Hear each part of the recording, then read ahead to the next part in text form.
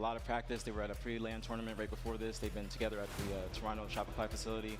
I think that the way they play is going to catch FaZe probably off guard a little bit, but if FaZe adjusts very quickly, then they're going to be in a good spot. Love to hear it. Do you know what, APG? I think I need you up here a bit more. You're a fantastic analyst. I think we need to get you back again. He's a long-time duo. Bring him back. Thank you. Thank you so much, Brad, for coming up on the desk and giving me all of your thoughts on that series and the next one. I'm going to let you go, relax, have a drink, have a beer. You are in the UK after all. You don't got to tell me twice. Hey, take your time. I'll see you later tonight. All right. Don't worry, I'll be okay. Amazing stuff, folks. We're going to head to a quick break. When we come back, though, we do indeed have our winners finals happening on the main stage. It's going to be FaZe versus Shopify Rebellion, and we'll see you right after this. The HCS London Major is presented by AMD and by Streamlabs.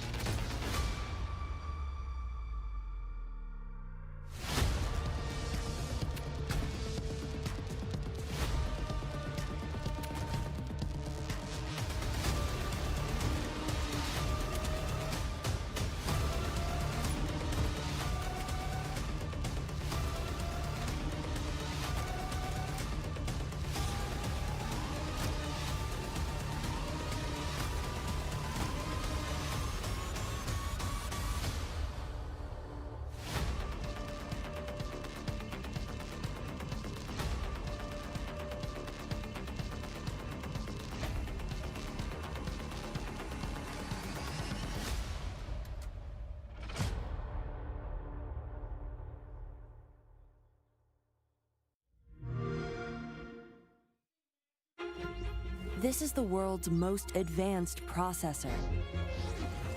In entertainment, its rendering speeds render other processors obsolete. It drives the future of autonomous driving, powers cloud services for billions, helps change the course of climate change, connects communities of gamers anytime, anywhere, and uses AI to accelerate disease detection and cures. We make the world's most advanced processors, but only with your vision can we advance the world. AMD, together we advance. Welcome to the stream, where our passions roll and communities get hyped. We don't just create, we create a scene. Because when we go live, it matters. It defines culture. We're not just changing the game. We're building a whole new arena. We demand intuitive tools that make a powerful impact. That keep our creativity streaming, vibes flowing, communities growing. Because in the stream, every view, like, follow, chat, sub counts. Streamlabs.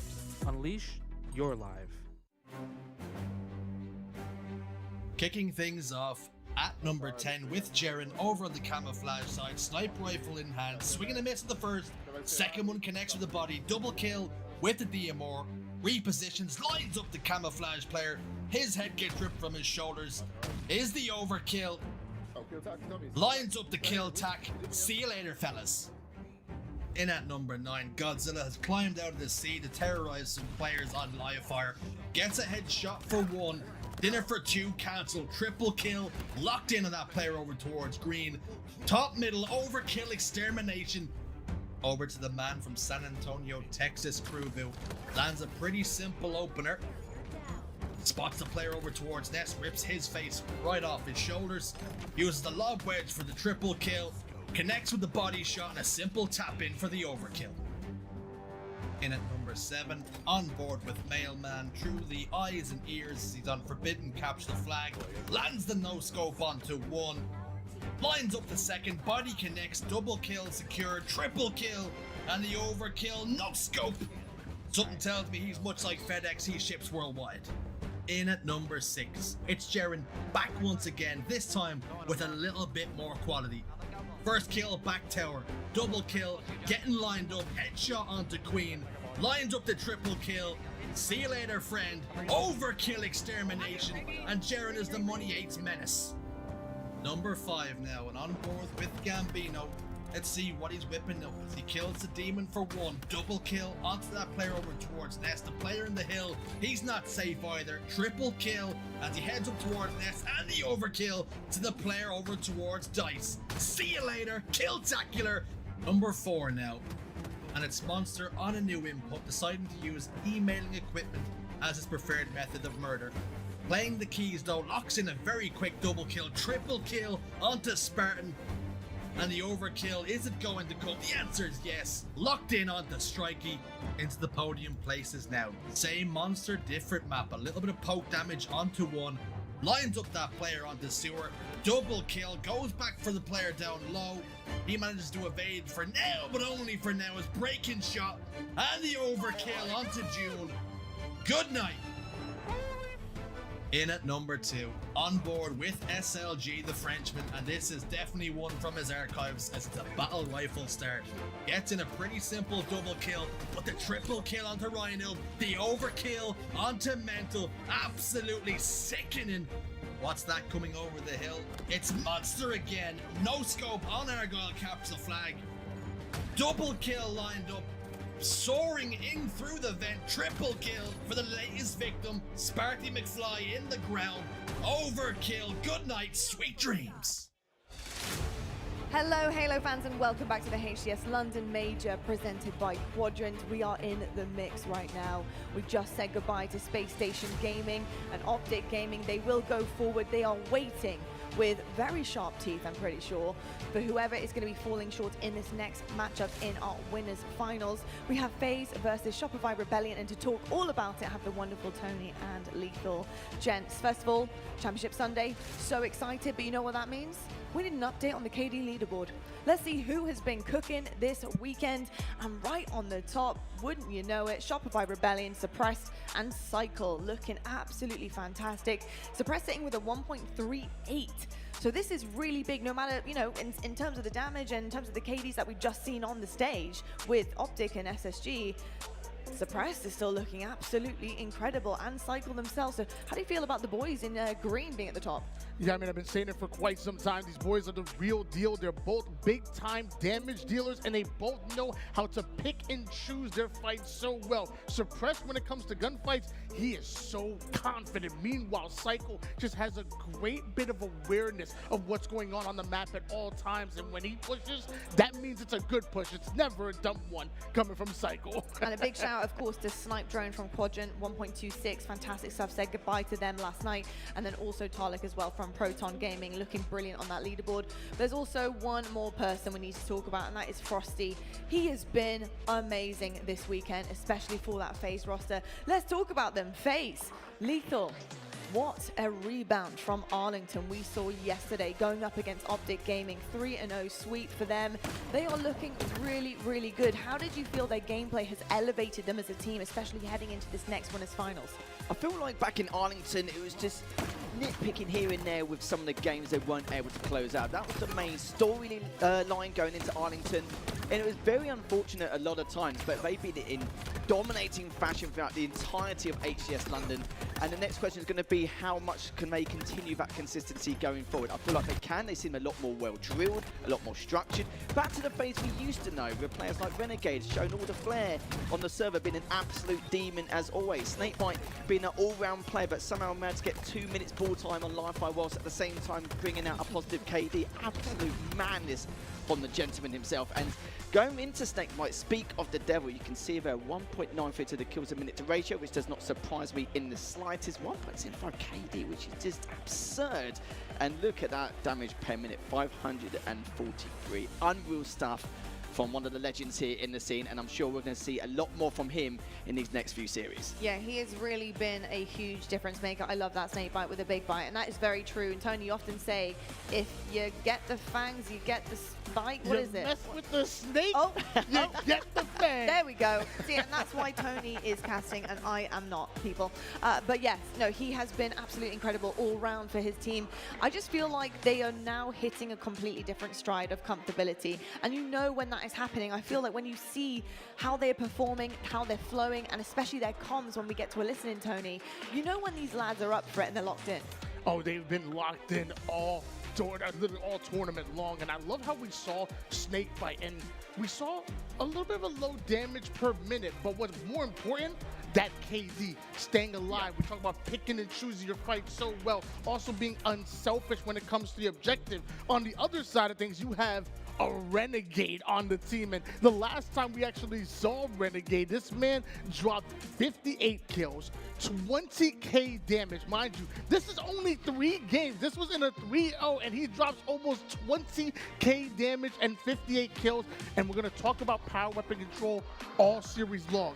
He was a master of the power weapons. On the other side of things, though, we do of course have Shopify Rebellion, and they are looking to really shock everyone here today by taking down FaZe, and I'm sure in a dominant manner too.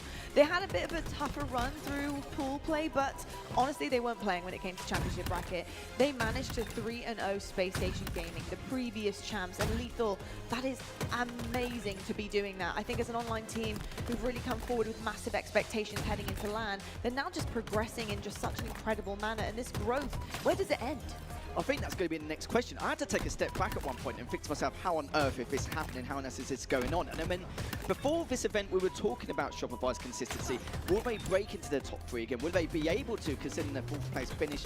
Could they be falling back on themselves? It depends on the circumstances of how well drilled they're going to be. But honestly, my eyes were all on Cycle at one stage, and I knew that Suppressed will be able to bring up his slaying prowess over time.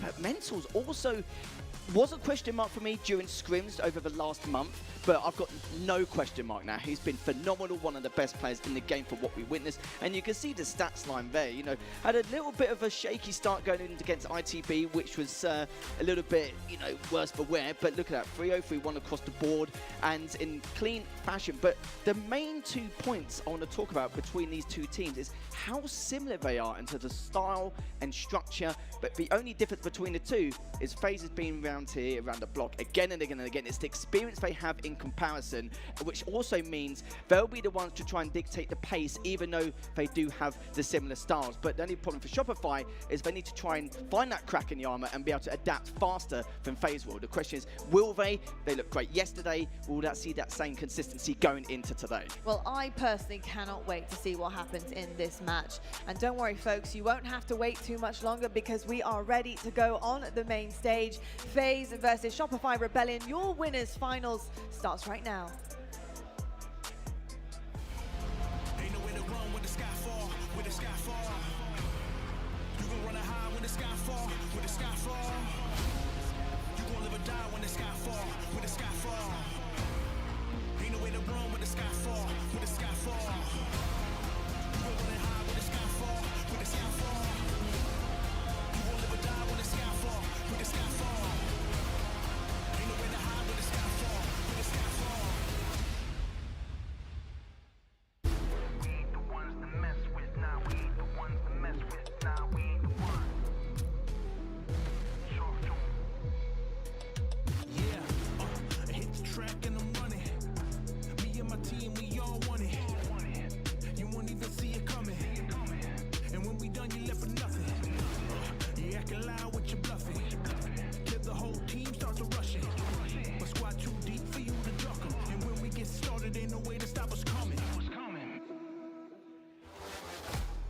It is Championship Sunday. It is winners finals time. It's an underdog story. There are fewer dogs bigger than the current reigning world champions FaZe Clan. Rebellion have to get the job done. Rebellion need to try and show what they did yesterday with incredible form against Space Station Gaming. They have not limped into this winners final. They demolished Space Station to find themselves here today. But we've seen this pattern before. We've seen teams get into the top 3 and then just fall off on that final day on Sunday. And it's going to be tough to overcome FaZe. We've seen teams, like you say, make it this far, get themselves into the conversation, but it has been difficult to stay in the conversation. How big is it for this Rebellion team to win this series? This is the biggest series for some of those players on that stage of careers. Right? It's the biggest series of their careers. And you look at that series layout, it actually matches almost identically to the elimination final that we saw all the way back in Arlington, bar one game type. And FaZe lost that to Optic Gaming. So this is a real opportunity for Rebellion to say, hey, this could potentially be weak game types for FaZe. We could catch them whilst they're down, catch them while maybe they haven't been as good at them. But what do we know about FaZe? When they lose game types, when they lose some of these maps and modes, they instantly go home, they instantly practice them and make sure they're at their very best. And you speak about opportunities, and there's an opportunity for Rebellion here as well to get some revenge from Arlington. The only Slayer game type they lost was Game 5 against FaZe to send them home. And we're cooking now. We're loading into Solitude, King of the Hill. Dan, what have you got for me? Both teams have struggled a little bit when it comes to LAN performances. We've actually not seen either team win this map in mode on LAN so far this year, but that has to change now. I would say you're probably going to favor FaZe ever so slightly, but Rebellion, if they can find that form, if they can find that momentum from yesterday, the way they were able to isolate fights, they'll be in for good nick here. Shields up, weapons hot, we're underway here. Winners finals time, folks. Rocking and rolling. Very important that Rebellion do exactly what they did to Space Station right in the very beginning of that semi-final. Shut them down. Make them know that you are a team that's going to be happy to take those individual fights, that you're not going to be just showing your belly and rolling over, taking those fights every single time. How important is this map number 1 for Rebellion, just to settle the nerves? We have players like Mental who have been in grand finals before, who have won tournaments in other games. Look upon that experience, look at him and say, I trust you to do the job that we need. This is one thing you don't want to allow. You can't allow Renegade to start getting hot early. You want to make sure he's cold, you want to take weapons like the shock rifle off of him, and that is one way to do it. Brave enough to challenge his Soul Snipe. You've got to remember, he has been here before. We've seen Soul Snipe in a winner's final, but he's yet to get that one step further in Halo Infinite. Trying to get over the hump. Got shock rifle now. Pried it from the hands of Renegade. Position top middle. Hill is clear for now. Renegade jumps up the window. Soul Snipe's not interested, taking the shot. Takes the shields from Royal 2. Can he take the life from his veins? The answer's no. Royal 2 shuts that one down. They're the kind of fights you cannot be losing, but at least Rebellion are there to clean up the pieces. Another thing they did very well against Space Station was they were communicating, they were cleaning up those one-shots. They didn't allow anyone to get away and be a nuisance later on. As I say that, Snakebite does just about get around the corner, but again, it is called out. Cycle's able to clean up. Rebellion, they're going toe-to-toe at the moment with FaZe. They've got over half this first hill. In terms of slays, they are outslaying them just. Rebellion have got the progress on this hill. FaZe will now dip their toes in. Is the pool warm? A little bit frosty. Renegade will get a kill to help out Frosty here at the hill. Backs away towards Dips. Pressed down to no shields. Now down to no life. Cycle also will join him. All 4 dead for Rebellion. Good from FaZe. Yeah, this is now FaZe's first chance to really set up alongside a camouflage as well. So Royal 2 is going to be the spotter. He can get into those positions where he can just watch over every single angle and get an indication of where this initial push is going to come from. 2 push blue. Royal 2 has that information. Backs away, yet to fire his gun yet. Just doing surveillance at the moment. CCTV. Enemy team took the hit. Mental into yard. Enemy about to Cycle down to no shields. And Rebellion very close to capturing this hill. And what a world of good that will do their confidence. Unbelievable push from Rebellion to push through blue, avoid entirely the sight line of Royal 2 with that camouflage, and then get the hill, and now force FaZe to try and push off spawn to deny this first capture going their way. 3 dead for the side of FaZe, and Cycle can now just take a fight all around this hill. FaZe have one more push. It's got to be perfect. They're going to spawn S1. Grenade from Cycle. Renegade gets the shots. Rebellion take the lead. And Rebellion, they do start hot. They do continue from yesterday exactly what they had to do against FaZe. Give some nerves to this team. Give some nerves to these world champions and say it's not going to be an easy ride for you here in this winners final. And if you're a team watching on for this, you have got to be rooting for Rebellion. They have to be the blueprint that you follow, that you can make yourself into a top 3, and that you can make yourself into a championship grand finals. Rebellion have it all to do, but they're already leading. Already leading, and we'll have to see what happens with that one from the admins, as there's an issue on the stage between those 2 teams. But what a way to start from Rebellion, just incredibly surrounding the likes of FaZe whenever they had the opportunity. They didn't look scared whatsoever with their pushes, didn't look nervous. Sometimes when you get these teams that get into a position like this, they start to play a little bit hesitant, they're a little bit reserved, but Rebellion looked like a team who believe they should be here and deserve to be here. And now that we have a little break in play and we can dissect what we've seen, now that the game's taken a little bit of a lull, and will that just suck the confidence out of the room? Will that take some of the wind out of their sails? Because they were looking real good there. It certainly can do. It's always one of the frustrating things for players when you have to get any sort of restart, but it can also benefit you as well. you have a chance just to take a moment, speak about what happened, what was going right, what was going wrong, and just say, well, we've got a potential 1-point advantage here. We will see what happens from the admins. But I think that the good thing for them is they weren't losing too many individual fights. When you go up against a team like FaZe, they are so good at taking those pips. The fact that Rebellion are matching them toe-to-toe every single time, I think FaZe should be concerned about what they're going up against. And we saw it in Arlington, right? It was a 3-2. It went all the way, a best of 5 entirely. And FaZe now know that Rebellion are a team that can really threaten them. We just got confirmation. Rebellion will hold that 1-0 lead, and it'll be a full game clock reset. So that's going to do them the world of good. They have that 1-0 advantage, and we spoke about how big this game 1 was going to be for this team. They have to come in here, get that win under their belt, and then they can maybe push forward from there on. Because if they go down by 1, then they're into a Slayer, all of a sudden you're a bit nervous, you're a bit shaky. I think Rebellion denying the shock rifle immediately from FaZe was a very strong start for them, and also negating the camouflage at times. I mean, Royal 2 was just stood top middle. An interesting decision because you are able to stand so freely and watch almost every angle, but there's one angle you can't see from top middle, and somehow Rebellion were able to suss that one out. They almost predicted that was going to happen, and Royal 2 was going to be in a position like that.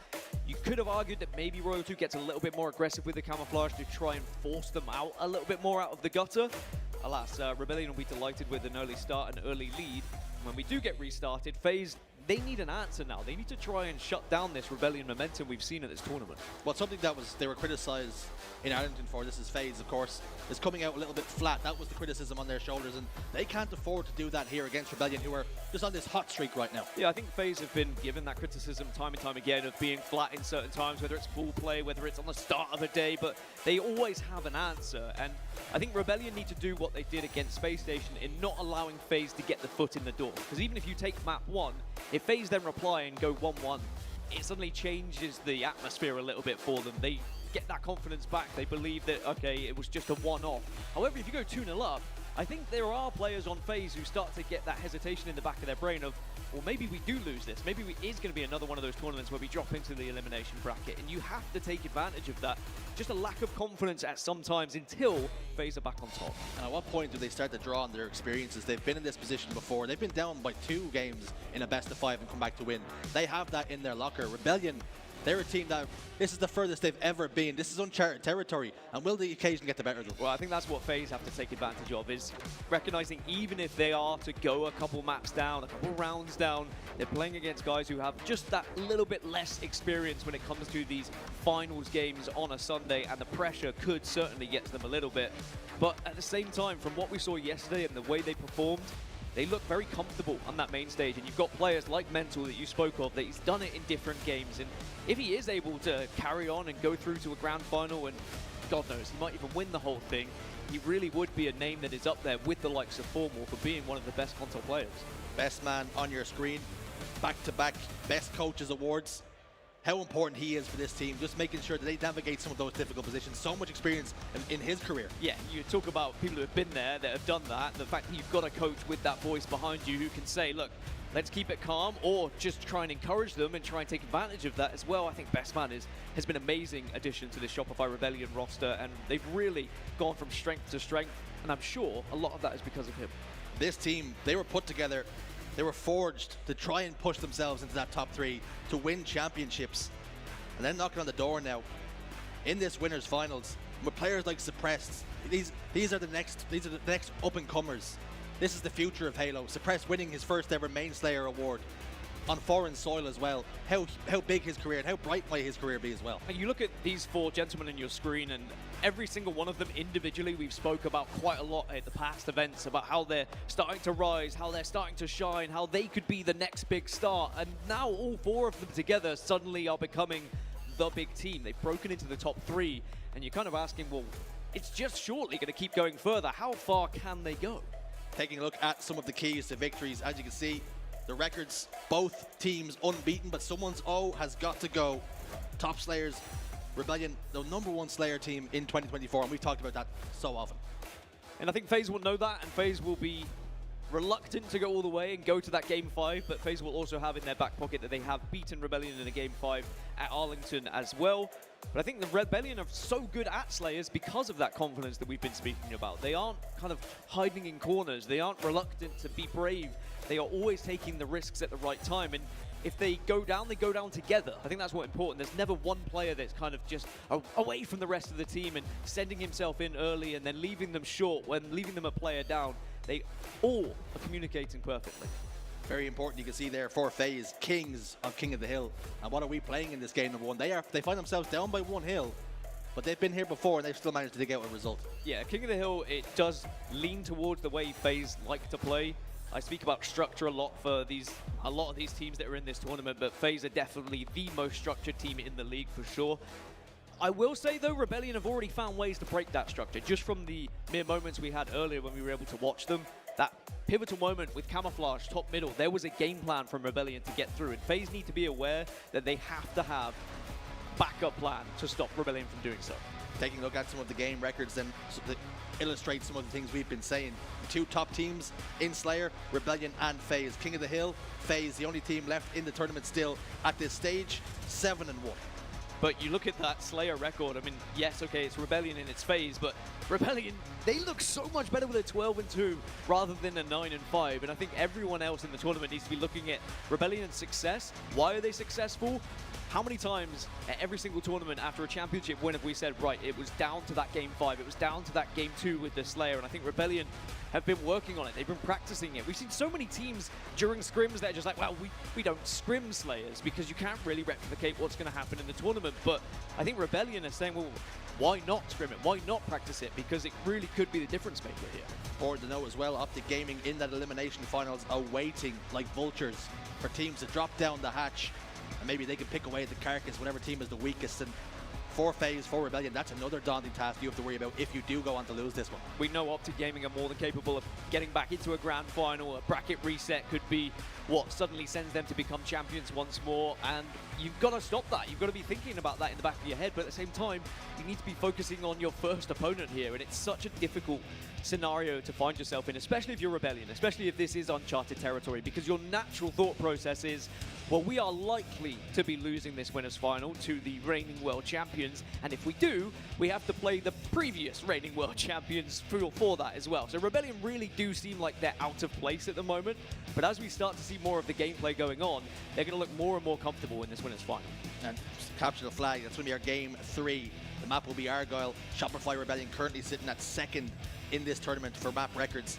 Is that a map that you look at? That could be a potential swinging of the tide for either team. Yeah, I think that any single time you have a map that can really swing something in their favor. I mean, Argo has changed a lot of teams' fortune, a lot of players' fortune as well, with how slow-paced it can be, how defensive it can be at times. You can really frustrate your opponent, and you can change your kind of perception of the other team based on how they're going to be playing. I think we'd be remiss if we didn't mention Rebellion and this tournament run that they've been on. They've been hot from the get-go. They haven't limped in, like you mentioned at the top of the series.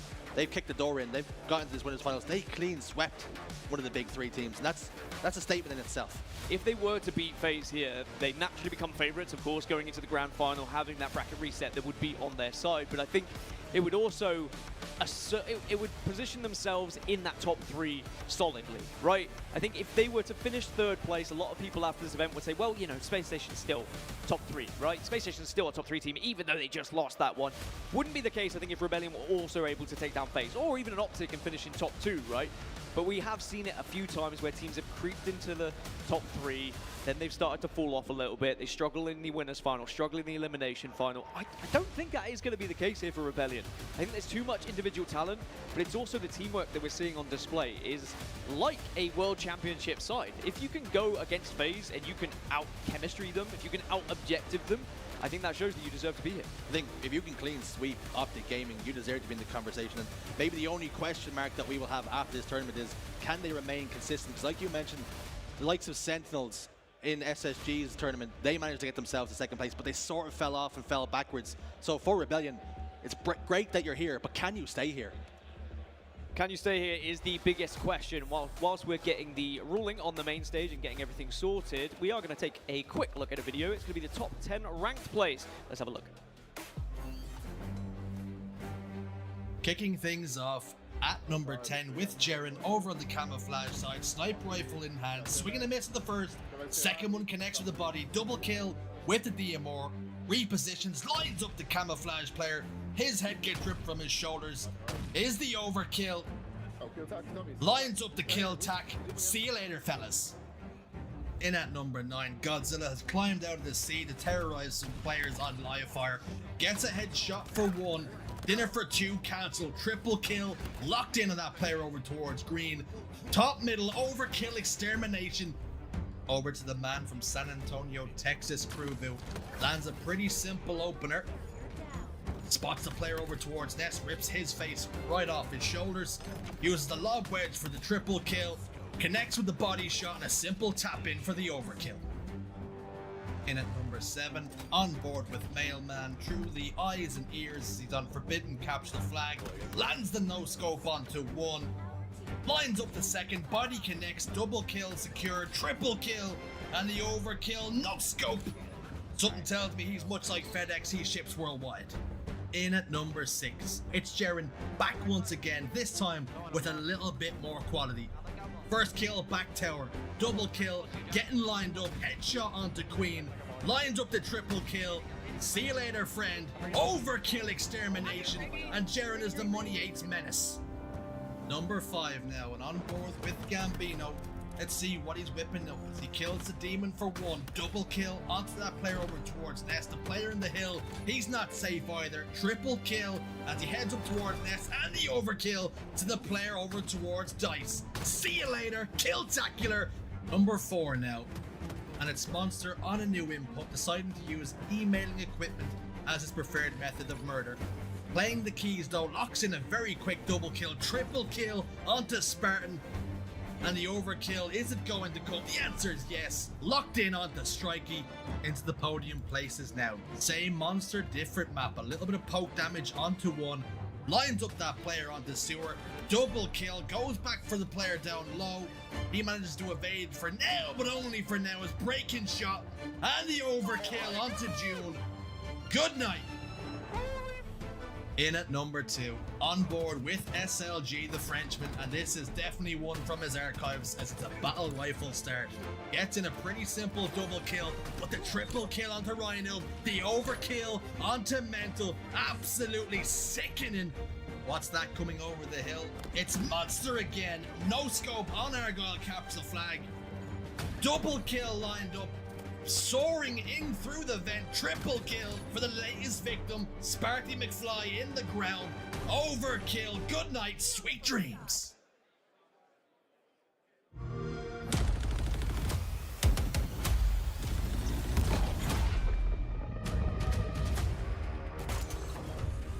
Party's over.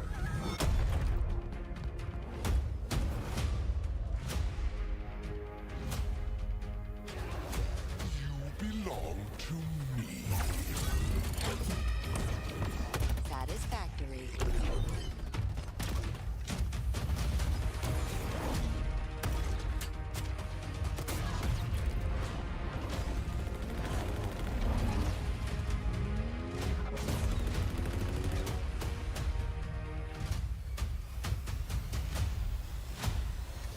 Special delivery.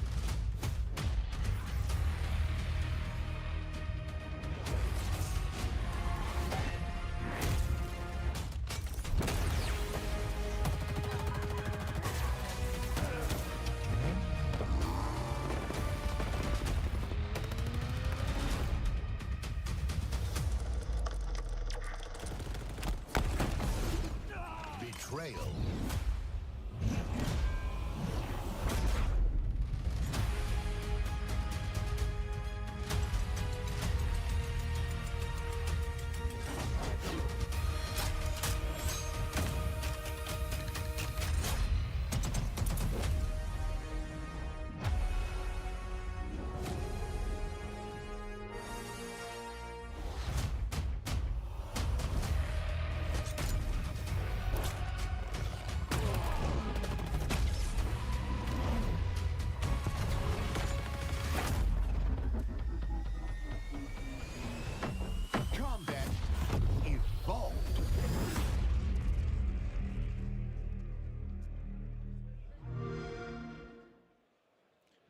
Welcome back, folks. If you're just joining us, it is the winners finals Rebellion up against FaZe Clan. We're on King of the Hill Solitude, and Dan, it got tasty right off the start. It did get very tasty, and conditions still under review at the moment for that remake, but when we get there, we will let you know how everything is going to go down.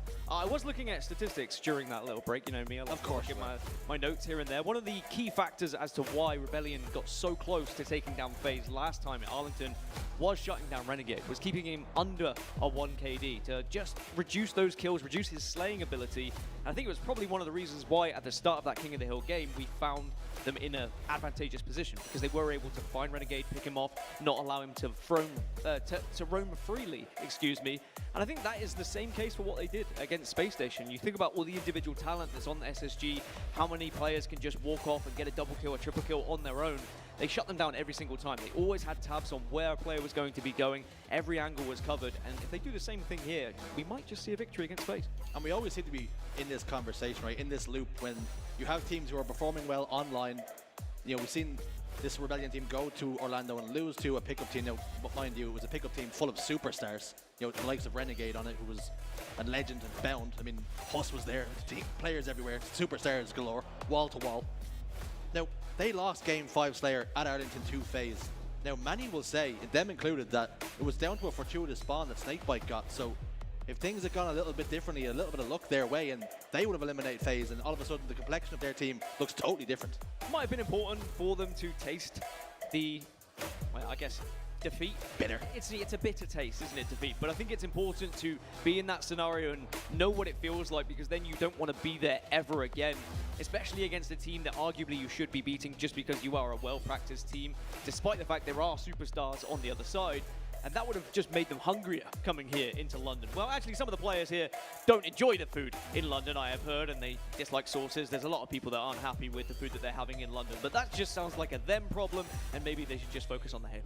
I mean, garlic sauce is a perfect compliment for any sort of chicken. I don't know why we've seen players on social media giving it. That I disagree with. I don't think garlic sauce should be accompanied with anything, but that is personal preference. Now, whilst we're still waiting for this game to be remade and the conditions to be accepted by both teams, you see that wonderful man on your screen, Soul Snipe. He has had an incredible career so far in Halo.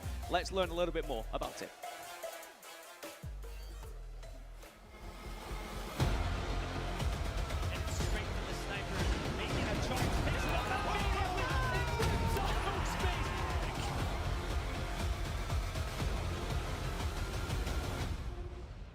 A tied game currently. Credit where credit is due. Another rocket grab here for Native Red. They were able to get a lot of value off of this last time, and it seems like this time it's exactly the same. Great play, and that's the second triple we've seen from Soul Snipe. He's charging, and he gets the overkill extermination. Oh, sometimes. Are you a magician? Are you a magician or something, bruh? Yeah. Oh my god. Oh my god. Oh my god. Oh my. Don't post it, please. My journey to becoming a Halo Pro was starting in like 2015, 16 when I first started competing. I was only like 15 years old, but you know, I just did it for fun. Like, I literally went to the Las Vegas event without telling my mom pretty much at first. I won $200 in this Astro free-for-all, and it was enough for my flight. And I just went with some of my teammates. Obviously, we did not do good because it was my first event, but it was really, really fun. I was able to see pro players that I looked up to play, and from there on out, I just started competing and trying harder and harder, playing Money Yates, getting introduced to the scene. I met Druck, obviously, longtime duo. We just took things by storm. We just kept grinding it out together. Stronghold Rain trying to keep them out, and he goes down. Will they convert this pit? Stronghold back, and yes, they do. 90-27. Triple kill for Soulside, looking for the overkill. Will he get it? Soulside flying into blue base and gets the overkill. I eventually found Manny with Case, and it was us four for a little bit. We started doing a little bit better, placing champ bracket at least. And then I eventually met Talik, and me, Talik, Manny, and Druck. We continued to just play the game together every day. A lot of criticism, a lot of arguments, because we're like best friends, and that's the steps that it took to be able to become who we are now. But pretty much we just had to keep grinding it out, and when Infinite came out, it was going to be an interesting leap, and we were really good at the end of Halo 5, and a lot of people doubted us going into Infinite, like, oh, these guys are Halo 5 kids, these guys are Halo 5 kids, and we knew we weren't. We knew we could do anything that we wanted to do.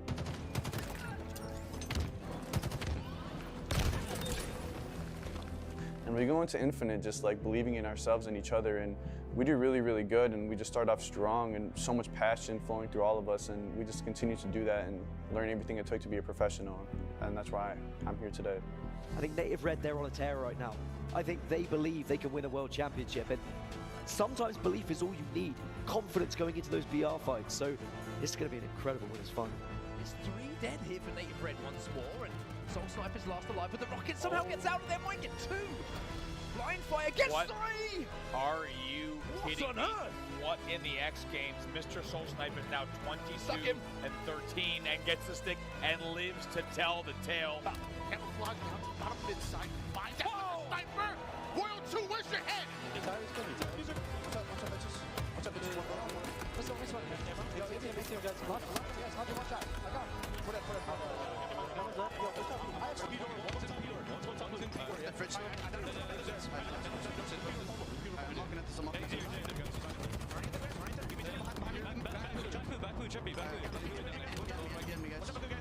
That is 4 players who know each other inside and out. Native Red, the call-outs, a lot of kind of 1 shot here, 2 shot there, but you've got to imagine they know where they're pushing, they know where they need to push. A big double from Soul Sniper. No, don't post it, please.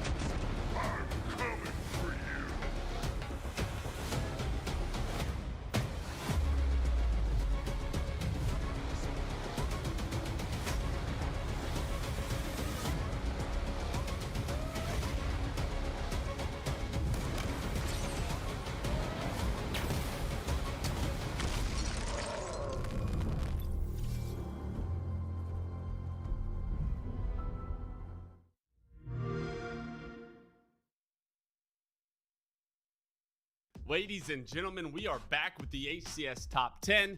We kicked off our 2024 season with HCS Arlington, and we're kicking this one off with Legend against his old team Quadrant. Sick is on the point of view with the S7. He's got a lot of pressure, down 7 kills right now. Legend able to get that kill in the kill feed. Picks up the S7, and now Legend goes to work. Takes down SLG, hits the G-slide top mid, and ends the game with a punctuation on the snipe drone's head. At number 9, we're coming on board with Cycle, the new Rebellion squad that plays top 4. Dangerous as ever, and Cycle shows you why. He picks up the easy double kill, the thrust back. Beautiful nade for the triple. Finds himself an overkill to kick off his tournament at number 8. It's Common on Darkest Hour. With the shock rifle in hand, down too low. Can Common make a play? Finds the first. The second onto Suspector is beautiful. He rotates over to the stronghold, hits King Nick with the lineup for the triple for Common.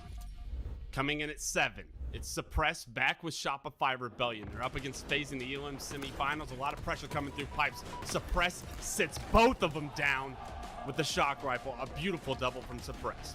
Coming in at number 6, Collect with the shock rifle. You know things are about to heat up. Pressure across the map, but Descendant spotted short box, able to take him down. Spot's precision, the movement is beautiful. Just to hit the shot is incredible. He's able to play his life, pick up the grapple, get his shield back. Spots Ryan Noob, bottom Mangler, takes him down as well, and that's all 4 players eating the shock rifle to the face. Okay, here we are with number 5. It's Lucid. You know he was going to make a play. Camo is up, the battle ensues. Lucid finds himself a double, grapples up from the top rope to take down Stellar for the triple kill, killing spree, and he gets his team Camo with a full ball setup. Coming in at number 4, it's going to be Frosty as Royal 2 caps his flag. We switch point of views. First shot, Squall Eye gets no scope. Hot shot GG eats the second. It's beautiful from the Iceman himself. Number 3, it's going to be Renegade. From FaZe Clan against Shopify in the elimination semifinals, Renegade able to take down Mental, able to throw a beautiful grenade. Spot Soul Snipe on the bridge, gives him nowhere to run. Another beautiful grenade for the triple kill. And if you know Renegade, with a bandit in hand, he can make a play. An overkill for Renegade onto Suppressed. At number 2, it's going to be Ryan with Camo Shock. Hits the first on the dead zone, not looking at him. 2 players coming from pipes. Ryan, if the killing spree, the double, the triple, all happened so fast and body disrespects after it. You know I love that. And the #1 clip from HCS Arlington, Descendant, the young gun with a ton of talent. Spots the first kill trying to get away on mid-bridge, no problem. The second player top tower, quick scope, no problem. Camo trying to get away, guys, no problem. It's a triple kill. He gets the call out, the player's bottom elevator, the grapple is in, the melee comes through, and more body disrespect from Complexity.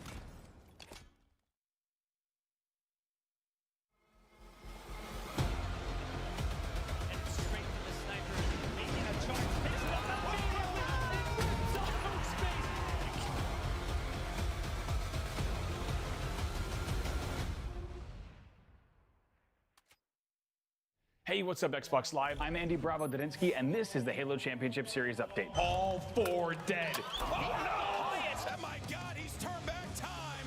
Coach Bravo with the long hair! What? It's a pleasure. It's a privilege for Bravo and myself to take you through the final chapter of what has been an incredible year of action.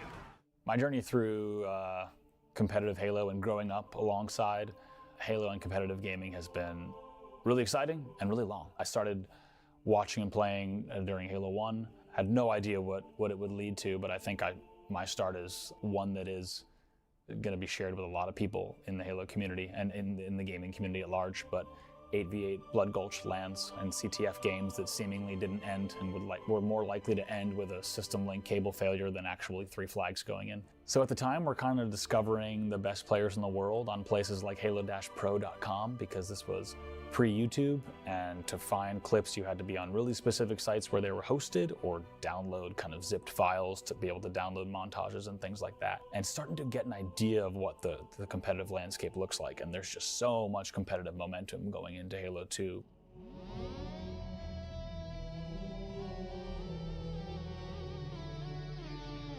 Early on in Halo 2, we started to really understand, okay, this is the MLG rule set, and you're seeing things, man, it's amazing to think about. You're looking at the front page of Bungie.net, and you're seeing leaderboards, and you've got Ogre 1 and Ogre 2 on the Team Skirmish leaderboards. You've got guys like Overshield on the Big Team Battle leaderboards, and it's really cool to think about, because even though these were some of the best MLG players at the time in Halo 2, they were clearly the best players in the world on the global leaderboards. And it was kind of another proof point of, yeah, these are the best players in the world. And it was just such an exciting time. And starting to go to local tournaments early on in Halo 2 on the East Coast. Luckily, the Jersey and New York and Philadelphia scenes were really strong, and just meeting more and more players, and eventually getting to my first events in the 2005 season and competing through all of 2006 in Halo 2. And it was 2007 where I was a junior in high school, really wanted to stay in the scene. I was completely enamored and in love with competitive Halo, the MLG scene, just the entire, it felt so big, it felt so, I don't know, worthy of investment of time. Like, you're playing online, right, each and every night, you're kind of chasing Team Hardcore ranks, you're scouring the MLG forums, you're watching as much VOD as you can in MLG's VOD package, and watching every POV from every match, you're going to your own lands. Like, it was truly becoming a lifestyle really quickly, and there's just, everyone in your high school was also playing Halo 2. It was just this total package of, I guess, like, kind of value and validation that this shit was real, just day in, day out, and it really became a lifestyle.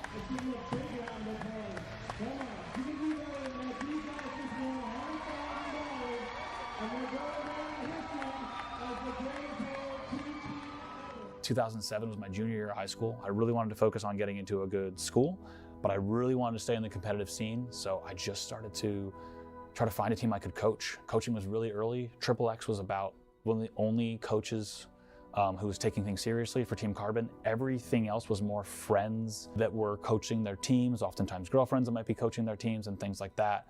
At the time, I would say XXX was kind of setting the stage for, like, oh yeah, coaching can be really taken seriously. And I remember just messaging a few teams and asking if they needed a coach, and a lot of them were just like cold messages, and ended up coaching an amateur team coming into the 2007 season. We did well enough where I kind of bounced around top teams, eventually kind of amateur teams onto top 12 teams, eventually top 8 teams, got top 6 at, I can't remember the year now, 2007 Nationals with FBI Icon.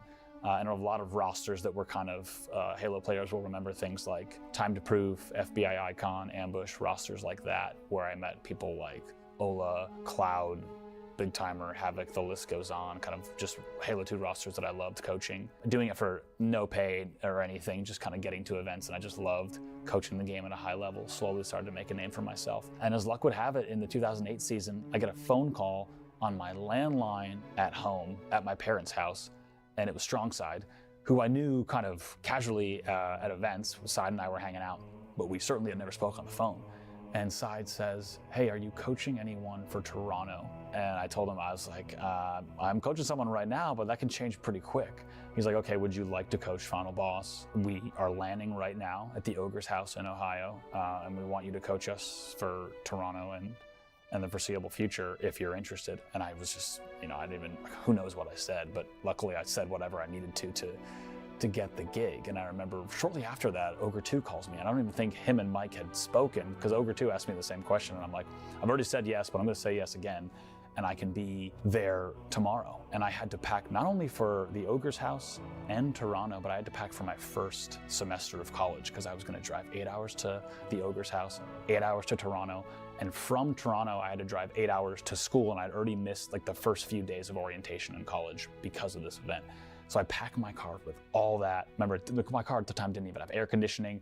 It's the heat, it's like August heat on the East Coast. And I just drive as fast as I can to the Ogre's house, and eventually coached Final Boss for 3 events for the rest of that season. And then was lucky enough to get the invite to coach Triggers Down in 2009. And Heinz kind of pitched me on joining the team. Funny enough, after they had won an event, they wanted to pick me up, and luckily had the best time of my life with Triggers Down, and won several events. And that's kind of like that was the height of my coaching career in terms of those event wins. And then from there, bounced around coaching kind of different variations of both Triggers Down and Final Boss rosters. And then eventually realized that I was investing so much time into these rosters, and kind of the success would ebb and flow so hard on how the team was doing, things like sponsorships. And all of a sudden, right, I'm graduating college, so I'm like, how am I gonna pay bills? That's the thing I gotta think about now. And I realized I just wanted to kind of go, I loved competitive Halo, and I wanted to kind of take things into my own hands. So that's when I started to do a little bit of commentating. Luckily, Puckett was kind of bringing me into the booth whenever we had an off series and I could talk about stuff. My brain was only thinking about gameplay from pro players' perspectives, because I had spent the last few years only playing with them, thinking about the game the way that they think about it. And I realized there's some value here, because I think about spawns the way that my teammates think about spawns, right? I can't take credit for the knowledge alone. I just know that when we're at a LAN and we're playing sometimes 44 games a day, right, you get knowledge baked into your brain. And luckily I was like, oh, this kind of has value in commentary. And luckily Puckett and MLG thought so too. Got a killing spree from Bound, 3 dead for Optic Gaming. You have to talk about Bound hitting the repulsor jump at that timing. Actually got him out of the sight line of Trippy checking key door there on dummy door, and then he flies back and gets the double kill. It's just brilliant movement, brilliant timing from Bound. Too, if he can find his targets. Lucid changes to the barrel rifle smartly to make sure that rocket is still in his hands. Oh my God. It's Bound time! Look at this, he's shooting some bodies as well. This is a rookie on a mission here. He leads this team in KD in this tournament. It's been an unbelievable performance, a triple kill late game with incredible rocket discipline as well. They now lead 44-37. So in combination with commentating, I also launched a YouTube channel and had a lot of fun doing that. Was lucky enough to get a kind of a surprise ask from 343 before, just after Halo 4 came out, if I would consider joining the team and kind of helping them think about some competitive things that we didn't know what they were going to be yet. Fast forward and launched the Halo Championship Series alongside Tashi and a small team, and really proud of kind of what we did then, and even prouder of the team that has supported and built it now. And that's kind of the fast track through the things that brought us here today. And how much does it come down to Bravo? Look how happy he is, man. I've never seen Bravo so happy. Sure, how long do you want me to go or not go? You were locked in. It was intense. I was, man. It was kind of crazy putting this jersey on again, looking in a hotel room mirror and putting a Triggers Down jersey on in the morning, and to be behind these guys, yeah, it was a blast. And it's crazy that the 15-year anniversary of Halo 3 falls on a championship Sunday to the day.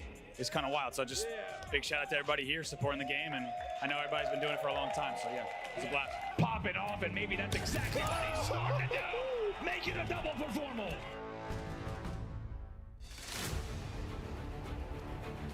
Welcome back to Championship Sunday here in London. Thank you so much for bearing with us while the review was pending. The decision has been made Rebellion will hold a 1-0 lead. The clock will be restarted. But Dan, there were some points of contention that FaZe were looking for some clarification on. Yeah, FaZe just wanted to clarify, disputed it temporarily. The decision was made by HCS, and that will be that 1-0 to start off with King of the Hill. So it's where we left it, and it will be a normal clock that we start with as well. So 1-0 to begin with for Rebellion. It will be King of the Hill Solitude, and we can get this winners final right back underway. Now, definitely going to be a little bit of a break for all of these players. I did see Rebellion were keeping warm. FaZe members were also keeping warm as well, just to make sure their shot doesn't suddenly go down the pan. So both teams should still be very much ready for this one. But there's always going to be that what if that all the players will be thinking about. And now it's a chance to prove yourself and try and make up for that fact. It's funny that you mentioned shots going a little bit cold, maybe going down the pan. And speaking to Snakebite last night, and he had a wonderful day on Saturday. Some of the best slaying stats in the league. And the first thing he said to me was, I should have got that kill with the Commando on Argyle against Optic Gaming. It is crazy how a player that can have such a great and phenomenal performance can still look at the things that he should have done better. Well, you know full well that there's that potential chance that that was caught on stream, right? If you, it was caught on stream. If you are a player, even if you stream to your own Twitch channel, as soon as you have that wobbly moment, you're like, ugh. Oh no. Hundreds of people have seen it, thousands of people, or hundreds of thousands, depending on how big the game is that you're playing. And it does get in your head, and you do overthink that thing, and just that one kill can be what you go to sleep thinking about, and you have to then make up for it the next day. That's just how people work and how brains work. Now with this break in play, we speak about momentum killers. This could be just that for Rebellion, but on the other side of things, FaZe might be a little bit irritated of how long the break was, because they would have liked to get straight back into things as well. Definitely could be irritation on the side of FaZe for sure, but they'll be it could also inspire them as well. But it looks like we are ready to get back into this one. As we mentioned, thank you so much for anyone in-house and watching online for bearing with us as that decision was made. It's Shopify Rebellion, it's FaZe, and it'll be a 1-0 lead to start off here with Shopify Rebellion. Interesting to see if Rebellion employ the same tactics here, trying to shut down the shock rifle player and secure that camouflage again. Renegade was the man from FaZe to try and get there, close the distance, and get that weapon, but he was shut down. The shields are back up, and the weapons appear to still be hot. They are still hot, they're still going, but it's Soul Snipe who's gone down first. This time, Renegade does get hold of that camouflage. This time, 3 members of Rebellion are down, but Renegade can't quite get the 4th. He did do the damage though, and it does mean FaZe get early control of this first hill. Frosty with shock rifle then. Cycle on poster stairs, being a nuisance, being an irritation. Frosty's forced to back away, couldn't find the face. The Iceman heating up, and just as I say it, of course he does hit the shot. And another double kill for him. 4 dead for Rebellion, and FaZe looking to get right back into things. Yeah, FaZe looking to negate that point as quickly as they can. It seems like they're a little bit pissed off, if I'm honest, as now they find themselves already halfway through this hill. Shock Rifle very much in control of Frosty. But this is where Rebellion found themselves before, but last time they didn't have to push against a Shock Rifle, and it's such a different way to try and push on this map, because you have to consider the angles where you can be looked at. Still holding Snipe side, S4. Surveying the land, trying to get information for his team. Rebellion have given this one up, and we're all tied up.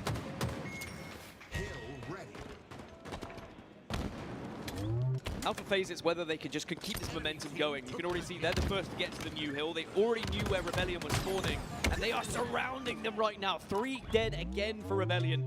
FaZe are being relentless with their aggression, and Rebellion, if they're not careful, they will allow FaZe just to continue to snowball here, because they are going to be in split spawns and really struggle to match the pace that FaZe is setting. I think it's important you mentioned Rebellion have to wake up here. We're back playing, it's Championship Sunday. They're 3 dead again. They can't allow FaZe to build up ahead of steam. A confident FaZe is a dangerous FaZe. Enemy about to score. And right now, they're having their way with Rebellion. One last push for Rebellion to maybe stop this hill, but you saw the Hill Guardian medal coming in for Royal 2. It looks like it's going to be a comfortable second, 2-1, and that 1-0 lead very much has been stripped away from Rebellion extremely quickly here. And Rebellion, they do give it up at the end. They are going to start to focus on the next, but Snakebite should have played in that show match earlier. Playing a little bit of duck hunt, but can't quite get away. Almost evades the attentions of Mental. Camouflage no longer an issue on the map. Mental currently sitting at 2-0-5. Needs to pick things up, as do the rest of his teammates here. They've started slow in the reset. 4 minutes on the clock. Of course, that will stop as soon as any player steps inside the hill, which they have done now. Looking to maybe tie up the score here, close the distance. Mental over towards yellow. Yellow, excuse me. As he backs away towards blue. But it's important to note he's trying to hold a setup for his team, and he's playing a little bit more passive and a little bit more patient. This is better though from Rebellion. 8 kills going in favor of them against a 3 of FaZe Clan in the most recent minute. So Rebellion are certainly clawing their way back into this one, and that's one way to get yourself going, to get the team going with a triple kill for Mental. Shock rifle, you can see that's on spawn as well, and Shopify Rebellion here very close to tying this one up to 2-2.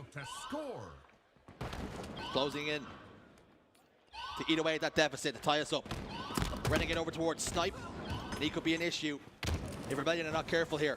Mental and Suppressed, the last 2 standing for the team. Royal 2 continues to output damage, but he was managed to stay in. We're all tied up 2-2. Yeah, really well played by Mental. He knew he had to face, but at the same time, just stay alive in that hill to get those final seconds to tick over. Snakebite, the last remaining player.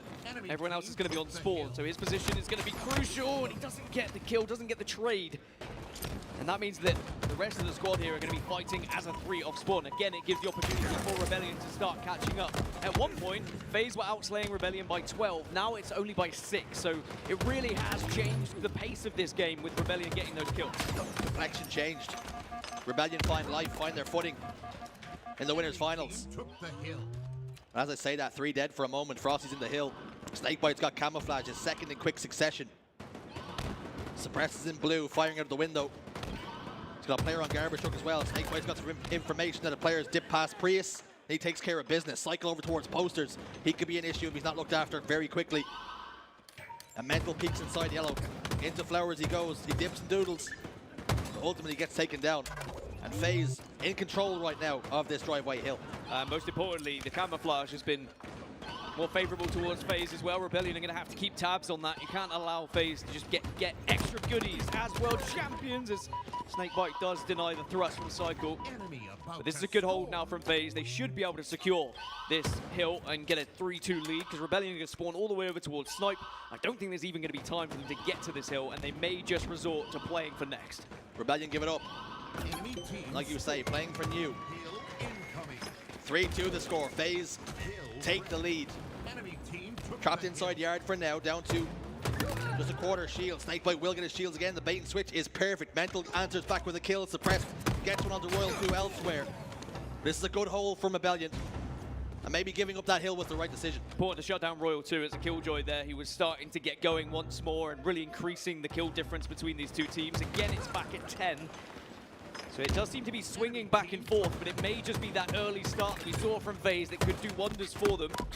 Remember, we saw that triple earlier from Mental that really helped them claw their way back into this game. It might just need another moment of magic from someone from Shopify Rebellion. A little bit of inspiration is what's required here. Renegade gets a camouflage. 3 camos for FaZe, and that can be and will be the difference maker coming at the end of this game. I mean, it really should be the difference maker. Such an advantage if you can have so many camos on your side. Shopify down to 2. They are pausing. They're stalling at the moment, waiting for all 4 players to be up before they make their push. But Royal 2 got a nade onto Soul Snipe, and that just means they have to push as a 3 here, because time is starting to run out. FaZe are getting close to taking this first map. Very little time left. Somehow camouflage gets negated. Cycle continues to jiggle peek. 2 dead for FaZe. Frosty can only look on and try and help his team keep this hill. But the sound's been broken. It's been broken wide open. Snakebite falls, and here come Rebellion. It was a desperate last push, but Royal 2's still there, but he'll fall. But Renegade now off spawn also can get in, and they're so close. One last stand for Mental. Maybe they will just about keep this one alive. But there's yet another player from FaZe. Continuing to brawl. Back and forth they go. Very little time required now. Snakebite steps in. Snakebite takes the map. FaZe 1-0 to the good. Frosty getting low. Not very often you see Frosty screaming across at his opponents. You could see what it meant for FaZe. That was a big victory for them. It was a long wait to get there, but they're going to be delighted just to be able to push that one map on their side and start to think about the rest of this series. I've seen a Megamind meme. I don't know what it said. I've seen Rebellion, but I didn't see the bottom part.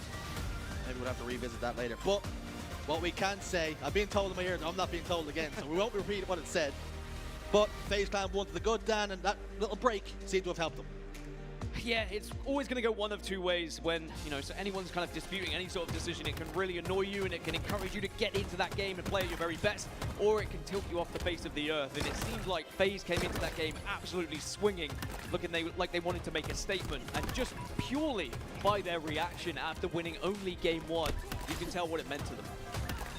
We mentioned how big game 1 was going to be, and we really wanted to see Rebellion come hot out of the blocks. They did, they got that 1-0 lead, but they just allowed FaZe to come back into it, and now FaZe have this 1-0 lead, and doubts start to creep in for Rebellion. We've also got to remember it was a game type that FaZe lost at Arlington against Optic Gaming as well. To see this series layout for FaZe, they're going to be saying, well, we can't catch a break. We're going to be seeing the same game types we lost at the last event. King and Hill Solitude, Slayer Aquarius, they went 2-0 down against Optic Gaming, right? PTSD. And then Rebellion are going to say, well, actually, this could be our best opportunity. Maybe FaZe are going to be annoyed by this. Maybe they're not going to be good at these game types. To get that one on the board for FaZe and to say, look, it was just a one-off in Arlington. It wasn't our best event, but now we've made a statement already in the winners semis, and we are going to be able to take down Rebellion and get into that grand final, and they will be able to carry that momentum into Slayer Aquarius. Slayer Aquarius, like you say, on the horizon now. Two of the best teams in the league right now on current form at Slayers. Rebellion, of course, we keep mentioning, we'll hammer it home. They lost that game 5 against FaZe. But how important might this game 2 be just to get them right back into things? Yeah, interestingly, FaZe struggled with Slayer Aquarius online, but that is just online. Typically, it's going to be more of a practice environment, but more recent times, I think FaZe are quite comfortable on Slayer Aquarius. On the other side for Rebellion, it's a Slayer, so you're always going to give them somewhat of an advantage, and I think that they'll be coming into this one say, yep, okay, it's frustrating that we lost map number 1, but let's look at our roots here. Let's look at why we are in this winners final. A lot of it comes down to how good they are at being a Slayer team. So now I'm going to be looking at the likes of Suppress, the likes of Mental to be stepping up now and having a big performance on the big stage. Sometimes a shootout is quite simply just that, a shootout. And that's where we're going here on Aquarius. FaZe hold a slim lead, 1-0. Rebellion have got to bounce back here, or they could be heading down to the elimination bracket finals. Certainly one thing we learned was power-up control was heavily in the favor of FaZe, and Rebellion cannot allow that to happen on Aquarius, otherwise this may get ugly. We need to see better control, and we need to see more map positioning that allows them to actually even look at the objective if they're not going to be picking it up. It is something that FaZe have struggled with in the past, getting the overshield on this map. Have they changed their fortunes? Have they tweaked their tactics? Royal 2 anchoring from the base, putting down some battle rifle fire, and already 2 members of Rebellion have fallen. Did see an overshield was in favor of Rebellion though, but it didn't really do much damage. As FaZe have a very slender 3-2 lead to begin with. Now this game could very much start action-packed, very quick, very fast-paced, but then it will more likely slow down as both teams try and assess where the kind of setups are going, where people are trying to hold. Is it going to be more of a P setup, more of a car setup? Because already Royal 2 is trying to be a little bit of a sneaky beaver here. How heavily do you rely on a player like Royal 2 in these moments? He knows what plays need to be made, and more often than not, he makes successful once he finds the opener. Such a good push there from Royal 2 there. He asked for a grenade, he got his grenade, and he pushed off the back of it as well. It's small things like that. Just being that player who's going to clean up kills, and exactly what Royal 2 has done time and time again, trusting his teammates to get that initial damage and then finishing them off. He's made a career on doing damage and cleaning up kills. Cycle and Mental Ants are back though. They needed those kills. Wow. It's a 2-kill game. Rebellion have a slender lead. Not going to see a power-up for quite some time now, so this is something that Rebellion can do. They can hold this advantage. Great aggression from Rebellion, though, when they were kind of stuck in the engine there. A lot of teams would turtle up, and they would just sit back and hope that maybe the other team pushes them, they'll deal the damage. Soul Snipe was straight out in towards Car to shut down Royal 2 immediately. That's the confidence you need to be playing with against a team like FaZe, as now Rebellion have been able to turn this one around, a 9-7 advantage for them. Overshield's popping in 15 seconds. We need Rebellion more on top of these power-ups. They're in your face, and they're not going anywhere. Soul Snipe in for a moment. Snakebite hits him with a grenade, so understandably he goes to the respawn screen. On a slow start, but quite a lot of assists for Soul Snipe, so he is in and amongst the damage, and in amongst the game right now. Cycle jiggling, drop on the shoulder, Snakebite falls. Where did that overshield end up? It ended up in the hands of Royal 2, in the chest of Royal 2. And it was the perfect push from FaZe, and it was Snakebite initially delaying Rebellion, distracting Rebellion away from the overshield. And then Royal 2 just comes in, nabs it, and now we can just continue on the path that we saw earlier. A warpath of destruction, and eventually get shut down. Something that was so impressive yesterday was the communication skills from Rebellion. They kept it calm, they kept it composed. Is it still the same here on Championship Sunday? Let's have a listen. Mike, come inside bottom, Donnie. Donnie's inside bottom. 2 shot, you blue engine. He's front blue. That shitter's dead, that shitter's dead. Yo, throw some of my body top guard, soul snipe. And they're going shocks from blue engine. Yellow engine right now. One shock's pushing yellow engine, 2 yellow engine, 2 yellow engine. Yo, kill this guy. Yellow engine weak, he's weak. He's won it, absolutely. Nice. Go. Yellow vent. Outside blue. One yellow engine, man. Right drop. Yo, he was a car wall. Go into Richard right now. I'm taking Richard, I'm getting fucked. Yeah, one shot. Two shot. You're good. Firm red, careful. Yeah, I'm one shot. I've car 1, are they going car 1? Yeah, car 1, they're pushing. Blue gen. Let up. Car 1, nice. Roll to me too. Blue jump, guys, weak, our blue connector. And yellow gen. That's what's up. Yellow gen, car 1. There's one there, I think. Car 1 trying to kill me. Car 1 snake bite, guys. Might be 2 yellow. Car 1 snake bite, weak. You're your door, Donnie. Yo, car 2 pushing blue gen, car 2 pushing blue gen. Listen, OB25. I need a fridge. Trying to watch. P2. Yo, you need them. Okay.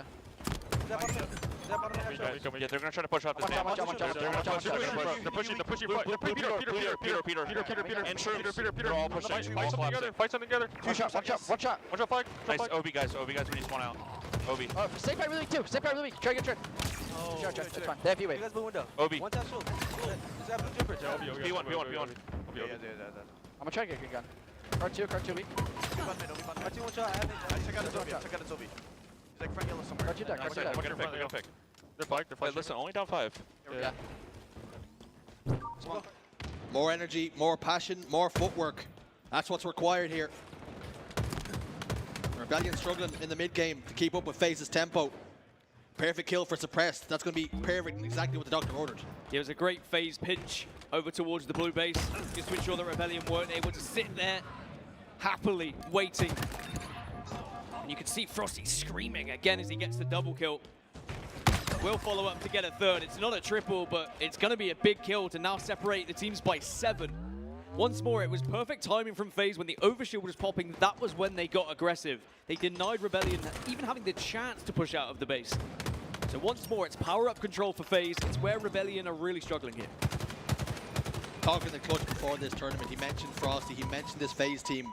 When they're having listen-ins, when they're getting a little bit more energetic, when they're gassing each other up, when they're getting Larry screaming. You see Frosty every single time he gets a kill, screaming dead. That's the sort of energy levels that you expect to see, and when you do, that's a scary FaZe team to come up against. It's a FaZe team you don't really want to be facing, but Rebellion are still keeping this one close, within 3 now, and we have to give credit where it's due. To find yourself down by 7 against the world champions, but being able to crawl your way back into it, now within 1, we have to say Rebellion look like the real deal here in this winners final. It is not easy for FaZe right now. Even the fact Rebellion have not yet got an overshield to work with that has actually been free for them, they have struggled to kind of keep them at bay, to keep them in that spawn. They have been able to rat their way out and find themselves in spots that have really destroyed FaZe's momentum. Rebellion managed to get 5 kills without reply, and those kills spread out amongst the team, 1 apiece. Overshield about to pop. This one could be huge. This could be the biggest one of the game. Renegade has it. It's in Renegade's chest. It's another one for FaZe. It's too easy, really, in Rebellion, even though they position themselves there. It's the timing of which FaZe arrive to that overshield. They're not waiting on the overshield. They arrive just as it comes up, or even just a second after. Another 8 kills away from making this a 2-0 lead in this series. But again, it's only a 4-kill advantage. This is not out of the realms of possibility here for Rebellion.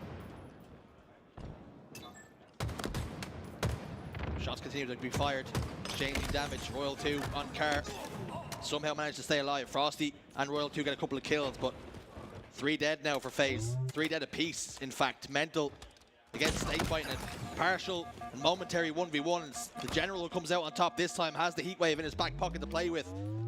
And that could be spelling danger for the boys in Rebellion, particularly with only 4 kills required. Yeah, we've seen a lot of Heatwave kills going in favor of FaZe, and that, again, is one of the big difference makers in this Slayer on Aquarius. A 5-kill advantage. Now ripped down to 4. They try and push out, but Snakebite just waiting again with the Heatwave. Finally runs out of ammo. But has the damage already been enough? You can see they wanted to find him. They wanted to shut him down. And it's now only 2 kills. Make it 1. Make it done! FaZe Clan, it's 2-0, and they are one map away from the grand final. We've seen them here before. They are in championship winning form. Can Rebellion find a response now? That's the question. Down by 2. And is this one just a little bit too much to ask from them? We've seen reverse sweeps. I mean, actually, SSG have reverse sweep 2 teams so far this tournament. But to do it against the world champions is an entirely different story. But for Rebellion, if they look back at what they were able to achieve previously in this tournament, again, it is still doable. They're able to find that form that we saw yesterday against Space Station, and they kept it close.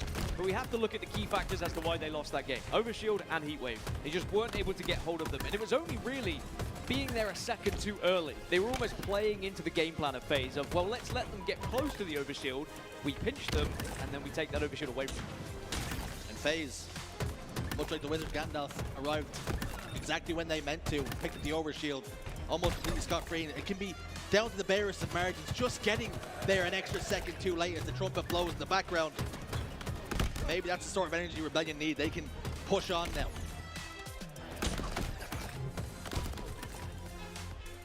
Argyle CTF is where we're going to be heading for map number 3. And with the way Frosty's been playing, by the way, I'm a little bit concerned for Rebellion. Because Frosty, if he gets hold of that sniper rifle, I'd put him above anyone else when he is in a mood like this, when he's in playing in that way. Double kills, triple kills, expect to see him. I hope Rebellion have travel insurance because Frosty's been breaking ankles all tournament long and he's in fine form today. But Argyle CTF, Dan, I know you're going to look at the stats. You're going to tell me it favors one team or it favors another. We have seen in the past this has been a map that FaZe have struggled on. But recently, when they've had weaknesses, they've worked on them. And is Argyle one we can expect them to win? They definitely would have been working on it, but you look at the stats on your screen there, the fact that 3 members of Shopify Rebellion have the highest KD on Capture the Flag at this major certainly bodes well. Because when we talk about sniper rifles, I talk about Frosty. Well, if there's anyone who can go toe-to-toe with Frosty, it's going to be Mental. Remember what happened against SSG when we saw Stella have the sniper rifle? Suddenly Mental rips his face off time and time again, shuts him down immediately, and the momentum shifted heavily in favor of Shopify Rebellion. We have to see the same thing from Mental here if we're going to see a comeback. A little shout out to Druk and to indeed Sunrise, our Canadian and our French, who managed to sit at 4th and 5th on the Capture the Flag. But like you say, and rightfully so, 3 members of Rebellion sit at 1, 2, and 3. And they're going to need a performance here to get themselves back into the series because it's looking bleak right now. It is, and I mean, it's always the concern when a team from outside the top 3 that we haven't seen at previous events breaks into the top 3 and has to then play in a winner's final. Is it going to be a 3-0? Is it going to be one-sided? Now, on paper, it might look one-sided at 2-0, but we have to say that Rebellion have kept it close. It was, you know, agonizingly close at times on King of the Hill. They were within touching distance on that Slayer as well on Aquarius. But you have to also say, FaZe working on their worst game types. Coming into this series layout, looking at them saying, we've underperformed in them in the past, but now suddenly they turn their worst into some of their best. And that's why they're world champions. And for Rebellion, we spoke about how this is, for some of them, if not all of them, the biggest series of their careers so far, particularly in Halo Infinite. We know Mental has won countless tournaments in Gears of War. There's not enough fingers on my hands to count how many championships he's won. But how big of a job is it now for Best Man to say, listen, we're not out of this just yet. Let's not pack our bags. We've still got time. I think it's important because when you're in a winner's final and you know you have that safety net of an elimination bracket final, it's very easy to resort to, but it's not the end of the world if we lose to FaZe. They're the world champions. We'll still have another stab at them later. You don't want to be playing with that mentality because then it's already in the back of your head and then you're not necessarily committing to fights as much as you might. But sadly, we do see it happen far too often in winners finals when we see someone go down 2-0. So you need Best Man. You need him to be saying, hey, I've been here before and I've reverse sweeped some of the biggest and best players ever existing in Halo.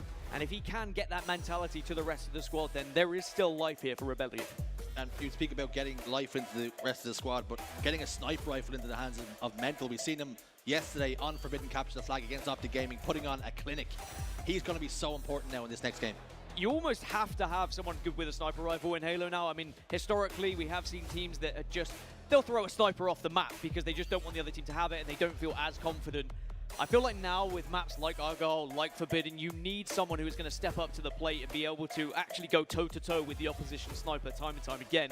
And Mental is that man. Mental is that player. And when you think of sniping back at Gears of War in the day as well, it helps having someone who knows how to hit those headshots, right? Rather than just the body shots. I know body shots can be very important. It can really help your team clean things up. But if you can whisk away a couple of heads here or there, it makes a push so comfortable. Now looking at these two teams in this winners finals, I mean, last event, two different teams completely were in here. We had Optic Gaming and SSG. Now we have FaZe and we have Rebellion. Just how close these teams are all to each other. The top 4, top 5, they can win a championship on any given Sunday. It shows the depth of the Halo Championship Series for sure. I mean, we were questioning, is it too much of a gap between the top 3 and the rest of the pack? Well, Shopify Rebellion have been able to deny that. They've been able to say we are within the top 3. We can actually get into that conversation. But now can Rebellion find themselves in the conversation of top 2? Can they somehow find a way to shut down FaZe Clan here? They need to win this game. This is a big one. Up against the world champions. Mental has got to come to the fore. All 4 of them have to improve their performance levels here, or they will be sent down to the elimination finals, and Optic Gaming will be licking the lips at the prospect of playing them. But they still have it to do. They still have time. On board with Renegade as he heads towards the vent. That was Royal 2 with the sniper rifle. And he's already spotted Mental as well. I think the scary thing is we speak about who's going to be using the sniper on both sides. There are several players who can be hitting these shots. Of course, Royal 2 gets the favor off the spawn. At the moment, he's a little bit worried someone's behind, and they have already pulled the flag here, FaZe, so they are getting aggressive. Renegade's already taken down Soul Snipe. And if they do get a flag moving, if you've got anyone to cover you, Royal 2 is going to be in the best position here. Oh, where did that nade come from? Suppressed. With a Hail Mary, Mental will ensure that flag won't make any more inroads. Sniper rifle in his hand now. And after getting tagged up, so there's an old football reference. Let them know you're there in hard from the start. That's what Royal 2 did. Mental now sitting top middle. Look how every corner was checked by Mental as well. So important here on Argyle that you can't just get caught off guard by someone having a little sneaky sneak around a corner, camping and waiting to take you down. Mental making sure he's not going to be falling out of favor there, as he will see Frosty. Frosty gets his sniper rifle, but only momentarily. That's one thing that's very important as well, is being aware and keeping tabs on that sniper rifle to make sure you pick it up or a teammate picks it up and deny the other team ever getting 2 snipes. At the moment, a lot of Halo being played inside Rebellion's half of the map. They're gonna have to turn that around. Start to impose their will on the current world champions. Sniper rifle for Snakebite. What a tournament he's had so far. And he'd love to add yet another tournament win to his illustrious career. A cycle position over towards Vent. A warning shot sent by Snakebite, but he's just given up his position for now. Royal 2 gets the kill. Ultimately, it's a trade, though. 2 dead. Snakebite still alive. Looking to have more of an influence now as he pushes forward. Cycle will evade the first shot, not the second. Snakebite continues to fire that ammunition, hoping it doesn't get into enemies' hands. Expecting to die, but he still survives. A good omen for Shopify Rebellion as they did beat FaZe in a capture the flag game back in Arlington. Bad omen for Shopify Rebellion is we've not seen them ever beat FaZe. The organization Shopify Rebellion has not taken FaZe down all the way back taken to Charlotte of 2023. So FaZe have looked so good every time we've had them in this matchup, and they look pretty good now. Frosty with that triple. Renegade's got the sniper rifle. Rebellion need to be careful they don't allow FaZe to get too much coverage of this map. Cycle positioned himself in an unorthodox place, and that just caught Frosty off guard after that triple kill, and that just stops the momentum that they were starting to build. They hold the halfway line. Renegade's not too comfortable where he's standing, playing this one slowly. They know it's Rebellion who have to make the plays because they have a 2-0 series advantage. I think that is one of the things you have to deal with on Argyle is you are never comfortable with the position you're currently in because there's so many angles that people can take to potentially get behind you, to nade you, to snipe you from. So you have to have so much awareness if you are the sniper player, and also knowing the responsibility on your shoulders, because if you give that sniper away, how many times have we seen teams get 2 sniper rifles and absolutely dominate the other team? Renegade finally taken down. Here is Soul Snipe. And he has the Wig Wobbler in his hand. And for a player like him, on native for so long, had a top 3 finish before at the World Championships in year 1. Cycle gets a kill on Snakebite elsewhere. The flag continues to move. They're driving this one forward. The flag's being grabbed on the other side. Could be a bit of a standoff. We're not too careful. But mentioning Soul Snipe again. He's almost like when Justin Timberlake leaves NSYNC. He wants to go on and have a better solo career. And certainly at the moment, has been able to match said career, but can he go that one step further as the flag just gets grabbed? So there's going to be one last-ditch attempt here. Cycle's going to be the last remaining player alive, but Royal 2 is going to have tabs on this from above, you'd imagine. The Rebellion really gave this everything they could to try and get that flag moving. Flag still out in a precarious position right now. Snakebite finds out the hard way. There's a sniper on the map. Mental takes him down, pressed down to no shields, and Royal 2 takes care of business. As he dips away, he will get chased and hunted. 3 dead for Rebellion. And an opportunity now for FaZe to push forward, get the reset, and maybe start to impose their will. That could have very easily gone wrong for FaZe as well. As soon as Rebellion get that flag to bottom middle and they had the sniper rifles to work with, I was thinking maybe it was going to be a 1-0. Maybe it was going to be Rebellion's chance to get back into the series. But FaZe worked so well off spawn to be able to focus the same targets, eliminate them, and then take that space away from Rebellion, who were kind of trying to shadow the flag at the same time, but by doing so, gave up some of the most important map positions. Snakebite playing slow, playing patient in the vent. A couple of kills have gone their way.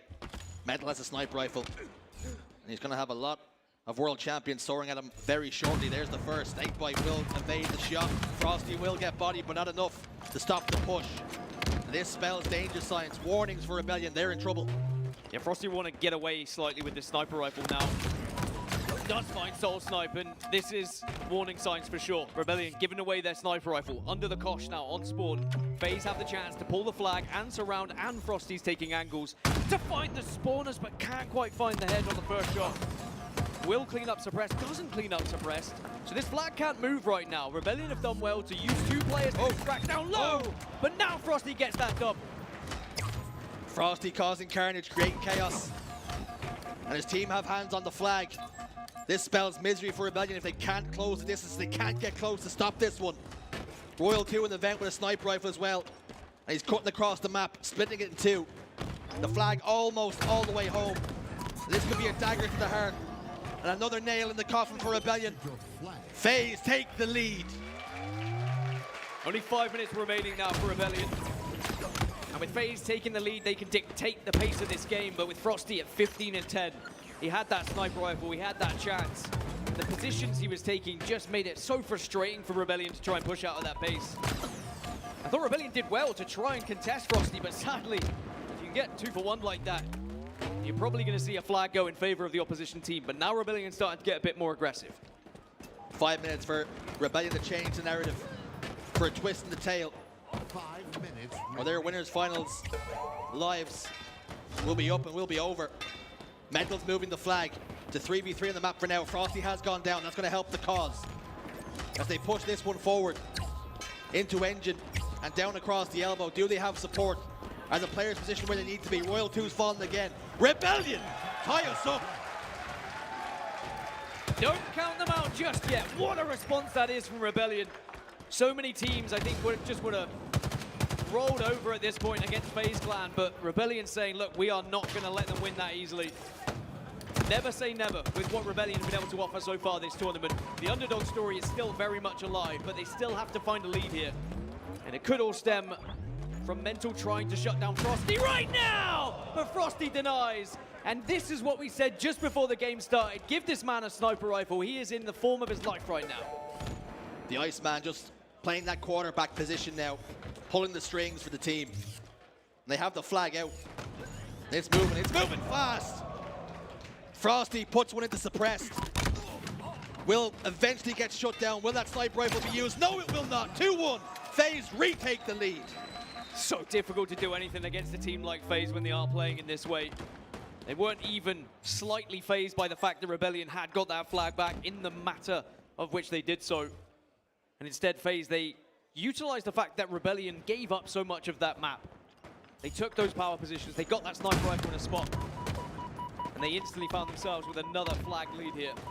But now I wonder whether FaZe will try and play this one slightly differently. Seeing how Rebellion were able to worm their way back into the game previously, are we going to see FaZe go for a slightly more defensive method, rather so they try and win this one with 3? FaZe currently outslaying Rebellion by 7. They hold a 1 flag lead. Suppress is trying to send his flag back home. And the issue that they have right now is they're playing defense. They're not playing offense, Rebellion. They have got to get themselves further up the map. Well, it's because FaZe answered my question straight away. No, they're not going to play defensive. They are going to continue to push forward and continue to pressure Rebellion. They are outslaying them by almost 10 kills at this point. They realize they are in the ascendancy and they want to take advantage of this momentum right now. FaZe smell blood in the water. They're circling. Can Mental find a response for his team? Snakebite shuts him down. And with every single time they're sent to the respawn screen, a win condition seems to be taken away from them. They need to take the sniper rifle off of Frosty's hands. He's got the grapple as well, which will allow him to escape if he gets a little bit dicey here, if anyone tries to contest him. Only 2 minutes left for Rebellion to try and do something, but every single time they walk into the reticle of Frosty, he's got an answer. It's body after body. Let the bodies hit the floor. Spider-Man, and somehow gets the kill. Well, we knew he had the grapple, and he certainly knew he did as well. 22 kills now for Frosty. Again, just continuing to be aggressive onto Rebellion, not allowing them to breathe, throttling them at this point. But now Cycle has a sniper rifle with 7 bullets to work with as well. QT is going to be up. That will allow Rebellion to maybe get hold of it. A chance to get a free push. Cycle doesn't get the connection onto Royalty that he was looking for. Still a chance. Still some time to play with. Not a lot, but some. Frosty goes down. Renegade answers back. He has the sniper rifle on the other side. Snakebite being a nuisance, being an irritation, gets a kill across the map. And that could just stop the push. Even further, Renegade finds another face. Finding a few Rebellion players that are caught alone and unaware at the moment. You can see they're beginning to panic ever so slightly. Trying to force something, trying to get a little bit further up the map, past that halfway point, so they can at least get a glimpse of the flag, let alone touch it. But FaZe have been denying it. FaZe now are starting to get into defense mode. 50 seconds left to defend this flag and deny Rebellion from getting back into the series whatsoever. And only 45 seconds now to potentially be in a grand final. FaZe digging themselves in. Await the Rebellion push. Do they have enough? Mental has touched the flag. He's pushed it out. So a chance to cause something. 30 seconds. Turn his eyes towards them. Frosty, top middle, gets a kill onto Mental. Shuts him down. Cycle still has that sniper rifle. Flag is in the front base. But Renegade's just marshalling it here. Suppress takes him down. 15 seconds remain. Snakebite to the halfway point, looking back towards the flag. Do they have what it takes? Can they get the touch? They're running out of time here. FaZe continue to hold the line. FaZe continue to stand strong. FaZe gets the kills. And players fall, but Soul Snipe has hands on, but does not have the players in position. All 4 dead for Rebellion. And FaZe Clan are going to grand finals.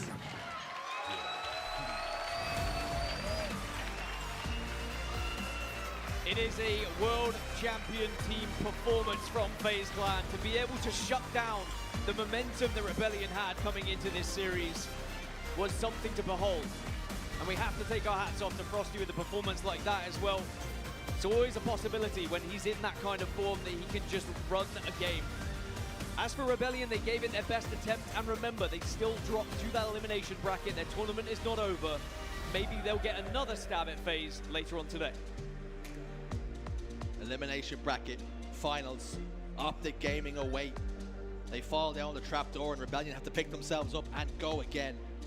But for FaZe, they now head into that grand finals with the opportunity, with that bracket reset in their back pocket, how big that could be. We've only ever seen a bracket reset and a team in the lower half go on to win a championship once, and it was FaZe. And this was the FaZe we were expecting to see at Arlington, right? When the Bandit came into play, we were like, it's going to be easy for FaZe. They're going to dominate the competition. That wasn't the case. In Arlington, they certainly fell short, but now we've just seen back-to-back 3-0 sweeps for FaZe Clan. And they look like a team that are here to prove a point to the rest of the tournament. There were some doubts in heading into this competition, turning them into believers now. 3-0, a clean sweep, and Dan, it was dominant at times. It was very much dominant. I think that FaZe knew if they were able to take that first game away from Rebellion, they should be able to carry through with the momentum and stop Rebellion having that belief that they can even get to a grand final, because it is a tale as old as time. It happens so often where we will get a winners final where one team will be a reigning champion, one will be the new up-and-comer. Will we see that underdog story come to life? And we just so often see the reigning champion absolutely pummel them into the ground. But that wasn't the case. A 3-0 on paper, but certainly we saw Rebellion give their best effort and made it very close in some of the games. And for Rebellion, now they have Optic Gaming to stare at, and they look pretty good here today as well. That's going to be a tasty matchup. Oh, I can't wait to see what happens in the elimination bracket as well. I mean, this is going to be an incredible rest of Sunday. But Frosty, the man who got an unbelievable amount of kills with a sniper rifle, he's having an interview with Blaze. Take it away.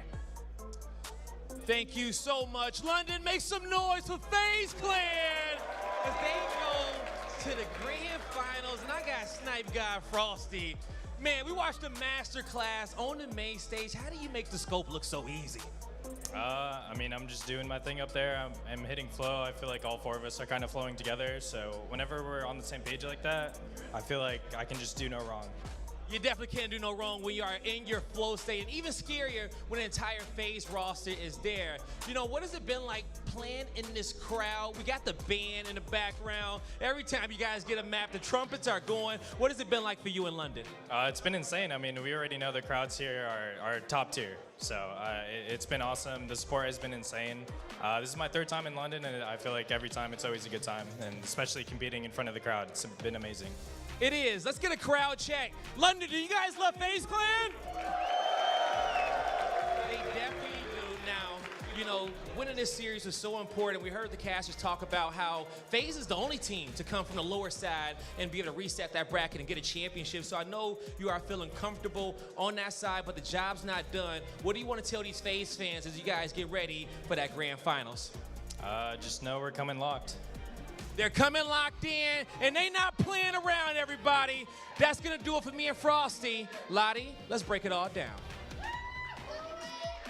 Thank you so much, Blaze. Yes, what an incredible series we just saw from FaZe. I think there's one thing kind of going through my mind right now, and that is how much work they must have put in between Arlington and now, because the map pool to me seems so deep for these guys. They have worked tirelessly on being able to get better across every single map and mode. I have to say, that CTF Argyle, I was thinking, okay, this is Shopify's comeback time. This is where it's going to happen for them. No, sir, because the work has come through. They are looking unbelievable and a force to be reckoned with. Yeah, I mean, like you said, they really have cleaned up their map and game mode type. I mean, that was a 3-0 earlier against Optic, and we just saw what they did against Shopify Rebellion. FaZe are back, and man, does it feel good to say that. That's another grand finals that FaZe are going to be going to, and this time, they're the favorites to win. Letha, what particular moments were you loving watching from FaZe that you just think, okay, this is working, this is gelling, this is exactly what I want to see? I would say that final game overall, you saw that they barely gave any kind of hope for the likes of Shopify to regain their landing control, you know, the most closed off area on their side of the map to at least help in some way defensively, and you can see time and time again just trying to get numbers. Look, it's just a great example, but only one player was in their way, and that was Frosty with the snipe, just denying that landing control, which also forced their opponents to go around snipe, bottom snipe, around stickies, and end of the day, they had to push around the open side. They didn't have the numbers majority of the time, but they just couldn't break any of the setups which the likes of FaZe was employing. But another thing I want to add as well is that in terms of the King and Hill game time, FaZe have not dropped one so far this event, and they continue with that trend, which is not really too much of a surprise considering how well structured they are. And the final point is, I did mention before this series started, these two teams, very, very similar style, but FaZe have more experience in this situation. And with that speed, with that confidence, there's two players that I was looking out for, and that's that always icy Frosty, who we just heard from, and of course, the 6'6" Phenom World 2 coming in with that highest KD. Both of them maybe a little bit quiet in the past so far in this tournament, but this series, they were loud, they were proud, and they were damn good. They certainly were indeed. We're looking across at the stats right now from that 3-0 FaZe. just amazing stuff coming across the board. I mean, the damage that's being dealt, it is significant compared to Shopify Rebellion. I think the stats also, I'm sure a few people are looking at Renegade's stat line. I just want you to understand things that there's only enough kills to go around for certain people. True. Not everybody can have the most perfect stat line ever. You know, that was really Frosty's time to shine, Matt's time to shine, Royal too. I mean, it's just one of those things. You have to kind of give a little bit sometimes and work as a team. And that's exactly what we're seeing from FaZe. We certainly are, and this is kind of the old school FaZe which I was looking for at Arlington leading up to this event here. They've clearly been head case a little bit in terms of what needs to be done, what needs to be rectified, and all the corrections need to be made. I'm sure they had a huge shopping list sort of thing to go through. Gone through most of that, and I think it's nice now to see that all the setups they prepare for, all the prep they have for all these power-ups and power weapons, and all these niches here and there on each game mode and map, they actually been able to solidify. It's looking to all come together. It's that final jigsaw puzzle they needed from Arlington to London. They brought it here. They brought it for the entirety of the weekend. And you can see the stats speak for itself. The fact that Frosty got 15,000 damage. He was so proactive. Any person who was in his line of sight just got absolutely decimated. Yeah, he's on it today, as well as the rest of the team. I mean, that moment there on Argyle where he is out of bounds and grapples back up. So not only just save his own life from falling off of the map, from G-sliding a little too far maybe, but then to get the kill on top of it. When you hit moments like that as a player, especially on a main stage for the grand final position, that dopamine, you can't really replicate it. Moments like that you have to create yourself, but it just shows you how incredible these individuals are, Tony. What do moments like that make you feel? It really does, and let's be honest, sometimes you're in flow state. Maybe it was a little bit too much flow state, got a little bit too much flow on that grapple, but I'm happy he had 2 more in order to get back on that map. Otherwise, maybe it would have checked him a little bit if he would have fell off the map, but hey, that's what great players do. You know, they find the crack, they find the weakness within the arm of the opponents, and they pounce on it. And of course, when things don't exactly go their way, they adapt. I think we're actually going to see it a little bit at the end here now from Frosty in this gameplay. Here we go. Oh, it was a grapple too far. Here we go. He goes off out of bounds, but don't worry about that. Got a grapple in the back pocket. Up he goes. And we're hoping he finishes this kill just for the clip, because why not? Stunning. He was just teasing this a little bit, weren't he? Let's be real, which is understandable. We'll let him off for that one. And I do feel like between Shopify and Optic Gaming now, yes, it's going to be the elimination bracket final next. One thing they need against FaZe is creativity. That's the one thing they'll need in order to try and break through FaZe. If they don't have that, or any signs or indicators of that, there's going to be problems. Certainly will indeed. Why don't we take a look at our brackets though to see where we are at? Of course, it is Championship Sunday, stage 3 of the London Major, and as you can see, we have FaZe Clan in the grand finals. Shopify Rebellion will go down 3-0 into the elimination bracket, and here we have it where they will end up going up against Optic Gaming. And again, it's a lot of green on the board here, so wondering who's going to have the green light to go forward into that grand finals is my next question. Shopify Rebellion, Tony, real quick before we head to a break, how are you feeling about this roster, about picking their heads up, now touching the elimination bracket for the first time and having to go against the green wall? As far as their abilities, I'm feeling good because I know what Shopify Rebellion are capable of. We've already seen them 3-0 the likes of some of the powerhouses that are in this tournament. But fresh off of getting 3-0'd and the way that they look, I hope that their mental's intact. I hope that maybe the leaders and the best mans are able to come in and say, hey, look, let's bounce back. Let's reset, because that's what's going to be necessary. I believe in the ability of Shopify Rebellion. They got to get through Optic. Well, as Sherzy once says, shields up, weapons hot, because you've got another series on your hands, Shopify, going up against Optic next. We're heading to a quick break. When we come back, it's going to be our elimination final, and we'll see you after this. The HCS London Major is presented by AMD and by Streamlabs. This is the world's most advanced processor. In entertainment, its rendering speeds render other processors obsolete. It drives the future of autonomous driving, powers cloud services for billions,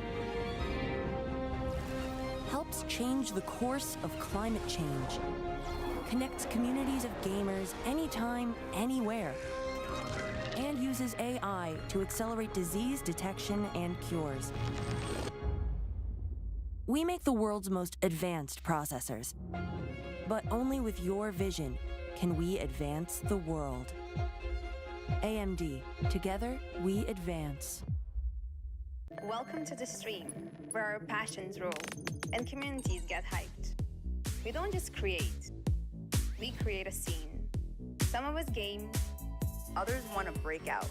Some of us come to hang out, while others come to shout out. We may be here for different reasons, but what we all have in common is the need to share. Whether it's a hobby or a profession, it's definitely not a phase. This is our moment. Because when we go live, it matters. It defines more than who we are. It defines culture and community. We're not just changing the game. We're building a whole new arena. We demand intuitive tools that make a powerful impact, that keep our creativity streaming, the vibes flowing, and our communities growing. Because in the stream, every view, like, follow, chat, sub counts. Streamlabs, unleash your live.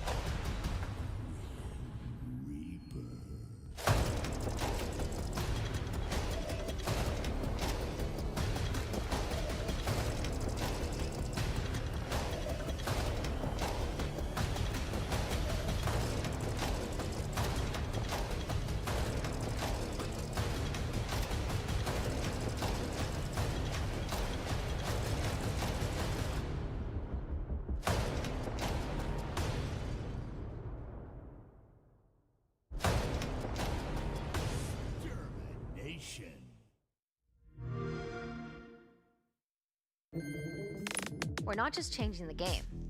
We're building a whole new arena. This is our moment. Because when we go live, it matters. Streamlabs, unleash your live.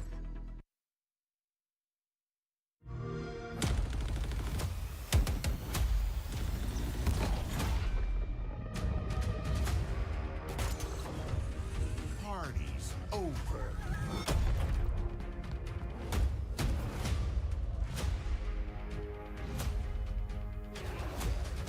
Belong to me. Satisfactory.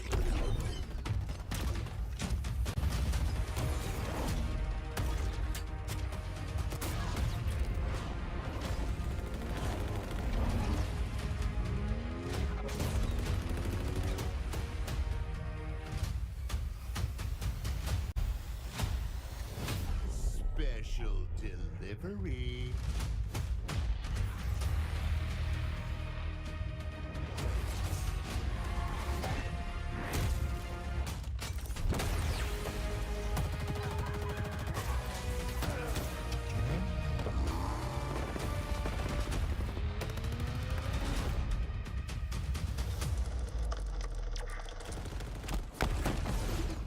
Betrayal.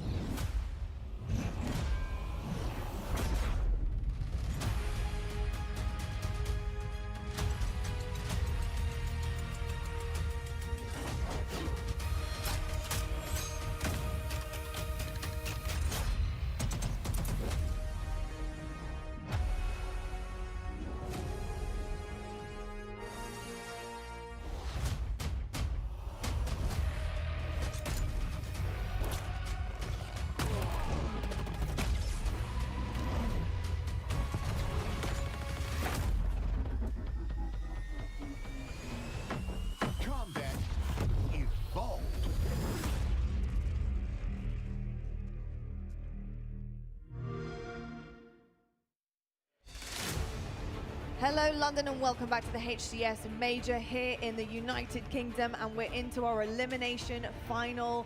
This match is about to be an absolute brawl. My name is Lottie, I'm with Tony and I'm with Lethal. Gents, Optic Gaming versus Shopify Rebellion. Who would have thought it? That we'd be knocked down to this point in time with these two teams in this very moment, and so much on the line for both of them. Looking across our screens right now and looking at Optic Gaming to make that bounce back. This is what they need, and they've rallied so far today, Tony. They have been so good. I mean, what we saw against Space Station Gaming, you couldn't have asked for a better series from these guys. How are you feeling about the gameplay now? Optic Gaming have been a very special team literally all tournament tournament long, and maybe a bit of a hiccup over towards the winners bracket to put them in this position, but a chance to make it to another grand finals, which that's usually when we see the best of Optic Gaming. Will they bounce back, and will it be brick by brick, as it says in the title? You know, a discussion that we had was about the way that this team had been operating, right? They'd actually been playing a little bit more like a team, and we hadn't seen any kind of superstar pop-offs as of yet. I don't feel like that happened until the Space Station series. I felt like Lucid really stepped up to the plate. We saw him getting so comfortable, a cheeky little bit of disrespect happening here and there. He felt it. He knew he needed to do this with his team, and I'm liking that. I'm liking seeing some of the ice and the clutch factors coming forward for this Optic roster, and that can't stop now. This has to happen for Shopify. I think a lot of the players on Shopify, they could be a little bit deflated by what happened against FaZe, and I think anyone would do. Of course, with a 3-0 victory for FaZe, we did say it was going to be same styles, but they won't be able to dictate the pace. But with Optic Gaming, it could be a little bit different. But Optic Gaming have been looking so damn good, all taking it turns to be that game changer. And one player who doesn't really get enough love on Optic Gaming is Deadzone. The fact that he complements his roster with his unpredictable positioning, he can be a very scary player, and people need to be a lot more aware about him, because how he lurks, how he gives out the damage here and there, you know, he's one player who can be a bit of a thorn on the side, and will be, especially for Shopify. You're completely right. Deadzone tends to stay alive and be in the mix at the times that the opposition wished he wasn't. You know, just totally denying any type of control, any comebacks. He's almost there as the antifreeze, right? So like any ice that the team are trying to build up, he's there with his little, you know, squeegee, whatever it's called, spraying the antifreeze everywhere, and they are not able to come back. They are not able to ice up, and he is that type of player. And you're right, it is extremely, extremely dangerous. But for Shopify Rebellion, how dangerous will it be? How are they feeling on the other side of things? Shopify obviously coming out of a lackluster performance, to say the least, against FaZe. They just couldn't get anything going.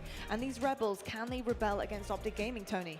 I think Rebellion know what Optic want to do. Optic want to be able to slow the game down, because they're a phenomenal defensive team. They want to build up that green wall, so to speak. Shopify Rebellion are in a perfect position to upset because of the way that they approach the game.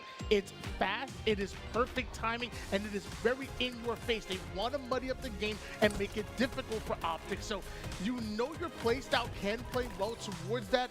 I still want to know, like you do, how are you feeling after that winners bracket finals? Because you almost made it to the grand finals right there, and then FaZe, it shuts you down a bit. So as long as you're in the right headspace, as long as you come into this match ready to go at it, Shopify Rebellion very much are in this elimination bracket finals. Something that we had discussed coming into this tournament about Shopify Rebellion in particular was their mentality. So it's really good questions about how they're feeling there, Tony. And to be honest, I've seen some improvement from it. Previously, we've seen Shopify not able to kind of pick themselves up in the middle of a series and keep trying and trying again. But that hasn't been the case so far this tournament. We've seen bounce backs, we've seen them push through all the way to game 5 and clutch up, and that's been fantastic. They need to do that more than ever right now. But what I'm afraid of is I'm afraid of their consistency coming through against Optic Gaming. Optic, their bounce back has been huge already. They've already had to do that. This is their second time around. Shopify, did you see enough out of them in that FaZe series to convince you that they can actually do this against them? Yes and no. I feel like they need to speed up the pushes when they have on the counter-attack or counter-offensive. We saw it a lot of the time in Argyle CTF. They were kind of questioning what they should do and sit around, wait, and then try and debate how to go about it. They can't hesitate. Hesitation is one of the key factors, which is going to be down to your demise. It's going to cost these 3-0s. Also, I'm going to say that FaZe, it did heavily favour them to be up 3-0 in terms of that victory and series scoreline. The games that did heavily go in their favour, but it's going to be a little bit more different this time round. But we need to see if and speed up the pace a bit. Stop hesitating. Every time I see someone with a half a second or a second amount of hesitation, it's just going to cost them games left, right, and centre. Any minimal errors or mistakes, it's going to cost them this series as well. And Optic Gaming are absolutely gunning for them right now. They certainly are indeed. Well, you probably heard the trumpets and the drums. They're ready to go. I think everyone in this arena is ready to go, and I hope you guys at home are too. It's our elimination semi-finals. Actually, that's a lie. It's our elimination finals, folks. This is it. It's make or break. Go hard or go home. It's Optic Gaming versus Shopify Rebellion. Let's meet your teams. Ain't nowhere to run when the sky fall, when the sky fall. You gon' run a high when the sky fall, when the sky fall. You gon' live or die when the sky fall, when the sky fall. Ain't nowhere to run when the sky fall, when the sky fall. You gon' run it high when the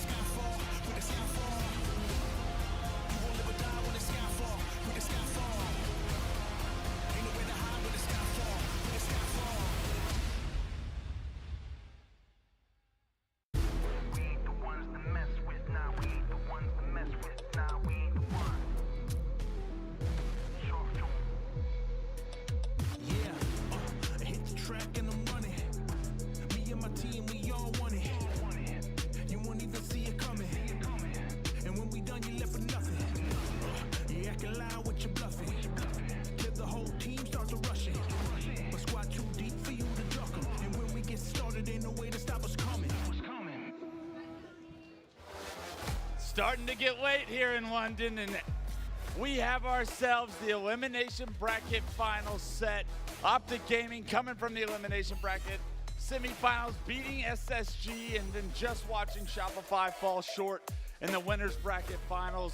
It's Clutch, joined by Dave himself, the man, the myth, the legend. You played in plenty of elimination bracket finals. Actually, you probably went through the winners bracket with success, but I'm sure at some point you find yourself in this matchup coming from both ends. One, a nice elimination bracket run on the side of Optic, and Shopify, they fell short and have got to be a little devastated about how that series in the winners bracket finals went. Dave, who are you favoring coming in based off the different trajectories that both these two teams have? I mean, like you said, one of these teams came out from winning the elimination semis. The other one handily got beat in the winners bracket finals. Now, I'm actually favoring Optic because of this. Yes, we've seen Shopify play well. Have we seen them step up to the level where they're consistently beating these top 3 squads in the form of Space Station, FaZe, and Optic? I have yet to see that. We've seen it once. They can absolutely do it again. Prove it today to me. Yeah, absolutely. I think you got to prove it. The pedigree of Optic Gaming and the accolades that they have been there, done that. They have weathered storms in the past. We don't know that of Shopify just yet, but as we take a look at the series layout, we're starting this one off on Strongholds, Recharge, and then you have Live Fire, Slayer. So these are the 2 game types that will probably dictate early momentum. What are you thinking Shopify need to do early on in this series to weather the storm and kind of create some kind of a momentum? Because if they don't win one of these 2 games, this series could get ugly quick. Well, one thing you and I were talking about on the side prior to this match is when we were watching Shopify versus FaZe, it felt like there was plenty of times throughout the neutral game or when they're on their back foot that they did fine against FaZe. You know, they were able to answer back with a couple kills. But it felt like they never were able to actually ever take control of the game. It never felt like they got all 4 down and were going for spawn kills and dominating any sort of fashion like that. At some point, you need those runs. Halo is a game of ebb and flows. You're going to have those times where you're on the back foot and you're taking losses, you're taking hits.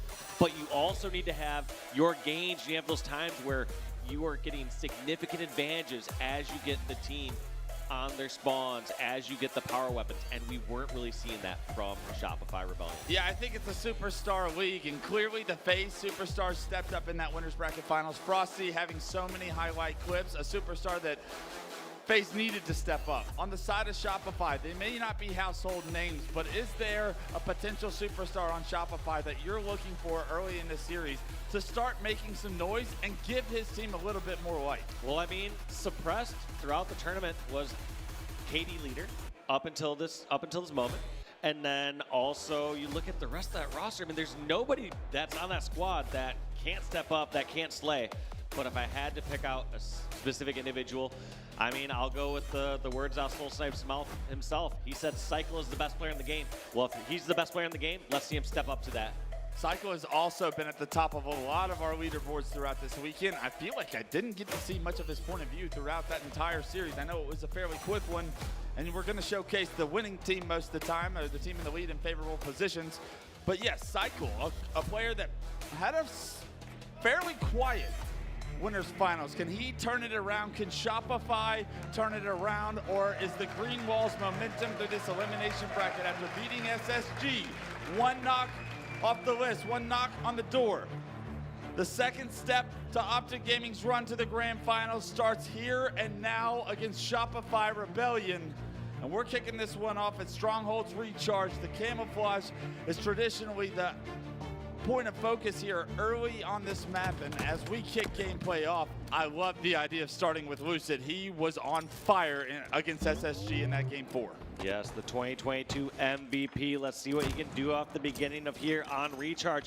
Looking at both these teams so far throughout the 2024 season, when it comes to Strongholds Recharge, we've seen Optic, they're 1-0, whereas Shopify Rebellion are 0-1, so very small sample size. All right, early momentum, early kills going in the favor of Shopify, and who else but Cycle to find 3 kills early on. Soulside's going to be able to get B, but as he goes back into pipes, he's going to get his life taken from him and lose the shock rifle as well. A great job by Dead Zone to prioritize the player with the power weapon in hand on on Shopify Rebellion.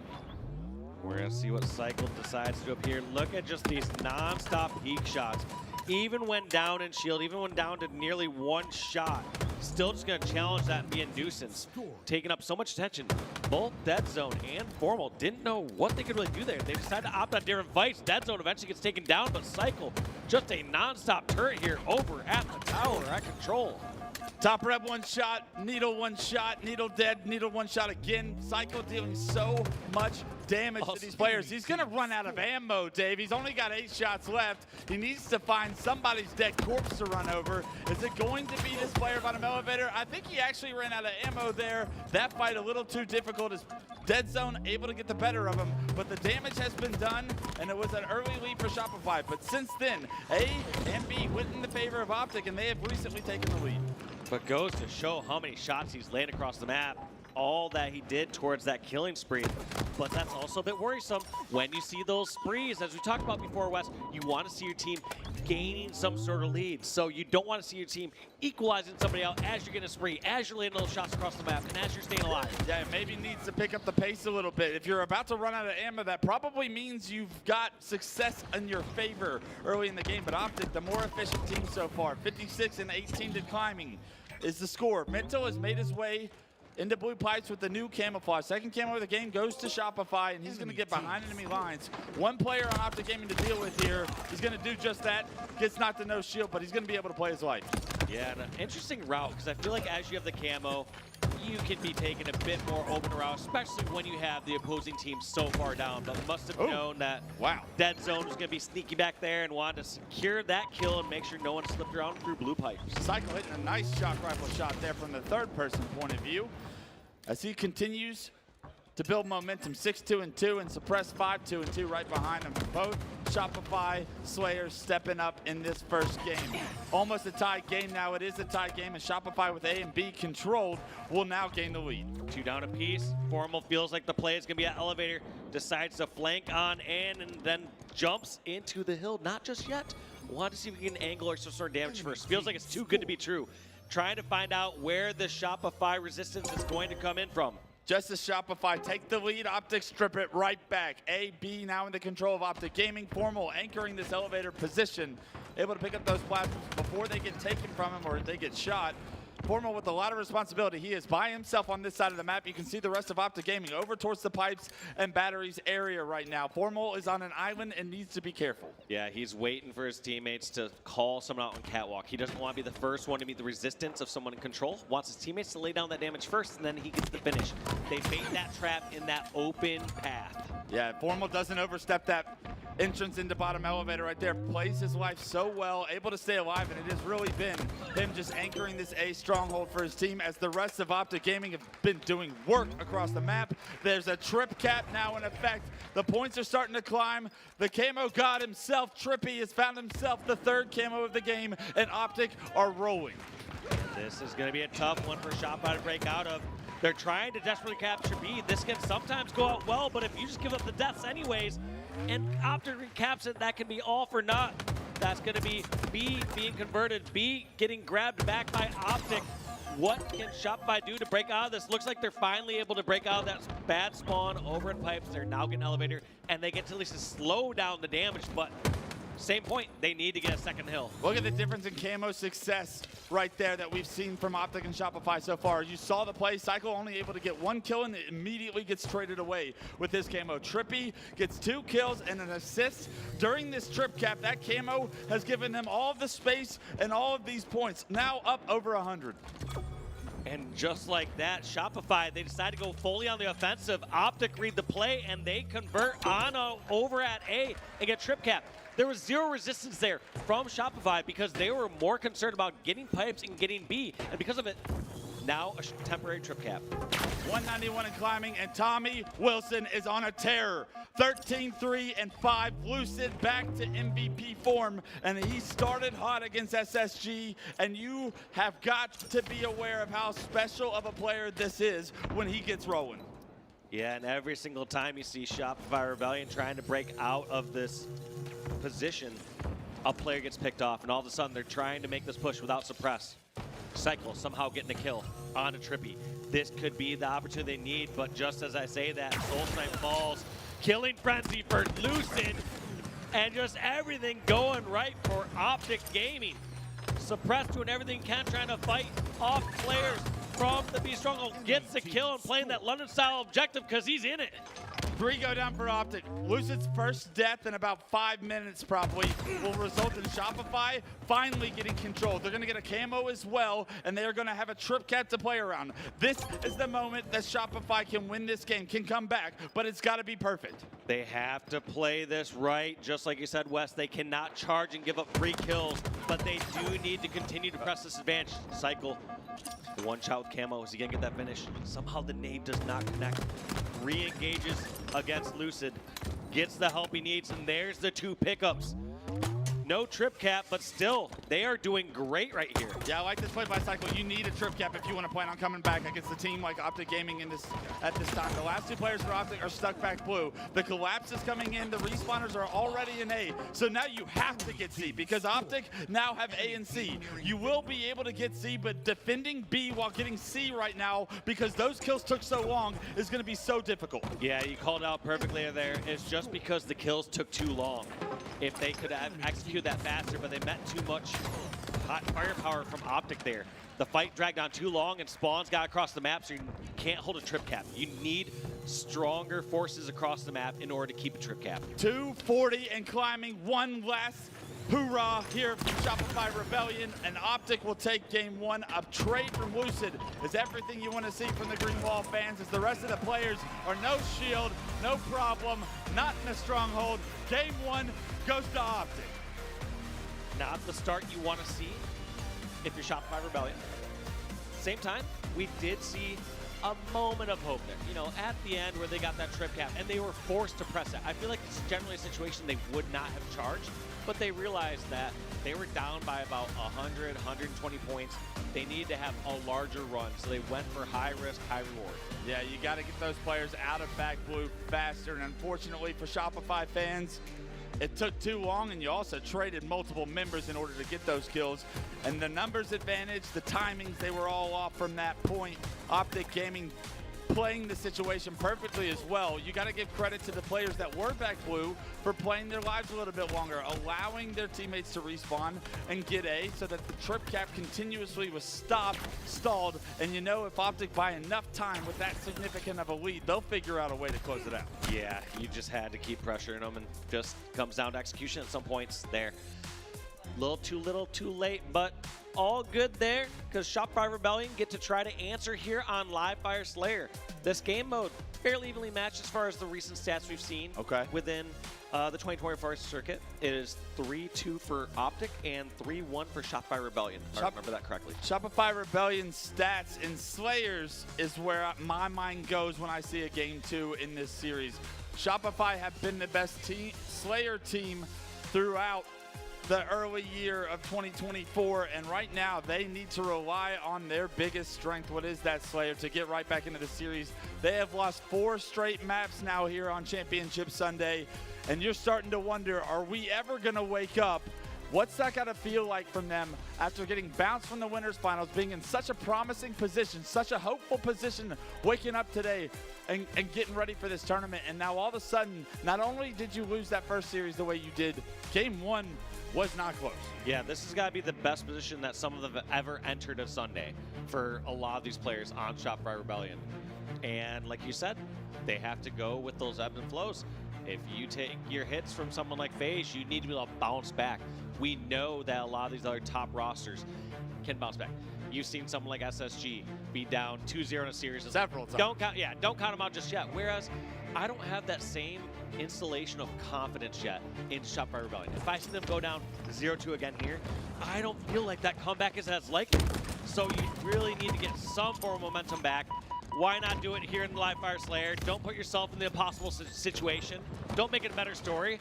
Just get to the end of the story. Well, let me tell you, an impossible situation might start with Lucid getting the S7 at the start. He's found himself the sniper, and let me tell you, this kid, when I get him on my team in matchmaking, he goes off with this weapon in this mode. starting to pop off right now. Lucid doing Lucid things. He's going to lose his entire team right now. Can he deny Camo by himself? He hits the body shot, but unfortunately, because all of Optic are coming off respawn, the Camo guy's going to get away, but not everyone's getting away. Lucid's starting to rip heads. Just so tough. You do everything right against this guy, and he can just sometimes hit shots like that. He's just better. Such a special talent, and denying the power weapon is step one. Once that weapon is in his hands, you can almost guarantee fireworks are yet to come. A 6-4 lead as the game slows down. Lucid's going to be trying to play his life. I believe that's probably the Camo player getting behind enemy lines. Suppress, taking the snipe out of Lucid's hands, does the biggest job, step one, for this team to get back into this. Suppress for everything right there. I only just saw that from the kill feed, but I saw Suppress got a back smack prior to that. Somehow catches Lucid off guard, gets the kill on the sniper, and a couple bullets in their hands. Assuming Suppress was the Camo player, his Camo probably ran out as we went to his point of view. Those couple of kills, though, put Shopify in a much more manageable state. Snipe out of the hands of Lucid is everything Shopify wanted to see here. 10-9 the score. Optics still up 1. Trades across the board will make it even at 10. Mental winning that huge 1v1 against Lucid. As they're both one shot, Lucid had the positional advantage. Mental still just keeping calm there, getting that last headshot onto Lucid, and it's rewarded with top tower. One last step. The one veteran on the squad, the one with championship pedigree, Mental. Can he get his team back into championship form on Champ Sunday with some play of his own? Great job anchoring this tower position, finding kills. 3 go down for Optic, and Shopify find their first lead in the series. 1 kill lead. They'll take it, though. Now, they had 3 dead. I'm curious, were they going to press that advantage a little bit more? It looks like Formal takes out this first kill on Suppressed, but I'm a bit surprised here. It feels like they had an advantage. They just kind of felt really stagnant there, at least just watching it from that one POV from Mental. 3 dead on both sides here. The battle for Camo is everyone's focus right now. Suppress is going to win his one-on-one against Lucid. That's a big one, as this Camo is still up at its spawn. But still more work to do for Shopify to try and acquire this Camo. The pressure from Optic respawners is here. Dead Zone and Trippy find kills, and that should be an Optic Camo grab. This Dead Zone jumping up. I believe his teammate grabbed that Camo, and then it's hightail it out of there. See who can stay alive. Everyone scatter. Lucid was the one that grabbed the Camo. Lucid actually got taken down. A respawner for Shopify had to hit a route and took down Lucid before he could get away with that Camo. Massive kills over towards the screens there to deny that Camo opportunity for Optic Gaming. Now Soul Snipe with Snipe in hand finds himself back tower and a 3-kill lead. Soul Snipe hitting a nasty angle down there over near the nest. Gonna keep trying to get some picks here.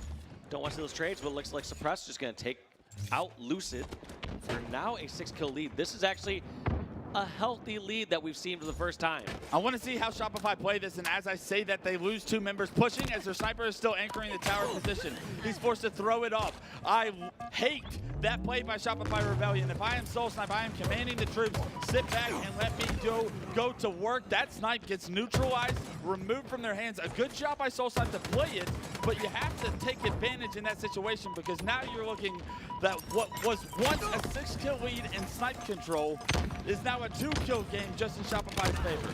Yeah, one articulation I used to hear before is, who's winning the trade right now, or who's winning the stalemate?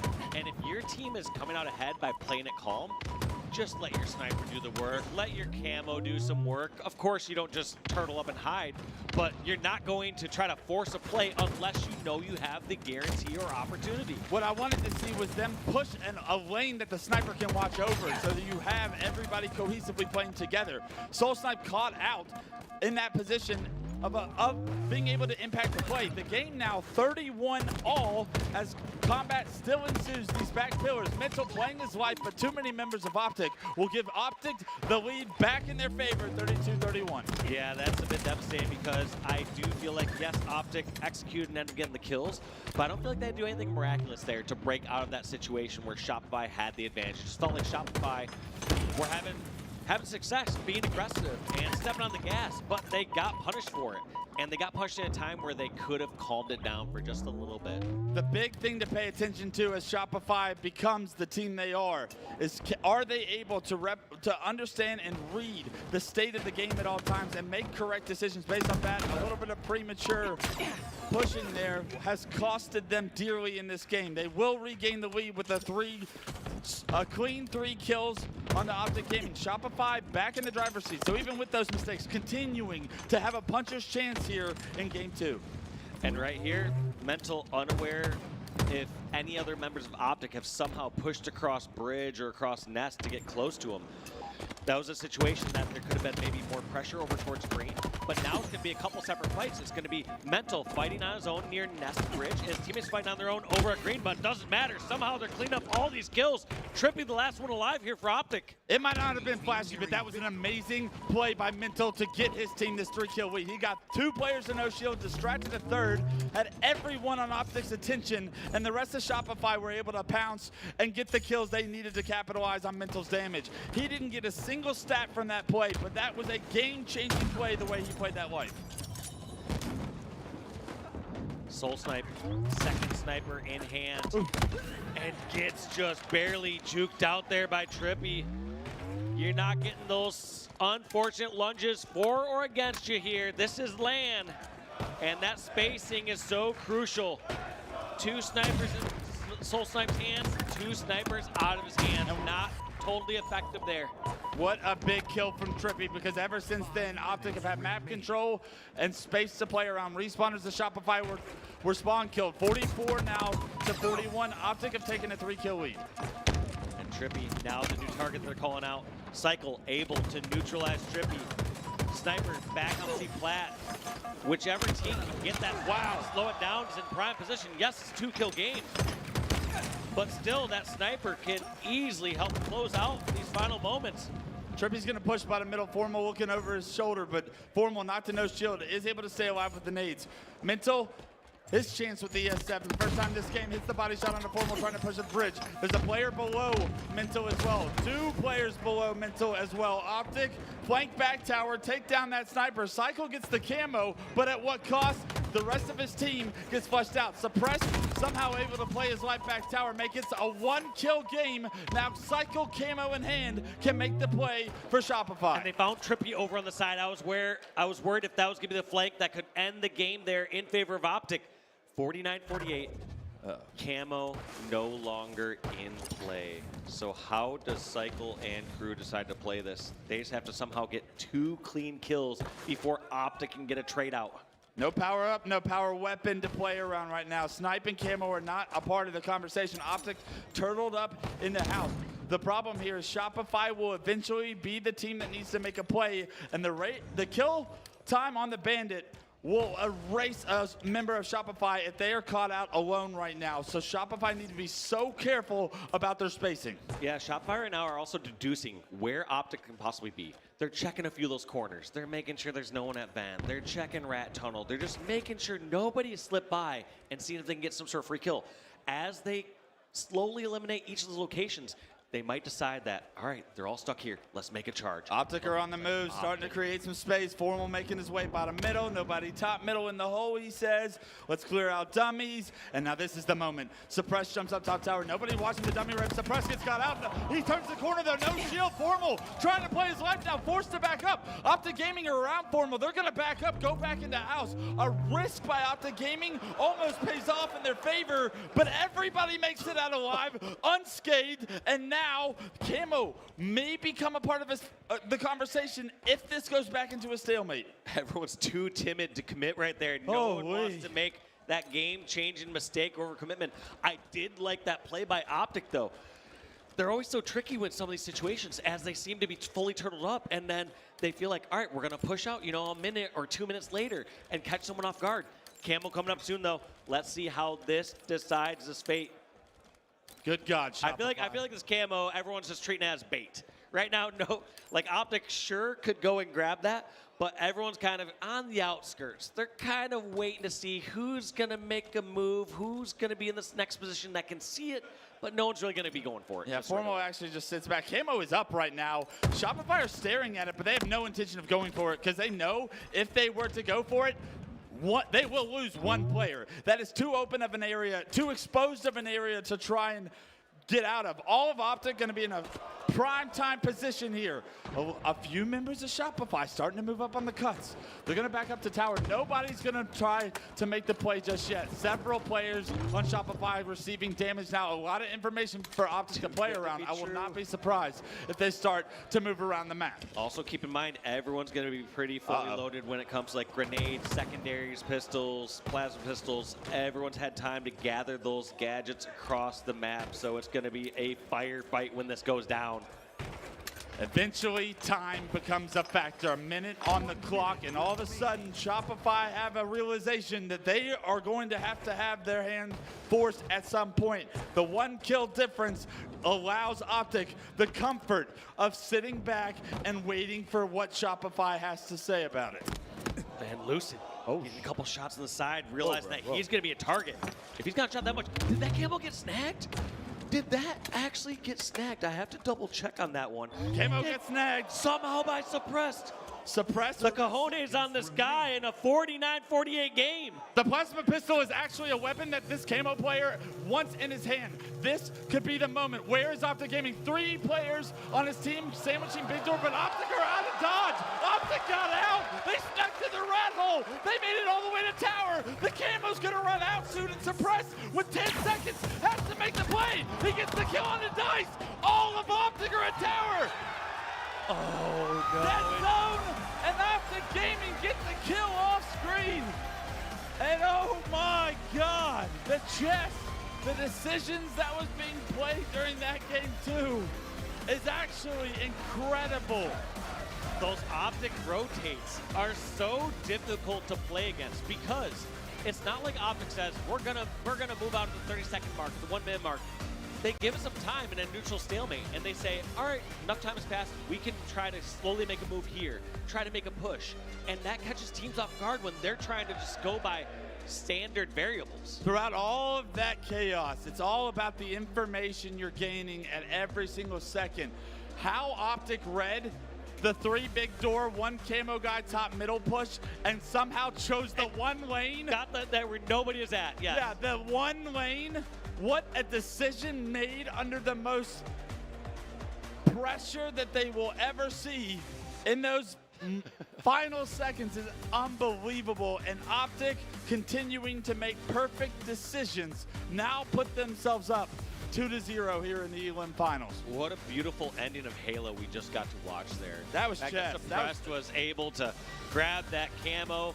The rotation from Optic, realizing that they're gonna collapse in, it's gotta be up high. That was chess right there, and Optic, the kings of chess here today, so far in their elimination bracket finals, win yet another close game, another step closer to a grand finals for the Green Wall. And as we take a look at the highlights back and forth, these 2 teams went, exchanging leads several times across the way, but it was those final minutes that the game turned into a stalemate. Minor damage at best was being dealt. 1 attempt from Optic to push up the dummy ramp. A risk taken, but somehow everyone gets out with their lives. Although Formal and Suppressed and several members were in gunfights in very exposed positions, they somehow all ceased fire, reset the map, and at the end there, Suppressed thought he probably got his team the game-winning play, and unfortunately, that's what I was afraid of. Just 49 is so different than 48. No room for error, and that little wiggle Can't go for a melee, can't do none of that. One thing I did see in the kill feed there was Dead Zone got that final kill. It was a melee onto Mental. So if I had to guess what happened, I'm guessing Dead Zone perfectly trapped something like dummy door or some location like that where someone's running through just unsuspecting, gets that 3-shot melee, ends the game. Yeah, it really is the big difference between 49 and anything under 49. You have at least 1 death to give up. And so Optic the win conditions in their favor, the time in their favor, 10 seconds on the clock. If there's 15 seconds, Suppress might not go for the guy on the box. He might be able to have a little bit more time to kill the guy top tower first and then be behind everybody, but he goes for the first kill he knows he can get, and during that time is where Optic pounced and ended the game in their favor. So well done there by Optic. Valiant effort there by Shopify Rebellion. Backs against the wall, 0-2. We talked about so many squads having that veteran, that veteran leader or that history of coming back from the situations. I think Shopify still has to prove that, and what a better location to do that than here at HCS London. For mid-CTF, this game is going to go on for a minute. What a better map to see from Shopify's point of view. They dominated SSG on this map yesterday, 3-0, and it was fast. Mental went off with Snipe. Mental starts the game with Snipe, puts it to work. 3 go down for Optic, and it should be an early overshield grab for Shopify. Mental deciding to back over towards his. It's actually Penguin that gets it. Dead Zone has that OS and is trying to just go back in the base, clear out this member. Wants to first be defending on his side. Now that his base is cleared out, decides to push on out. The top target both these teams are going to be opting for is, can they take over the opposing snipe hut? Can they just get them spawning over in the back base or towards sewers?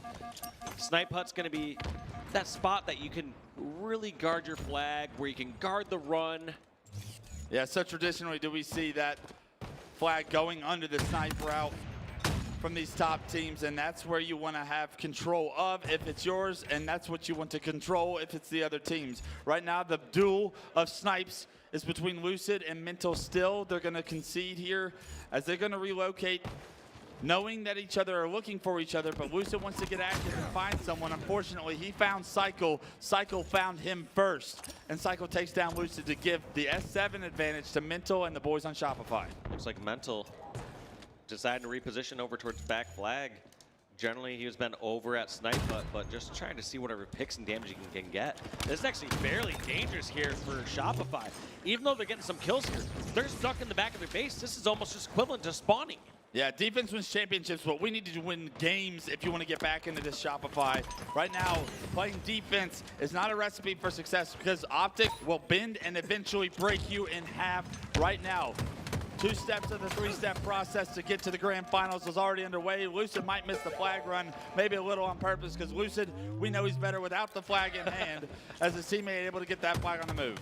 Like my hand, I haven't washed my hands recently. I don't want to pick it up. I didn't grab it. I didn't grab it. Dude, yeah. Oh no. I have to shoot my gun. Oh, you got it, man? All right, you got it. Yeah, you got it. It's on your way, right? All right, 2 dead. That's usually what Lucid's saying. It's Trippy, the best flag runner on Optic, gonna punch this one in. 4-0-2 for Trippy right now. Allowing Tommy Wilson to do his thing, of course, and Trippy doing his, punching that first flag in, and now with 9:20 on the clock, time not a factor, but Optic getting to play from a lead this early in the game, that's got to concern you. So comfortable. I mean, the other part that's concerning is Shopify, like I said, they were just playing defense. It's one thing to like go back in your base and clear someone out at a certain moment in time, just to get the extra safety. It's a different thing to be playing from the back of your base. You essentially eliminate the situation where the opposing team has to kill you twice to be a factor in that flag run. Instead, they only had to kill Mental once, and then they got to run the flag, versus killing Mental once over at Snipe Bridge or top ramp, and then having to kill him off the spawn. Yeah, you're allowing free progression on the map, and right now, Suppress denying some free progression, but that flag next to Lucid, as he returns it, Suppress and the boys on Shopify had a flag on the move, but nobody was able to take down Lucid before he could return that flag. A frustrating moment for Shopify. Suppress did find the kill. It just wasn't on the right side of the map once again. Another map being reset. Snipe in the hands of Trippy. 5 bullets to work with. And as he narrowly misses Mental, the battle for map control is an important one because this overshield coming up is a power swing that you think at this point in the series, Shopify are going to need. Yeah, Trippy trying to help get some kills over at the opposite Snipe. Suppressed behind enemy lines again. Also getting the help he needs. Ooh. Where did he get his help from? This could be so huge for Shopify. They got so many kills. They just killed Trippy. Trippy's not going to be any sort of factor in this flag run. And they're running it sewer. Yeah, they're running it through the sewers. It's a long road to cap this flag. Optic are spawning towards the snipe. But look at what Cycle has in his shield. The overshield top middle goes to Shopify. I said they needed it. Now they need to put it to work. Formal's playing his life so well right there with the snipe. And Dead Zone behind enemy lines has been able to stop this flag. They need to take down Dead Zone, but Formal's going to get impactful here. He's on the plat. Cycle focuses on the Formal. Trades across the boards, but that flag still neutralized. Yeah, the flag's not in the greatest location. In fact, I would love to see them maybe run towards back cut and then go all the way back through Mohawk. But we'll have to see how and when they're going to get this touch. They get the touch. That's enough kills on the board. You should be able to see this move back through back Mohawk. We will see here soon, though. Now they're going to have to get one more set of slides. Two players on their street right now to deal with. This flag is not going to go in until a couple of kills go in Shopify's favor. Formal does go down, so that's the start to something great. Dead Zone goes down as well. Lucid has a long journey to try and impact this fight. Trippy goes down, and that's going to do it. That's Shopify's moment to tie this game 3 up. Such a great play all around, especially by Suppress there. First one getting that double kill and pushing it into the Optic base. Eventually, somehow staying alive long enough from, I believe that was Trippy, who was trying to hunt him down. And then they just run that flag towards sewers. Once they got it back on their half of the map, they just realized they can trade kills, and in theory, they'll eventually get the flag moving fast. And what a big moment. Finally, some momentum for Shopify. Down 0-1 now, tying this up. If that flag got returned, you know Shopify would have been pretty gassed from the situation that occurred. That was a fight they needed to cap to get this game tied up, to give them some belief that they can make this comeback a reality. Overshield and Snipes are both coming up, so all the power you could ask for to change the outcome of this game now favors Shopify. As Cycle picks up that Overshield, 2 players on the plat, Jiggle peeking. Cycle can't figure out a way to get either kill, and the Overshield gets removed. Lucid eventually goes down, but the other Optic player looks like he's on the flank. It's Trippy. Cycle head on a swivel, able to get another assist. Great job by Cycle to use that Overshield to control top mid. It transitions into 2 kills. And more importantly, that sniper was acquired. I believe it was by Dead Zone or Formal. Yes, it's in the hands of Formal. That was the one thing you see that Cycle originally was worried about, was throwing down that sensor for good over at the opposite hut, just saying, all right, how do we eventually get control of that hut? Because they got the first 2 kills. It was a 4-on-2, and somehow, some way, off screen, Formal doing Formal things changes the outcome of the state of the game right there. It removes the map control from Shopify. But as I say that, Soul Snipe somehow takes down Formal from his flag with a snipe. Soul Snipe trying to do it all. Can't hit the shot, but the flag very advanced right now. Slay's gonna start to benefit Shopify as well. So honestly, a phenomenal play by Soul Snipe as he advances that flag so far towards this tunnel. The last 2 players from Optic need to get taken care of, though. Mental, trying to play his life around this pillar, is going to have help from Soul Snipe, who respawned as he plays his life, but it's just Soul Snipe up, and that touch won't come through. Soul Snipe will concede that flag, let it return, and the map resets.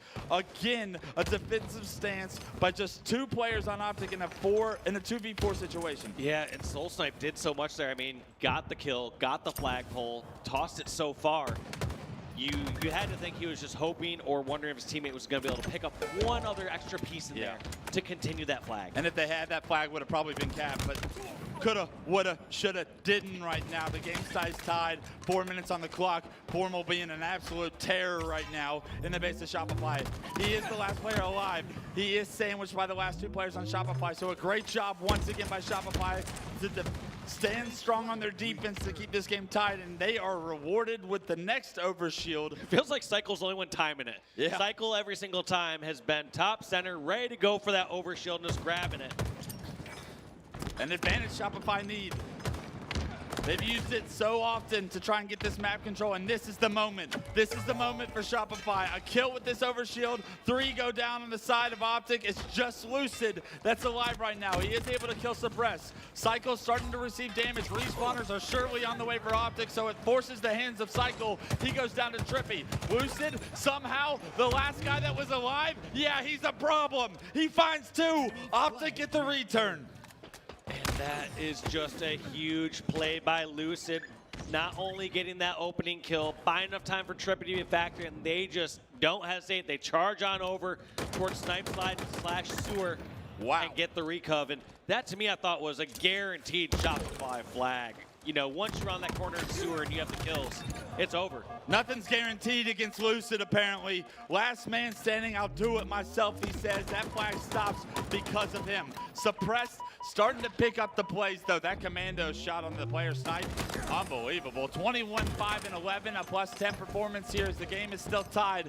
2.5 minutes. Next cap may be the deciding factor of whether Shopify gets to continue to play Halo this weekend. Yeah, I was going to say, reality starts to sink in for probably both these teams. They're realizing that's likely just a one-cap game here. It's not going to go on that much longer. It's not going to be like one team's going to cap and the second team gets a great counter cap. Sure, that's very possible, but reality is set up one good, consistent push to get that cap, and it could start with this overshield popping in 5 seconds. You know who's there again. It's Cycle. Last overshield of the game unless we go into overtime here, and Cycle tries to make his way towards that overshield. He gets taken down, so this time around we have to have a different story, surely. Suppressed able to get a kill to trade some things out, but it does look like Shopify and Optic still competing for this overshield.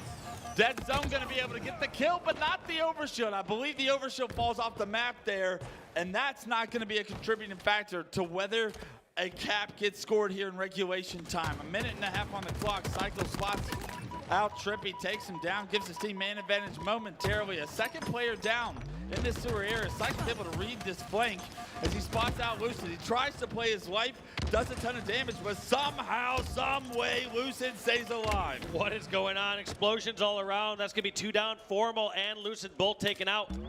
Can Shopify Rebellion turn this into a better position? Can they get the opposing hut?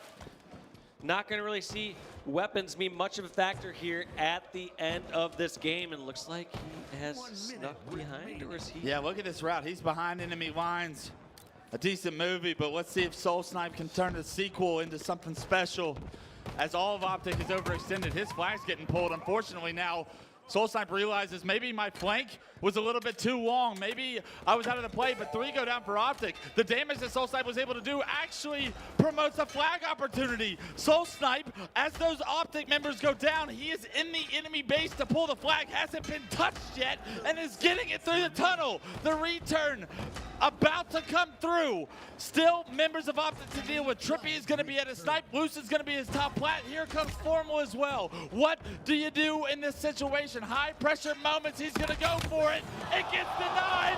Optic are here now. 2 dead. The touch comes through. The cap comes through. But a counter cap opportunity at what cost? Shopify Lucid's here. Running the flag. Taking half shield, but he turns the corner. This flag could go in. It's sudden death. We got a pie chart, for God's sake. Are you kidding me? Somehow they get this counter pulled. The one thing I said that likely would happen. Stopped. Flag is down. Pie chart is counting down. Can someone get on for the touch? Dead Zone gets the touch. Tries to run in. We got a flag standoff here at the Optic base. Mental, the only one alive. Dead Zone trying to play this time as best he can. His teammate Lucid coming in to help get the counter cap, and that's going to bring us into an overtime. You want more Halo? We'll give you some more Halo, at least here in Game 3. We're in overtime, sudden death, first cap wins, and the battle for Overshield is the first priority for everyone. What a wild ending there. You saw Shopify were just like, we just got to get this cap in, and that's all we got to worry about. Now, 4 dead. How icy Optic could be. And somehow they get all 4 down. They're still dead. It does. This is going to be a tall order. I don't know how Suppress has angle. Trippy slowing down. Could that be the difference here? He has unfortunately cost his team about 1 or 2 seconds here. Will it matter? Oh. Maybe, maybe not. Flag on the plat. Does Lucid go in, or does Lucid go for the slays? When in doubt, slay it out is always my mantra. One player alive may have an angle to say something about it. Lucid playing his life. The kills come in. The caps come through. Formal lets them know you're going home. And Optic are going to the grand finals. Just clutch after clutch there from Optic. Those games, especially the last 2, could have gone either way. We were treated to a 49-50 Slayer. We were treated to an overtime CTF. Well, all people are going to see in the future when they look at Liquipedia is they're going to see 3-0. It's the same thing with FaZe and Optic in the last tournament in Arlington. Happens here to Shopify in this series. And these boys are going to feel pretty down right now with the opportunity that they know they let slip through their hands. But sometimes you got to look at the positives. In a couple of weeks, it'll feel a little bit better, and they will understand that they truly belong in the top 3 conversation, in the top 4. No longer is it the big 3. There are 4 teams that can push each other the distance in any given game.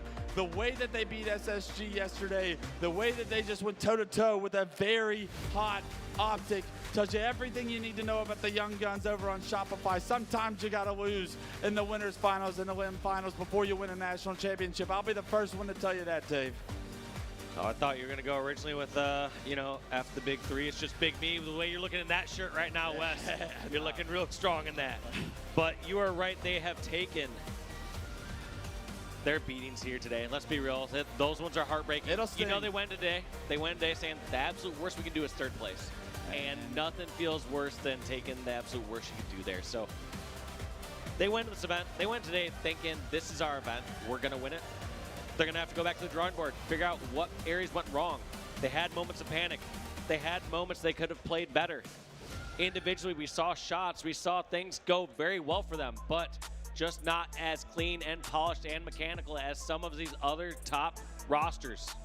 As Optic prepare for another grand finals, they'll meet FaZe Clan, and if that series is anything like the games that those two have played so far at majors this year, we know we're going to see a lot more close games. We're going to see a lot more clutch plays, and the excitement is going to continue to create fireworks here in London. I'm hearing that Blaze has an interview with APG. I want to get his thoughts on how that series went.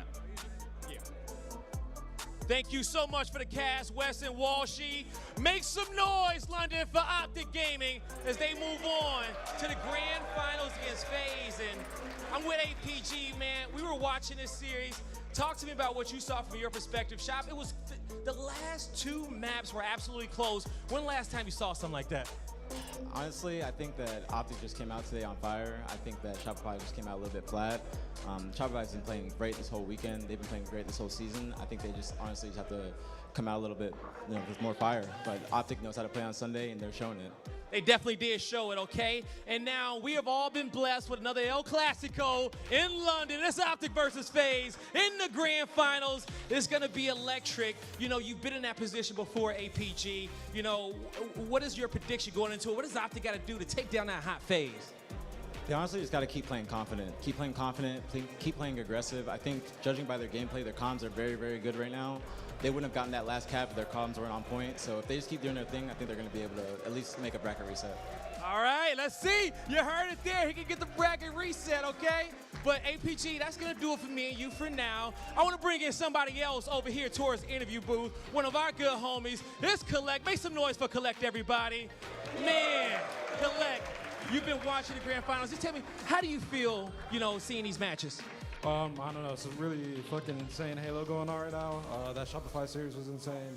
Optic is playing great as well, and then I mean that winners final, FaZe was playing good as well. So it's been great. Both of them have been playing good. Now, Collect, you've been in London, okay? You've been in the crowd. What has this event been like for you? The atmosphere, the experience. You know, how is it from your perspective? I mean, honestly, it's been great. Yesterday we played Quadrant. That crowd, they were fucking loud. Yeah, I mean, I've been enjoying it. It's been a great crowd. It's been a great time. Been a great time indeed. And lastly, Collect, anything you want to say to the Halo fans out there watching at home, getting ready to watch this grand finals? It's going to be hype. I don't think they should miss out. Just, I don't know, have fun, have a good watch, and yeah, see you guys. Have fun and have a good watch, everybody, okay? That's going to do it for me and Collect, but let's throw it to the desk so we can get this game set. Thank you so much, Blaze. We love APG and we love Collect so much. Good to hear from those guys as they watch the rest of this day. Of course, Championship Sunday. What a nail-biter of a series that was. I was on the edge of my seat the entire time. So many different situations in so many of those maps that had me just so nervous and so excited all at the same time. Let's talk about what happened at the end of that CTF, though. And it's, of course, our AMD power play. And wow, what an incredible way to be able to overcome such a difficult situation. Optic with that counter cap, Lucid taking the most incredible route as well. Tony, talk to me about those final moments. Yeah, I mean, the craziness to be able to get that counter cap and to force that overtime, and then from there, like, I'm not gonna lie, overtime, I'm like, okay, this is a round-based mode. You know, Mental's prepared for this. They're gonna have a great start. They're gonna come out and win this cap, and it didn't happen. We're seeing that final moments here. It was a fight. It was a brawl. At one point, I thought the return could happen, and it just didn't. Just so many different situations there where you weren't sure who was going to get away with it. I mean, pull after pull, and then cap potential after cap potential. I've got to say, though, the defense from Optic, the entirety of that map was huge. It was pivotal, honestly, for them winning that. Biggest talking point is just how you should value your life. And Dead Zone and Lucid showed that perfectly, especially with Lucid's. My goodness, it's Ferrari peeking around that pillar consistently across the board and just getting so many shots in whilst he was no shield, just abusing the map geometry, which is exactly what is required in order to not just keep yourself alive, but make sure your teammates get there in time to coordinate afterwards and be able to reslay and get that juicy cap to clean up the series. And I love that Dead Zone gets his shields back before going in for that cap, and then Lucid, who looks like he's gonna be the one to punch it in instead, he plays a bit of a beat shield. He plays the shield to Dead Zone to make sure that Dead Zone is able to punch that in. Like you said, that starts from keeping your life, having the wherewithal to know that your shields are important in this engagement. If he doesn't and goes in too early for that cap, he goes down.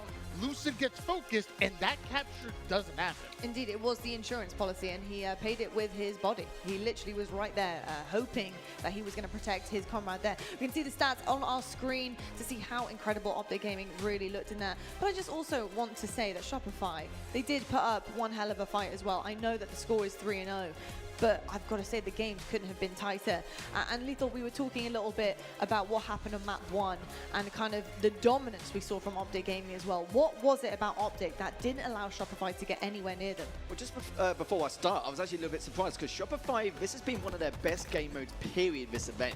And Optic just made it look easy. And this is where I was starting to think to myself, this could be a clean sweep. But making it one of their best game modes, one of the hardest to even fight back from, then you knew it was going to cost them. But everyone knows that AB setup on Recharge Strongholds. Everyone knows that it's all depending on like where you should be positioned, where you should be holding.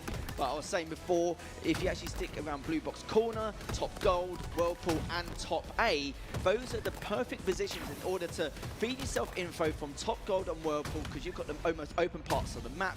You're the ones who has to call the info. You're the ones who are going to say if they're going to push from tower, or if they're going to push through long, and then you can debate exactly the circumstances of how you're going to use that individual or capability and that skill and the position to then push on out and clean up. Because remember, the players around Blue Box and around Top A, they're completely closed off. They're just holding the angles, and they get prepared for the people Top Gold and Whirlpool to say, right, they're pushing this way, they're pushing that way, or they're forking around a different format.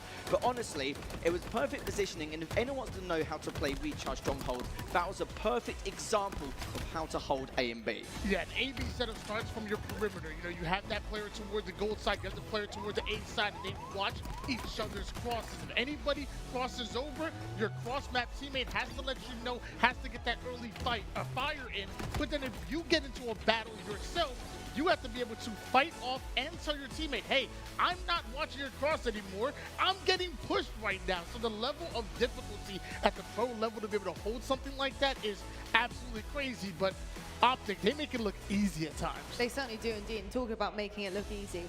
You know, Dead Zone, you mentioned him, Lethal, and how important he really is to this roster. And that's exactly what he was, important in that Slayer. That last bit with the camo and thinking that Shopify might have just managed to get everything they needed to get that extra 2 kills in the win. And it doesn't happen because of Dead Zone. And like you said, he's always there, sneakily, around the corner, waiting for his opportune moment to push. And he did just that. That's what happened off screen, right, Tony? Kenny, you were looking back at what happened, and Dead Zone was the one to follow up the cuts. And I think it was mental, right? The kill? I literally had to watch it multiple times because we saw at one point Suppress go through the A side and realize that Optic are no longer there. We've seen that full map rotation time and time again out of Optic Gaming. They flipped the map over towards Tower. Suppress, though, sprints even with camo towards the mid-map, which can be a little dangerous at times, and he's ready.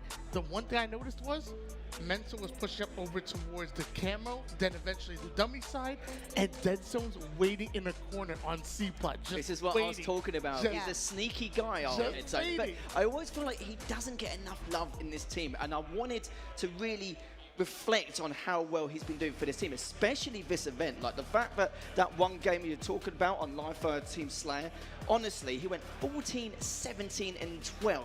That's like roughly, what, 62% in terms of like towards the kill feed, towards for his team. Like, that's unheard of. But not only that, his KDA's had a huge uptrend ever since that series. It really has indeed. Wow. Well, it was a quick one, folks. A 3-0. Optic get it done in the elimination bracket. They sent Shopify Rebellion home. And I want to say, GG Shopify, you performed so well this weekend, and I can't wait to see what you're going to do when you come back to LAN. But Optic Gaming, they will head on up, of course, to that grand final position, where they'll face FaZe now.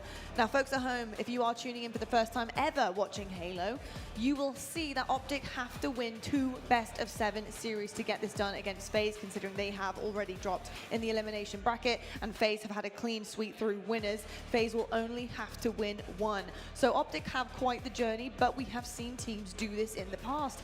Unfortunately for Optic, one of them is FaZe. FaZe have literally managed to do the impossible. Can they win this cleanly, or can Optic turn things on their head? That is the question that we will be answering after this quick break. We have our grand finals, FaZe versus Optic, and I'll see you guys right after this. The HCS London Major is presented by AMD and by Streamlabs.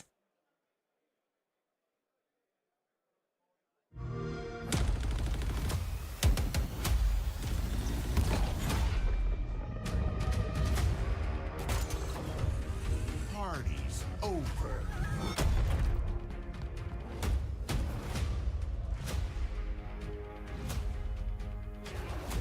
You belong to me.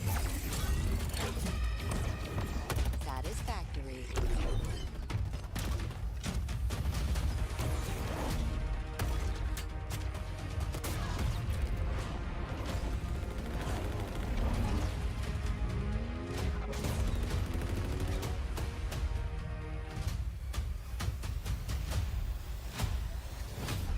Special delivery.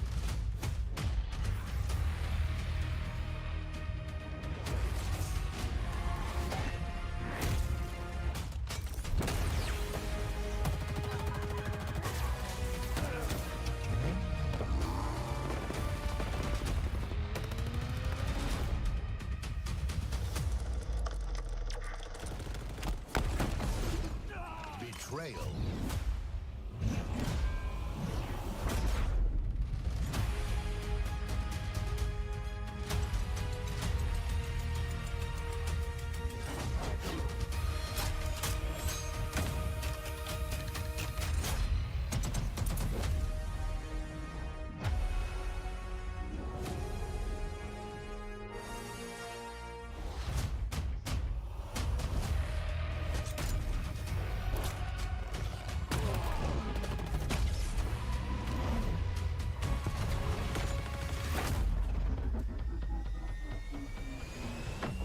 Combat evolved.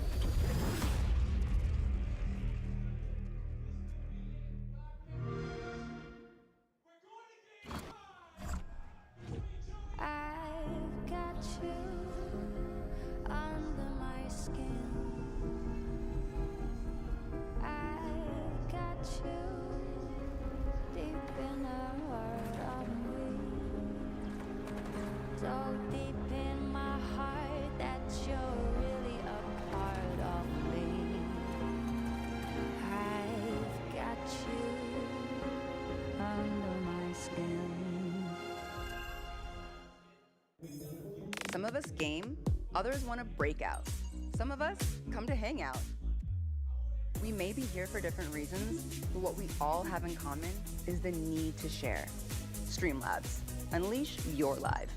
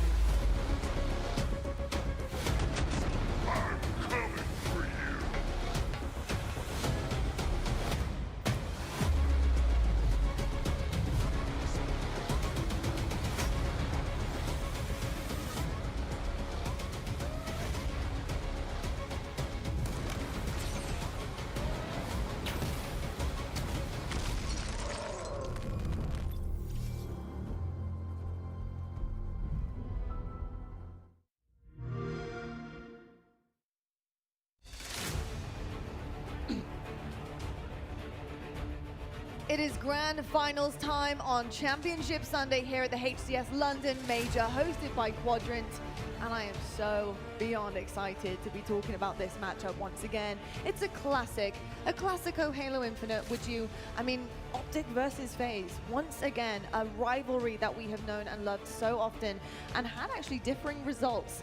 Will this time be different? That is the big question. But before we do get into all of that chat, I must say, folks at home, thank you so much for tuning in and watching with us all weekend long. And if you are sat on your sofa at home and thinking to yourself, gosh, I really wish I could be here just enjoying all of this crowd and all of this fun in person, well, don't you worry. We have plenty yet to come. We have an incredible roadmap this season where you guys can get your tickets to go to some of our events that we are having on show. And we'll be there, won't we, Wes? Should be. Hopefully, if we still have jobs after doing this weekend. Barring any catastrophe in my life, which seems to always happen, yeah, I should be there. We should be there. We actually have Atlanta coming up next, which is going to be absolutely incredible. Of course, FaZe are going to be hosting that one. And Atlanta, Georgia, I think that's where you're from. That's right? Tony's house. It's a party on Friday night of that tournament. I need you to stop telling people that. Everyone's invited. Nobody is invited to come to my... Stop it. Hold on, Tony. Can we not come? Of course. I'm calling everybody party at my house on Friday night. I'll give you the address later. I'll tweet the address. I will say, though, I'm very excited about Atlanta purely because of what we've seen here this weekend in London. There are so many teams who have been sent home who are raring to go, I'm sure, for the next LAN event. Clean up a few things in the downtime off, but it's going to be incredible. As you can see, folks, this is where we're going to be. Split 1 is coming to an end, and Split 2 will be starting Atlanta, Georgia, then Salt Lake City, and then we're hitting up, of course, Seattle, Washington for our Halo World Championship. You guys can actually get your tickets. We have a pre-sale happening right now for Atlanta, so make sure you go on head to the link, get those tickets, get yourself there. It's going to be an absolute blast and you don't want to miss it. Now, with that all being said and done, let's move on to our grand finals, people. It's time. Oof. Where do we even begin with this? It's always so back and forth. You never know what you're really going to get. We were joking about that, weren't we? Yeah. Oh, we've never seen these two teams. Oh my goodness, what is going to happen? Well, I'll tell you what, it really does depend on how both of them come out of the gates. Are they coming out hot? Are they feeling locked in? Are they vibing with one another? On one side of things, we of course do have FaZe, and they have looked formidable this event. Clutch, something that you had said about this roster heading into this weekend was that you saw a different side of them at the end of their scrims coming into London, and you were feeling really good about this team. And it was the level of disrespect from all the rumblings I was hearing about where FaZe stood across the top of the food chain here in the HCS, and FaZe have responded just as I thought with dominant performances. They have been locked in all weekend long, getting better and better every series, and they are going to need their best to take down this Optic Gaming roster that is swept through the elimination bracket and look like they are going to be a serious contender here in the grand finals. Two world champions will collide, and we will crown one a champion here at London. I'm so excited. We've seen 2-3-0 so far on land. The last 2 times they've matched up, one has went to Optic. The other has gone to FaZe right here in the winner's bracket. Will FaZe be able to repeat that? Momentum is the name of the game between these two. Who can gain that momentum, because it provides so much confidence throughout the rest of the series.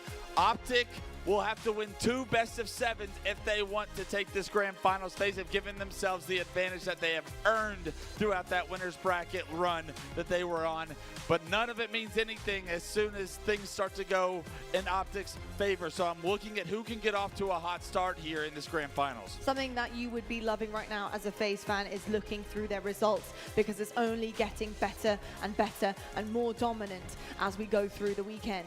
This is where they need to really start to put their kind of mark on things against Optic. You're talking about momentum on the side of Optic, of course, and they're going to have a little bit of momentum coming out of that 3-0 back-to-back pretty much. Yeah. They've done really, really good to get here. But the question is, FaZe, they have 2 series to kind of rely on, to fall back on, right? FaZe, they could get their momentum maybe perhaps in this first series if they don't manage to do it there. What is that going to spell out, do you think, for Optic? How are they going to be able to continue that if we're seeing a dominant FaZe like we did previously? Yeah, I'm expecting Optic to come into this series and take some early games from FaZe. Can FaZe find a way to weather the storm is the big question I'm going to ask myself as this goes on. I want to see how strong Optic look in the early games of this series, and in specific map mode combinations specifically. FaZe have always been preaching since Arlington that they have been working on their oddball. They know where their weaknesses lie, so as soon as they see the map modes, they will have a great understanding of how they and when they can have advantages against a very strong Optic team, because I feel like Optic's map pool is a little bit more consistent than FaZe's, but FaZe are flat out better at very specific moments and modes. I'm going to be honest with you, at first I was a little worried about Optic Gaming knowing that this was a 3-0 in the earlier bracket.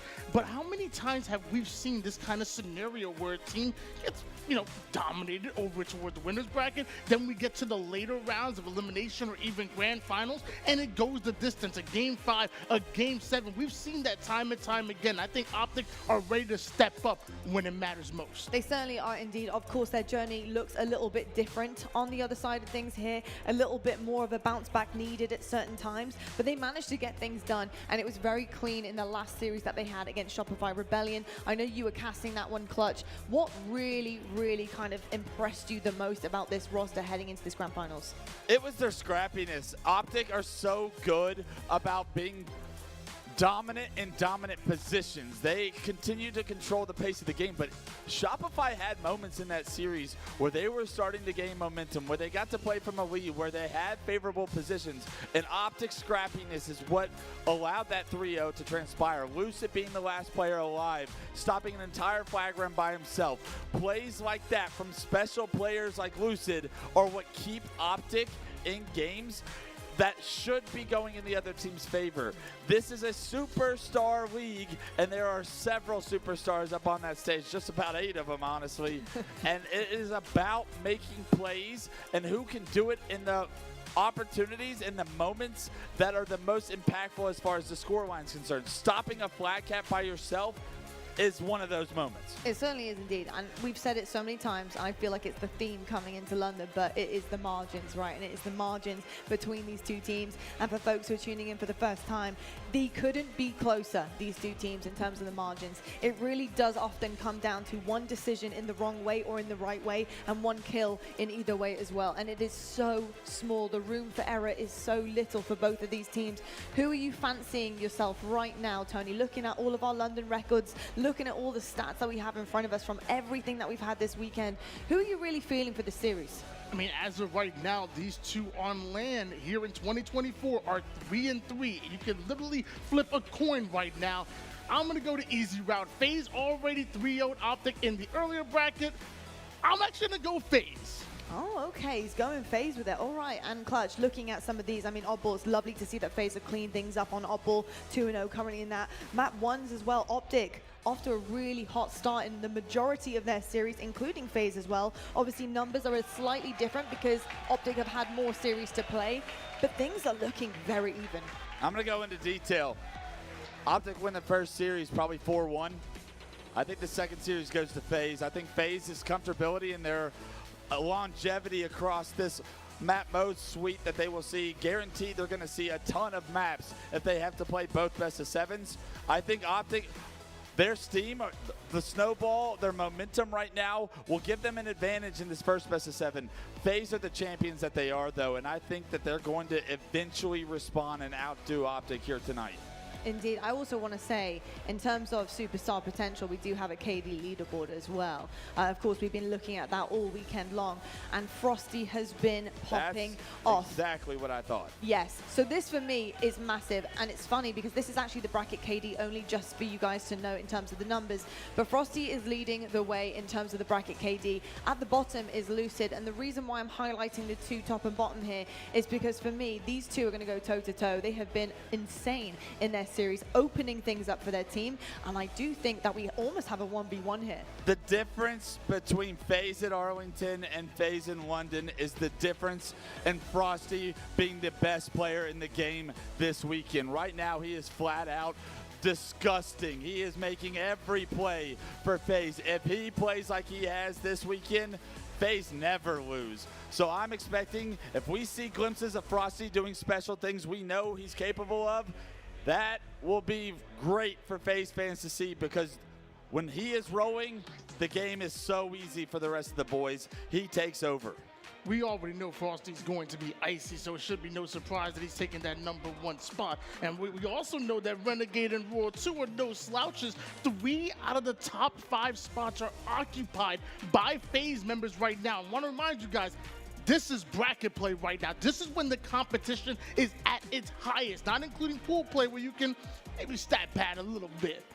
Lucid's up here. It's towards the bottom of the list, and you got to give a shout out to him. He's playing phenomenal through this elimination bracket run. I thought he was honestly in contest with Legend for best player in the game in Arlington. His consistency is unbelievable. The reason you see FaZe on top right now is because obviously FaZe come from the winner's bracket side, right? So they haven't lost a series, which means their KDs are probably going to be pretty good. So no surprise to see 3 members there from FaZe, but I want to see today's KD leaderboard, because I bet Optics would be pretty unreal as well. Yeah, they probably would be, 100%. I've got to say, all incredible players in their own right and all doing things that need to be done to be in this position. Let's be honest, they're both in a grand finals position. This is exactly what they wanted. One maybe not in the position of the grand finals that they would have liked to have been Optic, but we did call them resilient pretty much the entirety of these last 3 years of Halo Infinite. Let's see if they can do it once again. Folks, we are ready to go. Your grand finals of HCS London are here. We have FaZe versus Optic Gaming. Let's meet your teams. Hello and welcome to the Halo Championship Series. That's right, we've got the HCS back in London.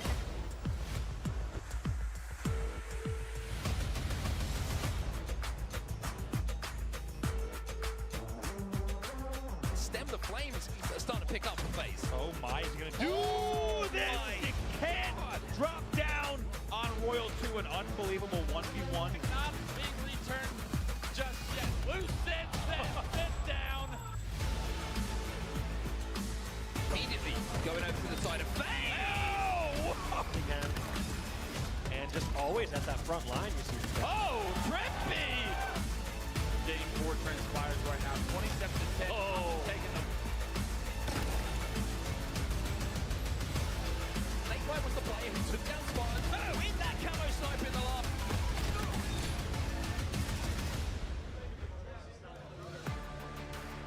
Ladies and gentlemen, the time is now as we get ready to head into our grand finals.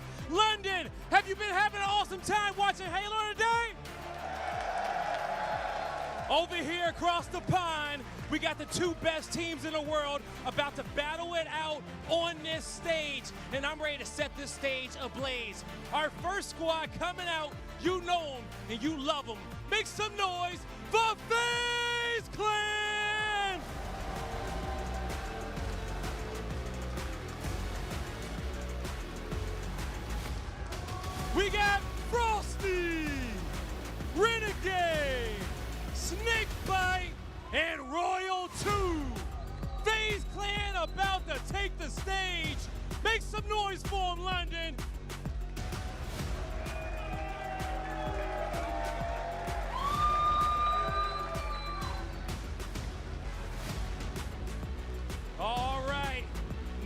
it's time to bring out their opponents.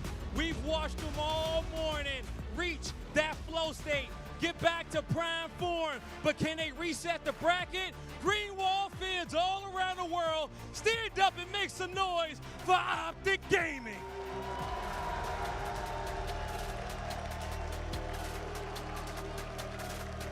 We got Dead Zone, Lucid, Formal, and Trippy.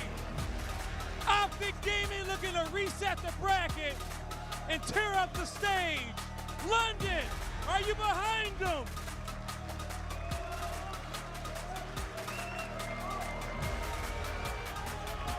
It's absolutely electric here in the Iron Fortress.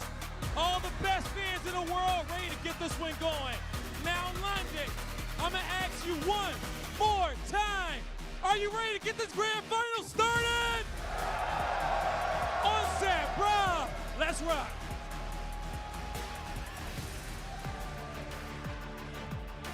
Well, welcome along, everybody, to the grand finals here in HCS London. And this isn't any old grand final. This is a grand final years in the making. It is a special moment for Europe. It is a special moment for everybody here in London who has come along to the arena today to be a part of history. We have a grand finals ready to serve up to you. We have FaZe Clan and Optic Gaming sat on our main stage, ready to throw down. We really couldn't ask for a better grand final here. It is El Clasico coming to London. Halo's returning for the first time in 6 years to a main stage on English soil, and we could not ask for a better matchup. And for FaZe Clan, the gentleman on your screen, the Revenge Tour is fully underway. It certainly is indeed. This is a team, well, they probably felt a little bit disrespected from some of the talk that was going around. Will they make a grand final? Was it a disappointing performance back in Arlington? Well, they're in the grand final with a series advantage as well. As you can see, your series layout in front of you. It's Optic Gaming who will have to win this one if we're going to see a second best of 7. That's right, they got their work cut out for them, but after we saw Optic winning back-to-back matches against FaZe in Arlington just a few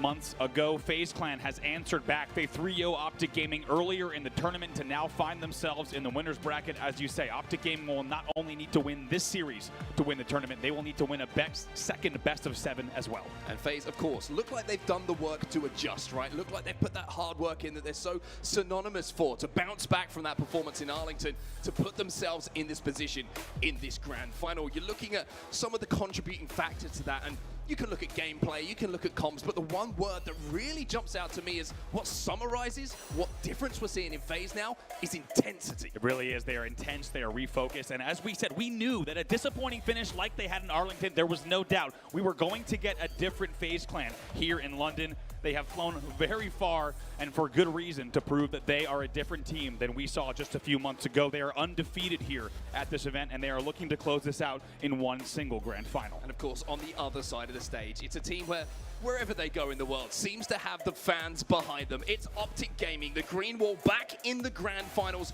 for 2 events in a row, but will want to have a different result come the end of this series. That's right. For anyone that missed it, let's not forget Optic Gaming narrowly lost the last event against Space Station. It was a Game 5 in the winner's bracket. It was a Game 7 in the grand final. They are also out for revenge, as the Greenwall fans have been loud and proud here in London as well. Now, we need to talk about this series layout just a little bit before we get into the gameplay, because it's a fascinating one, right? We were talking about what game types favor certain teams, what records they've had in the build-up to this on certain game types, and one thing we took away from it is kind of putting all that to the side.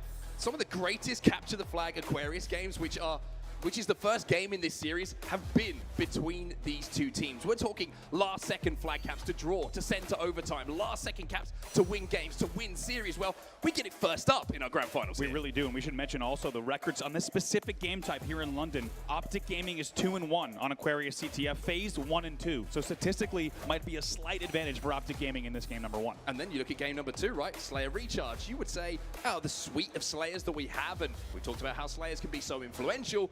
FaZe probably fancy this one as one of their best game types. Again, we've seen them win tournaments. We've seen big moments from FaZe in this game type. And then the big one for me is game 3. Yep. Talk of Oddball and FaZe. Disappointment from them in Arlington. Looked like one of their weaker game types. Well, the work has been put in. But Optic, are the best oddball team, in my opinion, in the game at the moment. That really is. We're going to be watching that one as well. 3-1 Optic Gaming on that oddball streets, 2-0 for FaZe. But as we said, 1-2 record for FaZe coming into this one. Can they turn that into an even record in the game number 1? That's the question. 12 minutes on the clock.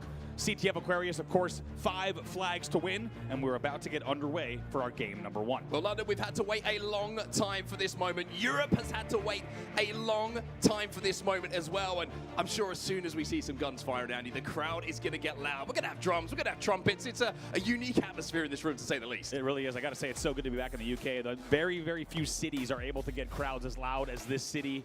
And as loud as this nation tends to be here, whether it's an esports event or otherwise, they tend to be loud, especially when you have FaZe Clan and Optic Gaming in the building as the players are now loading in to that first match. But as we said, FaZe Clan, the gentleman on your screen, they're looking very different. They've done the hard work to prepare for this event, and they're looking to get back on top. Let's not forget, just in case you're tuning in for the first time, these are your defending world champions on screen. Yeah, they certainly are indeed. Don't forget about how good FaZe are. They've proved it already in this tournament, but for them and Optic Gaming, that is all that matters. That trophy you see in front of you right now, that is what they play for. That's why the hours are put in. That's why the tough conversations are had, because they are the teams that want to lift that trophy. We should also talk about later on in the series layout, if we get there on map number 6, King of the Hill, a very, very interesting game type between these two. Both teams are undefeated in King of the Hill as well. Optic Gaming is 4-0, FaZe Clan 5-0. Now, I've got to talk a little bit about the atmosphere and what a special one it is in this room right now, because most of the people who are sat in this room right now have had to wait years for this moment. They have watched late nights, early mornings when they go to work, looking a bit sleepy, looking a bit bleary-eyed as they turn up having watched a North American tournament. Well, this is your moment, London. This is your moment, Europe, to prove to everybody that the HCS belongs here in Europe. I gotta say, it's been so cool meeting so many fans for the first time as well, seeing all the different regions, parts of whether it's the UK, whether it's Europe, where they flew in from, where they took trains in from, and so many people coming up and saying, I've been watching, just like you said, I've been watching this game for 10 years, and this is my first ever LAN, and now we get to see it in person back in London. Optic Gaming versus FaZe. As we said, CTF Aquarius, your game number 1 between these two. All right, then, let's get this one underway then. The grand finals is ready to go. London, I hope you're with us, because this series is going to be special. Optic versus FaZe Clan, 2 of the best in the game, are about to get it on.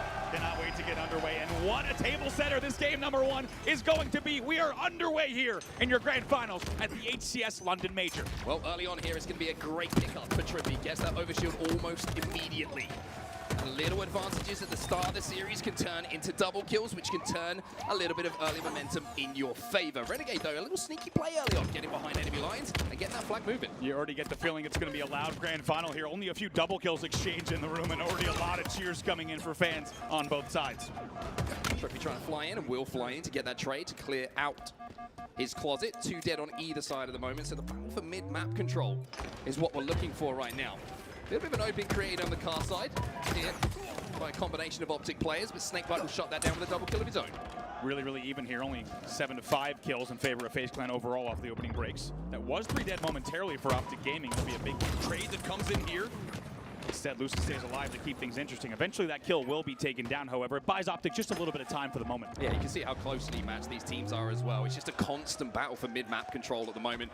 The only moment we really saw one team get into the base was that early kind of overextension in the opening strategy for Renegade. I will say that when the teams walked out, it feels like there's some heroes and villains, if you're asking where the fandom is in the room. It really does. It's probably been quite some time since we've heard such a big split in terms of the difference of when Optic Gaming came in, it was loud. You heard a few boos when FaZe came in. Certainly, they will play villain. 3 dead momentarily for the side of Optic Gaming. 4 dead, you would imagine. As Trippy does get taken down, the flag is moving as well. FaZe have got this one back to the closet, and they might be the ones to strike first here. Trippy's still stuck in that respawn screen, and it's a clear run home for Frosty.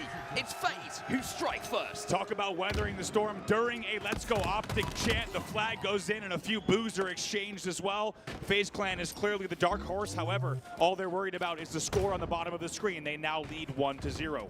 It's going to be the second overshield being picked up by Optic Gaming, and this is their opportunity now to push a little bit of map control. The first time we've really seen FaZe trapped inside of their base, sherpering that flag back and making sure they capped it, puts them in a position now where you can see the pressure can be applied by Optic. It's an opportunity to pull this flag, and I love this from Dead Zone. Seizes the opportunity, seeing those players trapped at the back of the base, and with FaZe finding kills not going their way, this could be Optic time. Unbelievable timing here, like you said. Dead Zone's going to bring this one into this flag's going to go. Yes, indeed. And the room loves what they see. We are tied 1-1. Let's talk about the timing there, right? Dead Zone comes in with the overshield. He's in a 1v2 in the back of the base, but he perfectly times the shots and the dip there to just get the flag off the stand. By the time he was in his own court, he still had a sliver of overshield left. It's really great timing. That's why they picked up Dead Zone. For plays like that, we are tied up here 1-1 after 3 minutes of play. And you can see it's not just the cap as well. Optic have managed to keep a little bit of map pressure onto the FaZe base. FaZe still find themselves with 2 players in that respawn screen. And you can see that Royal 2 is having to fight back through his base at the moment. The flag is going to be thrown out here by Lucid, and FaZe find themselves 2 dead. And Royal 2, he's going to find himself dead as well. Lucid does so well to not trade there. Snakebite is your last player alive. Let's see what he can do. That's traded out as well. That will be 4 dead. It's staggered spawns. Based on the numbers, this should be another Optic flag. Well, from 1-0 down to maybe 2-1 up. Trippy is trying to force this one home, but Renegade will get the stop early on. However, Formal is there to scoop that flag up and slam it back home. Optic are up 2-1. Who else but Matthew Piper? You might have seen on Twitter today, Formal saying the crowd in London, they always show up for the green wall, and my God, can you ever hear it there? The MVP chant in the room as well. This is a one-sided crowd, to say the least. I was going to say, maybe they're just cheering for APG. He was on the desk because he did a great job a little bit earlier on, but this grand final is all about these 8 players on your screen. 10 seconds until that overshield comes up, and just a little reminder, it's Optic who have got it both times so far in this game. See how this one plays out as well. Formal just trying to hold down Fridge, wants to be close by. A lot of pressure, though, coming in from the FaZe side. Perfect shots coming in from Formal, but will it buy them the overshield? 2 dead here for FaZe. Overshield here for Lucid. It's 3 in a row for the green wall.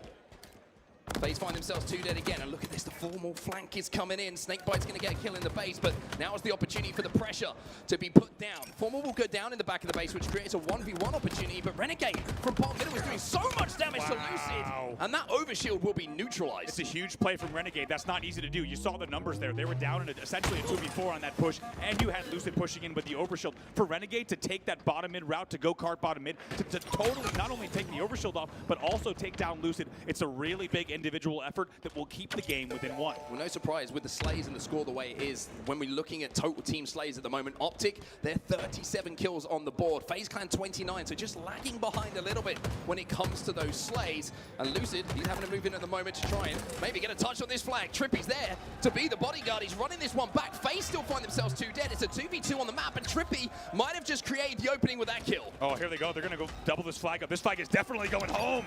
Yes, indeed. Optic Gaming up 3-1 off of some fantastic double G slides. It's a perfect route, perfect run. There's nobody else you'd rather have better movement tech running that flag through car. Lucid brings that one in, and just like that, with 6:30 left on the clock, it's Optic Gaming with a 2-flag lead.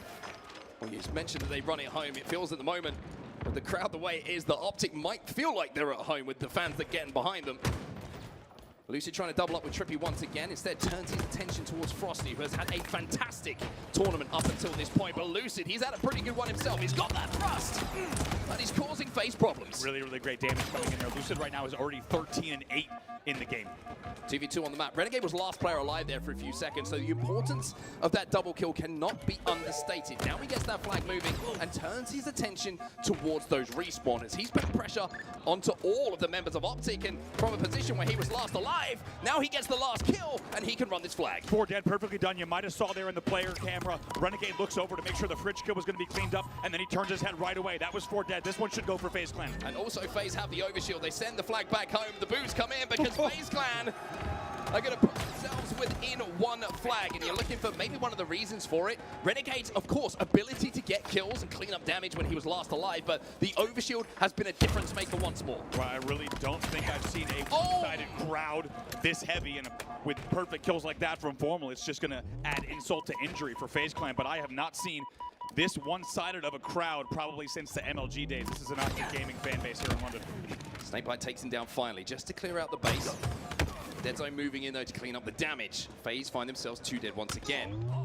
Frosty, weak in the back of the base. A beautiful defensive grenade, though, is going to buy him a little bit of time, maybe, to get his shields back, re-challenge, and a little bit of dancing around that pole. Dead Zone times the burst beautifully. And with FaZe finding themselves 2 dead, Optic just doing a job of securing their base. They know they have that flag advantage. Good shots exchanged once again. There was 3 dead for FaZe for just a second. Snakebite in the back of the base was your first spawner. He does very well to keep Dead Zone at bay, but here comes the push. FaZe trapped in the base and in the fridge. It's not a good place to be. Dead Zone wishing maybe he had a couple of frag grenades to make this job a little bit easier. That's why he's just trying to bide his time, trying to play this one a little bit slow. He doesn't want to be traded out, and traded out he won't be. Frosty cleans it up, though. Optic find themselves 3 dead, Trippy last alive, and FaZe, for the first time in what feels like a minute or so in this game, can progress across that 50-yard line. Big responsibility here from Trippy. If he falls, this overshield will be even more challenging to grab. There's going to be a lot of eyes on him in just a moment. 1v1 from Frosty gets 1. Formal cleans it up immediately, and even though Frosty won the 1v1, Snakebite finds himself last alive, and the perfect timing and the perfect grenade from Formal means the pink side is secured, and off the back of that, so is the overshield. Take yourself back just a few moments. What did we say? Trippy needed to stay alive as long as he could bottom middle, and he gets that early position in the end. They're able to clean up the kills off of the delay from Trippy. Formal checking his corners here. 3v3 on the map, going to see if he can get another flag going. It's off the stand. It's going to question, is Formal going to try and force this? Maybe force some FaZe players to show themselves before doubling back. It's exactly what he's doing. He knows that they don't have the numbers quite yet to force this, but with 2 FaZe players going down, and with Snakebite in his vision, he might be the one to get the kills to force this flag across. World 2, the only player alive. Flag is out. Dead Zone will jump that return. Formal's going to bring this back through the gen. Not able to stay alive, but Dead Zone's there for the return and the touch. Yeah, there's the bound pass, and here comes Dead Zone. He's going to run this one in. It's going to be 4-2 to Optic Gaming. One more flag, and they will take game 1. 3:15 left on the clock, but based on the pace of this game, you get the feeling that we might not need it. Optic Gaming only 1 flag away from taking the first game. And the most English chant that you can imagine of "Who are ya?" is being asked of FaZe Clan right now. And let me tell you, maybe you don't want to poke the bear quite yet. It's 4-2. But with Optic Gaming losing a couple of kills and Snakebite G sliding back to his stairs with a flag, it might be a 1-flag game. Snakebite perfectly hitting exactly every G slide that he needed to. There's still 2 dead, so this delay should ensure that this flag goes in, and it does. And it's answered back by another series of fierce boos. We got a 1-flag game, 4-3 with 2:34 left. It's not over yet. Well, FaZe heard the chant and they said, hey, this is who we are. We're world champions, 4-3, and it might be 4-4. I mentioned how sometimes you don't want to poke the bear. 2 dead, though.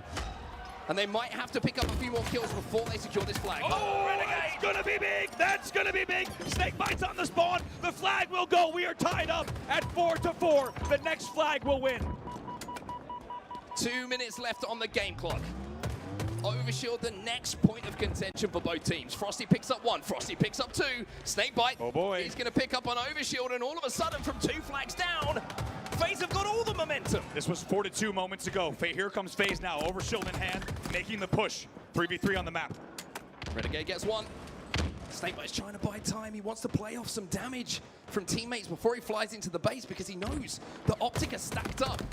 But if Optic are stacked up and they don't get the kills, then FaZe will be able to run this flag. A couple of kills being traded, and it looks, to be honest, like Optic might have neutralized that push. Formal there with a big kill from the fridge. As you say, slow things down just a bit. You get the feeling that both teams now realizing just how much is on the line here. The game's slowing down. We are in sudden death, essentially. Whether we go to overtime or not, the next flag will win. 3 dead, though. Dead Zone is your last player alive. Here comes the FaZe collapse. Oh, he's about to be the meat in a horrible-looking sandwich. Dead Zone gets taken down. Trippy, first one off spawn, but I'm not sure if he's going to be in a position to really influence where this flag goes. I say that, he gets a kill, and FaZe all of a sudden find themselves 2 dead. That flag had gotten so far, they were already in the courtyard. Somehow Trippy and an Optic spawner, they stopped the flag in the court. Look at Royal 2. Royal 2's on a massive flank, but Trippy, he's managed to get inside of the basin. Never doubt him. I said he was first spawner. There might not be much he can do. Well, he's proving me wrong right now. Trippy's 4 dead. Where's that flag? Optic are 4 dead. And now you can see that flag is back at the FaZe base. Surely it's just a case of grabbing it, running it home, and turning this game completely around into a win. FaZe will win game number 1. And the intensity you are seeing from Renegade and Frosty is synonymous with what's brought them success so far. Wow, Renegade already exchanging just a bit of chirps across the stage here after that game number 1. Let's not forget, it feels like not very long ago that FaZe Clan was down by 2 flags in a 4-2 scenario. and they bounced back, stealing the win out from underneath Optic Gaming, and in the end, they narrowly outslay Optic 78-76 after being outslayed for the entirety of the game. They were down by 12 kills. It was 62-50 in slays, and they brought the game all the way back over the course of about 2 minutes of play. Let's take a look at some highlights from that fantastic game number 1. I mean, it was a great start at the start of this game for Optic Gaming. They got themselves in such a good position, and we always talk about how momentum can swing, and I think a lot of it was based around the overshields. What way they were going in that game was influencing that next set of kills. Optic got the first 2, and then FaZe started to fight for a little bit more. Managed to get into some team fights, win a few of those when that overshield was coming up. And from there, they got just, I think, a little bit of confidence, a little bit of belief back into their game. And then I will say one thing from both teams that was exceptional. When that flag went out, it usually went home. It really was. The flag efficiency was unbelievable from these two squads, and that's what you'd expect with the two teams that have exchanged world championships so far in this game. It's awfully fitting that we find ourselves with these two in a grand final. We know what they're capable of. There's been some team changes over the years. And at the end of game number 1, despite it looking like an Optic victory, a sure thing at 4-2, in the end, it's FaZe Clan that closes it out. It's interesting that you say it's a sure thing we can, of course, endorse is the fact that we still stand by the fact that Aquarius CTF between these two teams never disappoints. A 4-2 comeback from FaZe in that game to put themselves one up in this series. You've got to wonder what Optic are thinking going into game number 2. Yeah, you got to think they just need a mental reset here without a doubt, as we said. A game type that had lent in terms of overall statistics in favor of Optic coming into that game. So FaZe is now going to be 2-2 in that game type overall. Let's take a look at some Slayers here, Lucid and Renegade on your screen. Interesting game type, of course. We talked a lot about it throughout this weekend and how Slayers have had such a big influence on who calls themselves the winners at the end of the game. And certainly at the end of the series as well. But this one, we were talking about it before we got into the series. FaZe on Recharge, you would say if they had to pick one map to play Slayer on, this is where success has been had. They can play a little bit slower, they can play a little bit more methodical. We'll have to see if this is the game type that puts them 2 up or if Optic can respond. And here we are in game number 2. As we said, FaZe right now 2-0 in this game type, Optic 2-1. FaZe going to look to extend this series, and if they do win this game, they would only be 2 games away from closing out the tournament. Camo going to be the point of contention, as always, here at the start of this game, and Lucid is going to find it. But the next question, as always, is where is that shock rifle? Who's managed to pick it up? Well, the one thing for FaZe is they don't want it to be Lucid, and unfortunately, it's going to be Lucid here for Optic. Lucid goes for the drive-by there on tower, but wisely just retreats to pipes. Going to repeat that. What? He got stuck! From where? What? No! Snakebite from distance with the stick on bat ledge, unbelievably timed from distance, will take down Lucid with the camo shock in what might go down as one of the best sticks in the game so far. But the crazy thing is, as brilliant as it was, as amazing as it was almost like a 2-kill swing because of the fact that you take the camo, the shock, and Lucid out of the game. It amounts to nothing because FaZe went 4 dead off the back of it. And Optic have taken control now, 8-5, and calm because Dead Zone has the shot back, and Frosty just found that out. Unbelievable. Snakebite 4 kills already on the board. Trippy as well in that same camp. 8-6, now 9-6 as kills are exchanged. And as we've said, it is such a game of margins between these two. And it's going to continue to be that. Dead Zone barely stays alive at the pipes, now 10-9, just a 1-kill game. I was going to say, Frosty just did something that he probably shouldn't have got away with. He challenges, he wins the first fight, and then he gets more damage onto the player in pipes, which is immediately cleaned up. So Frosty, that impactful entry Slayer in that situation in the team fight, does so much for FaZe to break into the pipes. 13-10 is the score for now. Lucid having a backup, having to retreat. That shock is going to be out, but all eyes now turn from shock to camo. As you say, all eyes bottom mid. Big battle here for Lucid. Should be able to hold down that angle really single-handedly. And there it is, Trippy with the camo here. Optic Gaming with a 4-kill lead game in his hands here. An opportunity to really extend that lead. Renegade, no shields. Trippy looking to close him down. Renegade is not playing games at the moment. The only game he's playing is Ring Around the Rosie. And Trippy, again, for Optic Gaming, maybe doesn't make the most use out of that camo. It's 2 in a row now. The first one, you would say, a little bit of fortune, a little bit of brilliance from Snakebite to take down, but that one in a trade in a situation where Renegade is no shields, you look back on that and think, maybe I could have done a bit more. Yeah, you really do, as a lockout-esque stick there. 16-13 now in favor of Optic Gaming, and an opportunity to get a listen in with the green wall. Let's go ahead and listen in.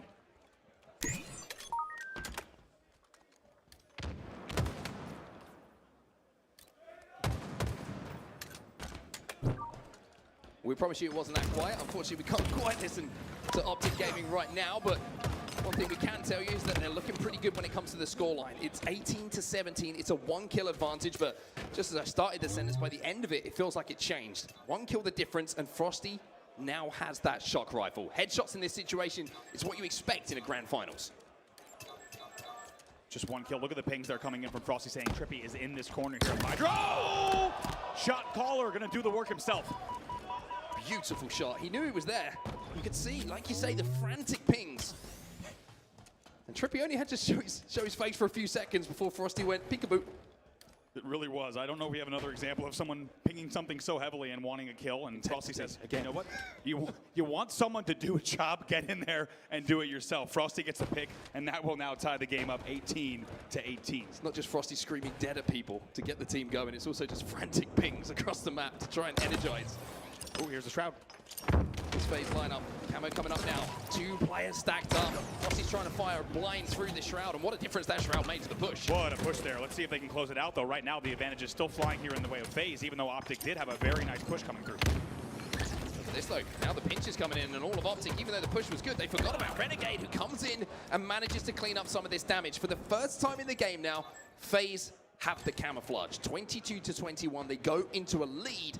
But this really could not be closer between the two. Really could not, but Royal 2 could change things here. A historic, of course, location for him, especially in this matchup between these two teams. He comes off the bat ledge, picks up the first kill.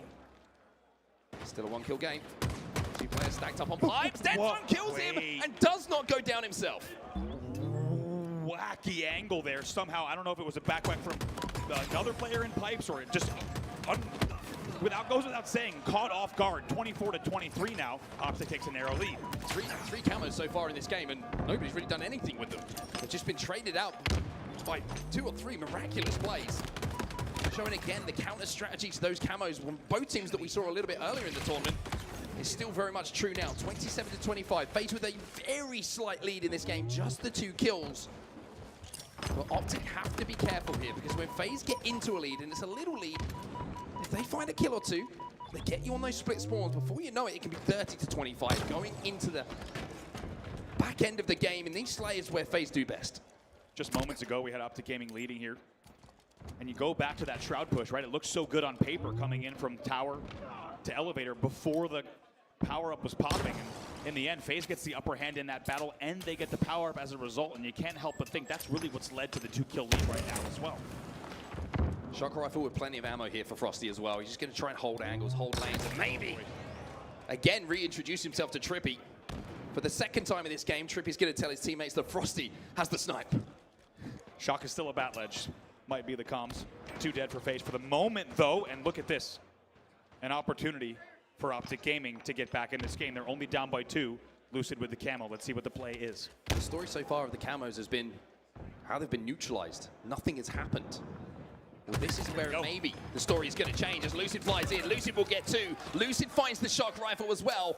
And although FaZe have a 1-kill advantage, it might change in a few moments' time. If Lucid can use this camo, find an angle, and find a head, then the game can be tied up.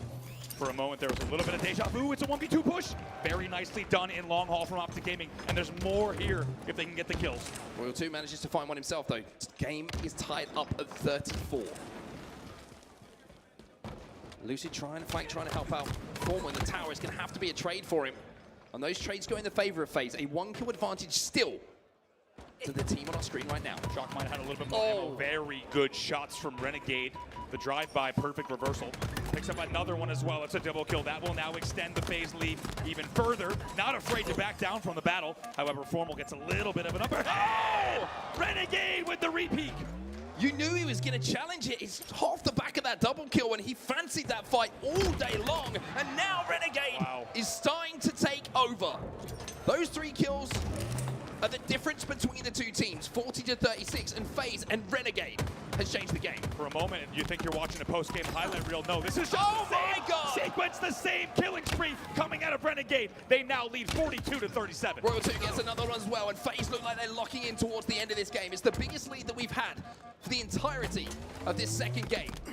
Trippy finally gives Optic something to sing about, as Deadzone will get another 4 kills the difference. It's a full team wipe though for Optic to tie this one up. Oh, what a set of plays overall. Dead Zone stays alive at a very, very important time. Eventually the kills traded out, but what a sequence as 3 fall for Optic Gaming. And only 4 kills to go for FaZe in game number 2. Well, there's going to be 1 kill picked up by Renegade. It's the easiest one we've seen from his point of view in the last few moments. And it now puts him within 3 kills of putting his team up 2-0 in this grand final. Snakebite will find 1. 2 more to go here for FaZe. This is not what you want if you're an Optic Gaming player or fan. 48-42, Renegade still with Camo to play with as well. Looking to make a play off of some damage. You get the feeling with the Camo in the hands of Renegade, it's not a case of if, it's when. Formal in the 1v1, Renegade wins it! He's perfect in that fight once more! And FaZe now just need 1. You got to think that kill actually has a lot, more than the sum of its parts there. A little bit of a mental game coming in there in the Renegade versus Formal battle. 1 kill to go. Dead Zone's trapped, Frosty's pushing him. It's going to be Snakebite who gets credited with the final kill as FaZe now find themselves with a little bit of daylight in this grand final. They're up 2-0. What a performance in the end, and what a set of plays from Renegade. How about you've been tied with Optic Gaming for the entirety of a Recharge Slayer, and Renegade out of nowhere puts together a killing spree like that to blow the game wide open. And once he got that lead, we never saw Optic Gaming get back into the game. I mean, Wes always talks on the desk about superstars, right? Renegade is in that category, in that bracket of player. And if you needed an example of, you know, what's a superstar, you show them that moment, you give them the context, and that is everything that you are looking for from your superstar player in a tight game, in a tight series. The double kill followed by the confidence to take on one of the best players ever in that 1v1 across map. Win that, grapple in off the back of it. Brilliance, just complete brilliance coming in from Renegade. It really was. What a highlight reel set of plays in one single sequence. That was the stick that you saw on screen. It was an unbelievable one. And let's not forget, right, even though Optic Gaming ended up with a lead after that stick, if they end up with a 4 dead and Lucid still has Camo Shock, that could have been a very different opening to that game. So at the time, we didn't really know how big Snakebite hitting that cross-map stick on Lucid was. When you look at the final scoreline, you have to think that's a pretty big deal, because if Optic instead went up by 4, 5, 6 kills early on, it could have been a completely different trajectory to the game. This was the end of that spree from Renegade. And really, he didn't even end it there. Let's take a look at his total kills. He goes 17, 13, and 7. He leads in both kills and assists on the team in that game. So a fantastic start to the grand final for FaZe. Of course, they only have to win the 1 series to call themselves champions here in London. But now we turn our attention to Oddball, and the biggest question mark maybe of the series when it comes to game types. FaZe have put a lot of work in. If anyone knew what the weakest game type was for FaZe, it was the FaZe members themselves. They have tried so hard to get this Oddball up to par with some of the other best teams in the world, but Optic Gaming, this is their best game type. The worry for them is this: if this game doesn't go their way, and they find themselves down 3-0, knowing that Oddball has been so good for them, where do they go from there? That really is the question. We'll take a look at some brilliant objective play from these two. Not only having such a high percentage, take a look at that bottom category, really. The percentage of their team's oddball time, 40% for Snakebite, just under that for Trippy. To still be this positive on a 1.12 KD and a 1.14 KD when you are running that much objective is pretty brilliant.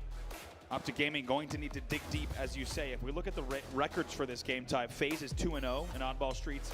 Optic Gaming is 3-1. So still pretty promising records for both sides, but worth noting that FaZe is also undefeated in this game type in London as well. Impressive stuff from the side of FaZe, showing that hard work is starting to pay off. And if they can really hammer home their advantage here in this game number 3, then you have to question, what have Optic got left in the tank if they want to push this one to a second best of 7? FaZe looking dominant at the moment. They really are. And if they pick up where they left off in that last game, they're going to continue steamrolling. Greenwall fans in the building, no doubt hoping they're going to find some life with Optic Gaming to really just bring this series back within reaching distance. Well, here we go then. Game number 3 is live. You could argue it might be one of the most important games of the series for Optic Gaming here. If they go down 3-0, it's a long, long road back to try and take this grand final away from FaZe Clan. Renegade's going to find himself a stalker early on. Trippy's got that ball back to tower, but the kills are all going to FaZe. Very interesting play here. Trippy's essentially your last player alive at back A. Going to try to play it. He does get the play ball, and they get 10 seconds on the clock as well, and they hold despite being 2 players down for really the entirety of that. Cameras up as well. FaZe are going to get that and the oddball. So by timing those kills, getting those kills at just the right moment, with where the oddball was played to, it means they can collect both on their way back. And now Royal 2, he's got Camo, he's got Bulldog. He's just looking for members to take down. And Mark, how many times did we see it yesterday? If there's an objective responsibility and a power-up popping, FaZe has not missed that just yet. Royal 1 and the rest of the crew have been on top of it perfectly. Textbook control of the entire map, of the power-up, and the objective as well. And after the opening from Optic Gaming, FaZe will now go into a lead here at 18-10. Camo will dissipate. I mean, all of this time has been scooped up in dead zone. Wow. Royal 2 takes him down as well as the shields are formal in that fight, and Snakebite is running this one back towards Renegade. And I wanted to say, the impressiveness there. Oh my God. It was coming in with the kills. Jeez. Well, forget about it, because Renegade's writing his own story. I mean, this does not look like the normal pushes we'd see. Renegade just holding way too comfortably. They had perfect rotate there to drive away, and Renegade just takes each opponent down one by one, almost trades on the fourth as well, but 34-10 already a big lead for FaZe in round number 1. Yeah, this tram holder is looking stifling at the moment. You can see that Dead Zone's trying to fly in. He's got the Bulldog.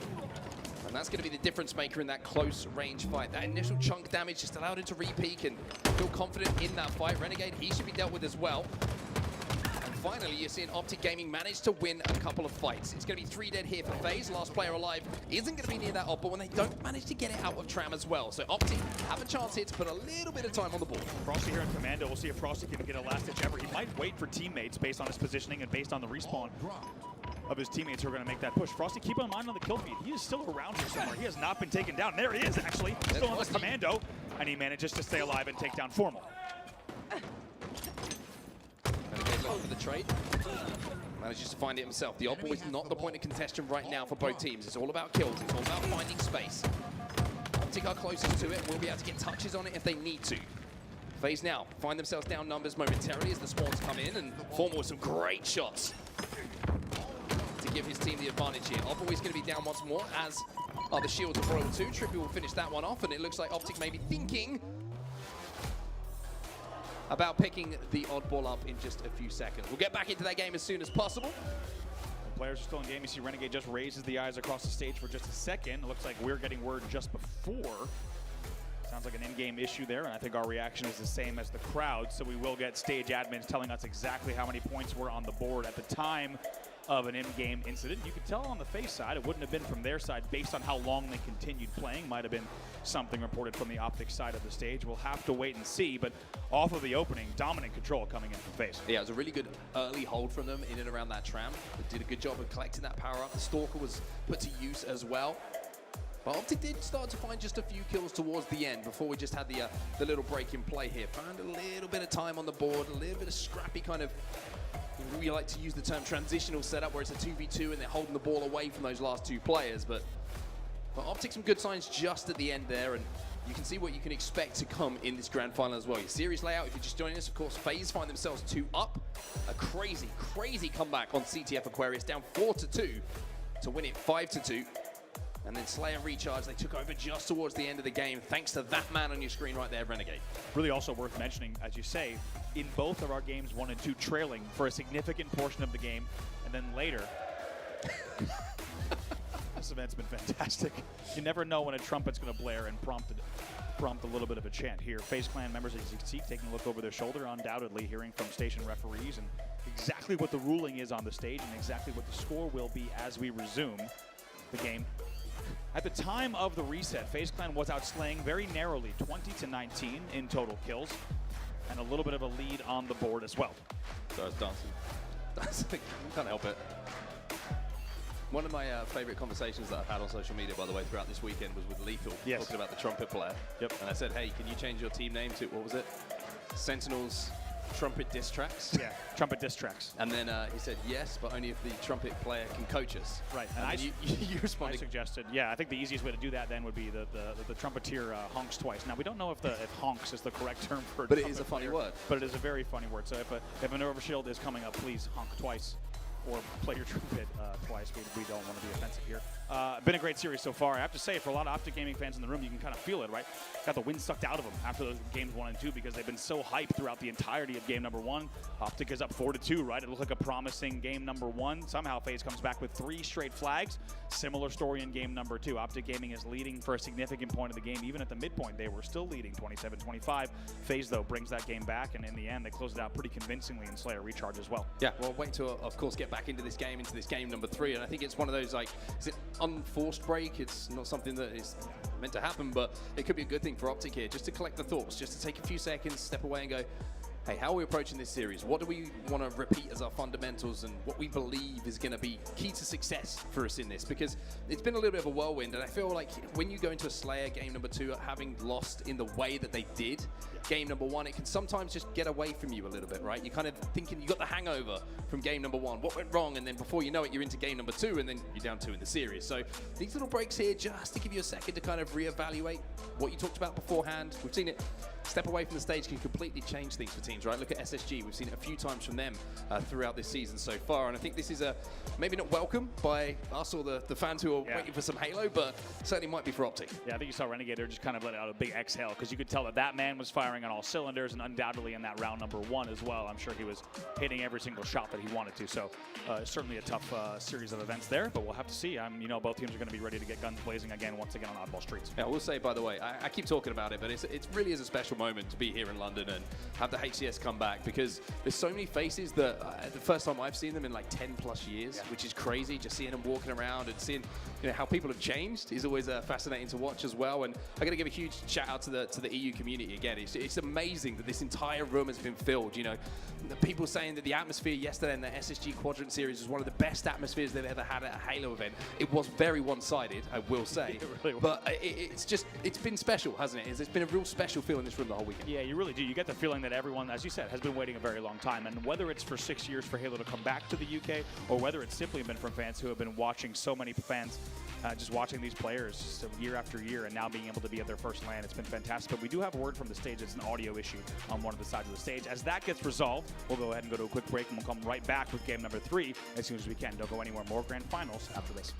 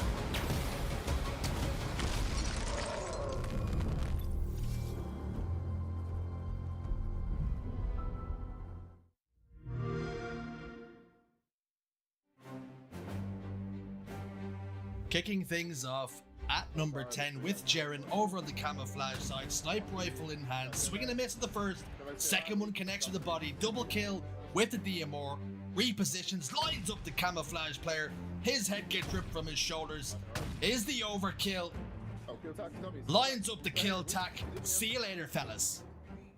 In at number 9, Godzilla has climbed out of the sea to terrorize some players on live fire, gets a headshot for 1, dinner for 2, cancel, triple kill, locked in on that player over towards green, top middle, overkill, extermination, over to the man from San Antonio, Texas, Crewville, lands a pretty simple opener, spots the player over towards Nest, rips his face right off his shoulders, uses the lob wedge for the triple kill, connects with the body shot and a simple tap in for the overkill. In at number 7, on board with Mailman, truly eyes and ears, he's on Forbidden Capture the Flag, lands the no-scope onto 1, lines up the second, body connects, double kill secured, triple kill, and the overkill, no-scope. Something tells me he's much like FedEx, he ships worldwide. In at number 6, it's Jaren back once again, this time with a little bit more quality. First kill, back tower, double kill, getting lined up, headshot onto Queen, lines up the triple kill.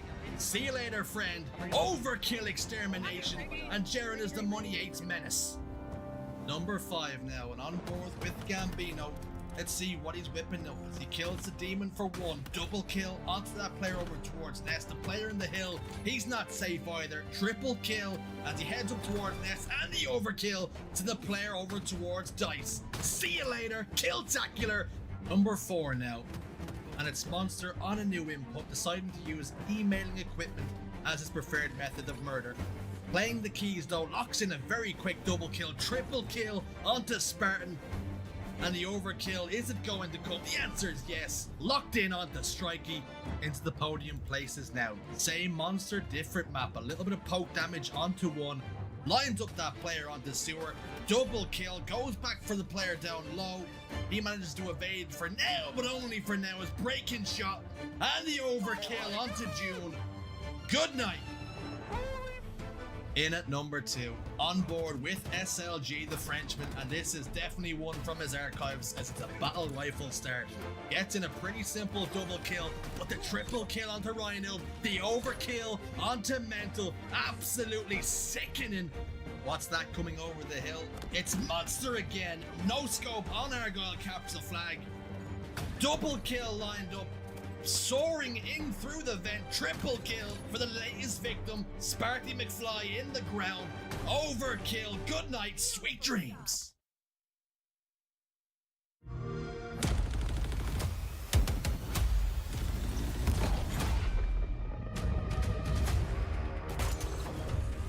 Party's over.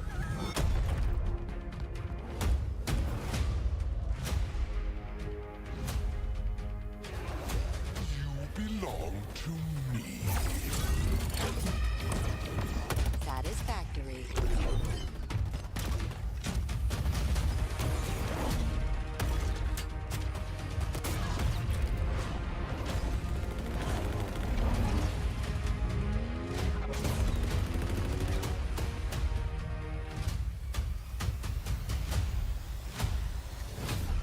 Special delivery.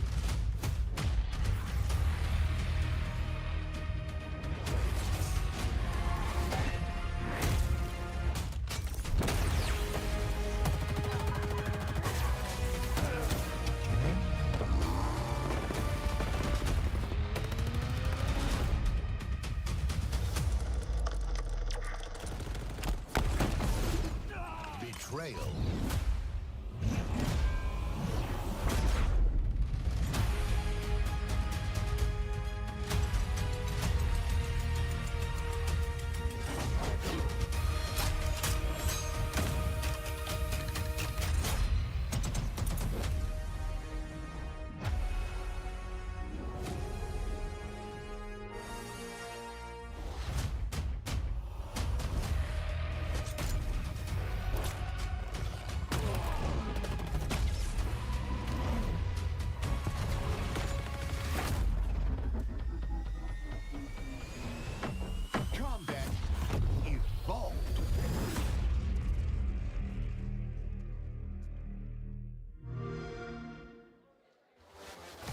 Welcome back to HCS London, everybody. Welcome back to the grand finals. And good news, everybody. We've got the issue sorted. It looks like we're about to get back underway. Now, a little update on what the score is going to be. If you're just joining us, FaZe will be up 30-10 on the score, and the clock will be set at 5 minutes in this first round of oddballs. So a lot to play for, a little advantage here for FaZe. Understandably, they had that time on the board. Yeah, they did. Of course, now being able to restart matches with those exact score lines is going to be very helpful for scenarios like this.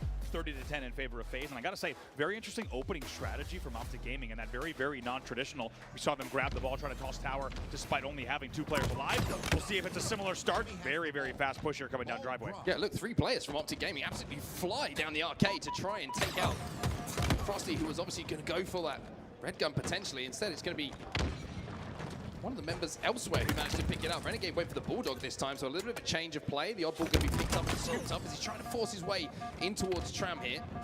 Oddball down on those stairs. A little bit of somewhat of a scrappy start here. Renegade does get that beat down though, and now Optic find himself 3 dead. 3 dead yet again. 2 dead for FaZe, so it will be a momentary 2v1. Lucid, the last player alive for Optic Gaming. We'll take a look at exactly where he is. It looks like still over at B. So now here comes the driveway push. Actually, garbage, excuse me, for Lucid. He's going to have help on driveway. He certainly is. Good damage coming in from Renegade, though. But the flank from Trippy has the ball. Will mean that the numbers start to fall for Optic here. That's going to be 2 dead as another player will fall. It'll be Snakebite who goes back to the respawn for a few seconds. And Frosty just got to kind of wait for spawns before trying to challenge for that oddball. But cleaning up kills his first port of call. 3 dead again for Optic here. Back-to-back 3 deads. That brings FaZe Clan to a 9-7 slaying lead overall. And worth mentioning here, of course, if you're returning to Halo, welcome back. 3 rounds to win now in oddball. The best of those 3 rounds. 100 points on the board for each round. 43-10 now in favor of FaZe. 3 dead. Royal 2 going to even the numbers up for just a few seconds, though. Lucid knows it's here. Lucid's got that assault rifle. Lucid is spraying, but Renegade's grenade is going to take over that fight for a few seconds to give them the advantage. Renegade again turns 1 into 2. He's one of the best at doing that. It really is, and it feels like he's just on a different level here. He's 5-2 in this game already. Finally, he's taken down, but every time we're on Renegade's POV, it looks like he has brought his A game to this grand final. All eyes now go to bottom middle. Camo spawning in just a few seconds. Optic got that ball back as well. You see Trippy's managed to just scupper away a little bit and get it back towards Transformer with a double kill. It's perfectly timed for Lucid to now move in and grab that camo. Renegade will become his first kill of the game, and not only that, he's found the Bulldog as well off his body. Big 4 dead there, as you said, and now it's finally perfectly timed. Take a look, Optic Gaming with signs of life and maybe a moment to breathe as well. They're about to turn the game over, and they still have a little bit of camo to make some damage as well. Information being passed around as well. You can see that Lucid got that info. Lucid going to use that Bulldog and the Shroud to stay alive as well. Grenade comes in to take him down, though. As we have a momentary 2v2 on the map. Formal still set up in the back of Tram here. Renegade with this cheeky little spot.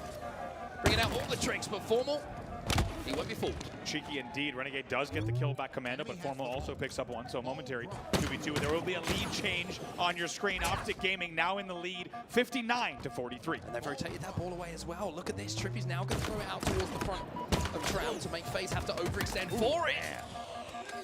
An overextension is going to be Renegade as he slides off with that Stalker to crack the skull of the player up on the balcony. 60-43 the score. Oddball is down still front of the Tram. And Renegade with a really big individual effort there to get it behind. The timing! They can get 1 back. The timing! Gonna maybe get another one as well. This will be huge. This will be continued points here for FaZe Clan. They get 2 dead. Let's get to a listen-in with FaZe. Oh my god! Enemy has the ball. Be back coming, bro. 2 tires on, 2 tires. 2 tires. Drive it, man, drive it. Mando weak, Mando half, Mando half. 1 behind me, 1 behind me on Shotty. Him on 20, guys. Mando half. Weak top 8, right, John? 15 guys. Yeah, Mando, 2C on me, 2C. He's in the show. Probably in the show. Camo, truck. Livers, Mando, absolutely Mando. Absolutely Mando. Be on me, Trevi's B. Ball drop. Camo 3. Anyone help me, Camo? No, I get on. One tire, Jack, feeding with 2D. One in, 2 PD, 2 PD. One in. Closer D, 7. Last guy, Matt. You're gonna spawn C, Matt. I'm bringing it back.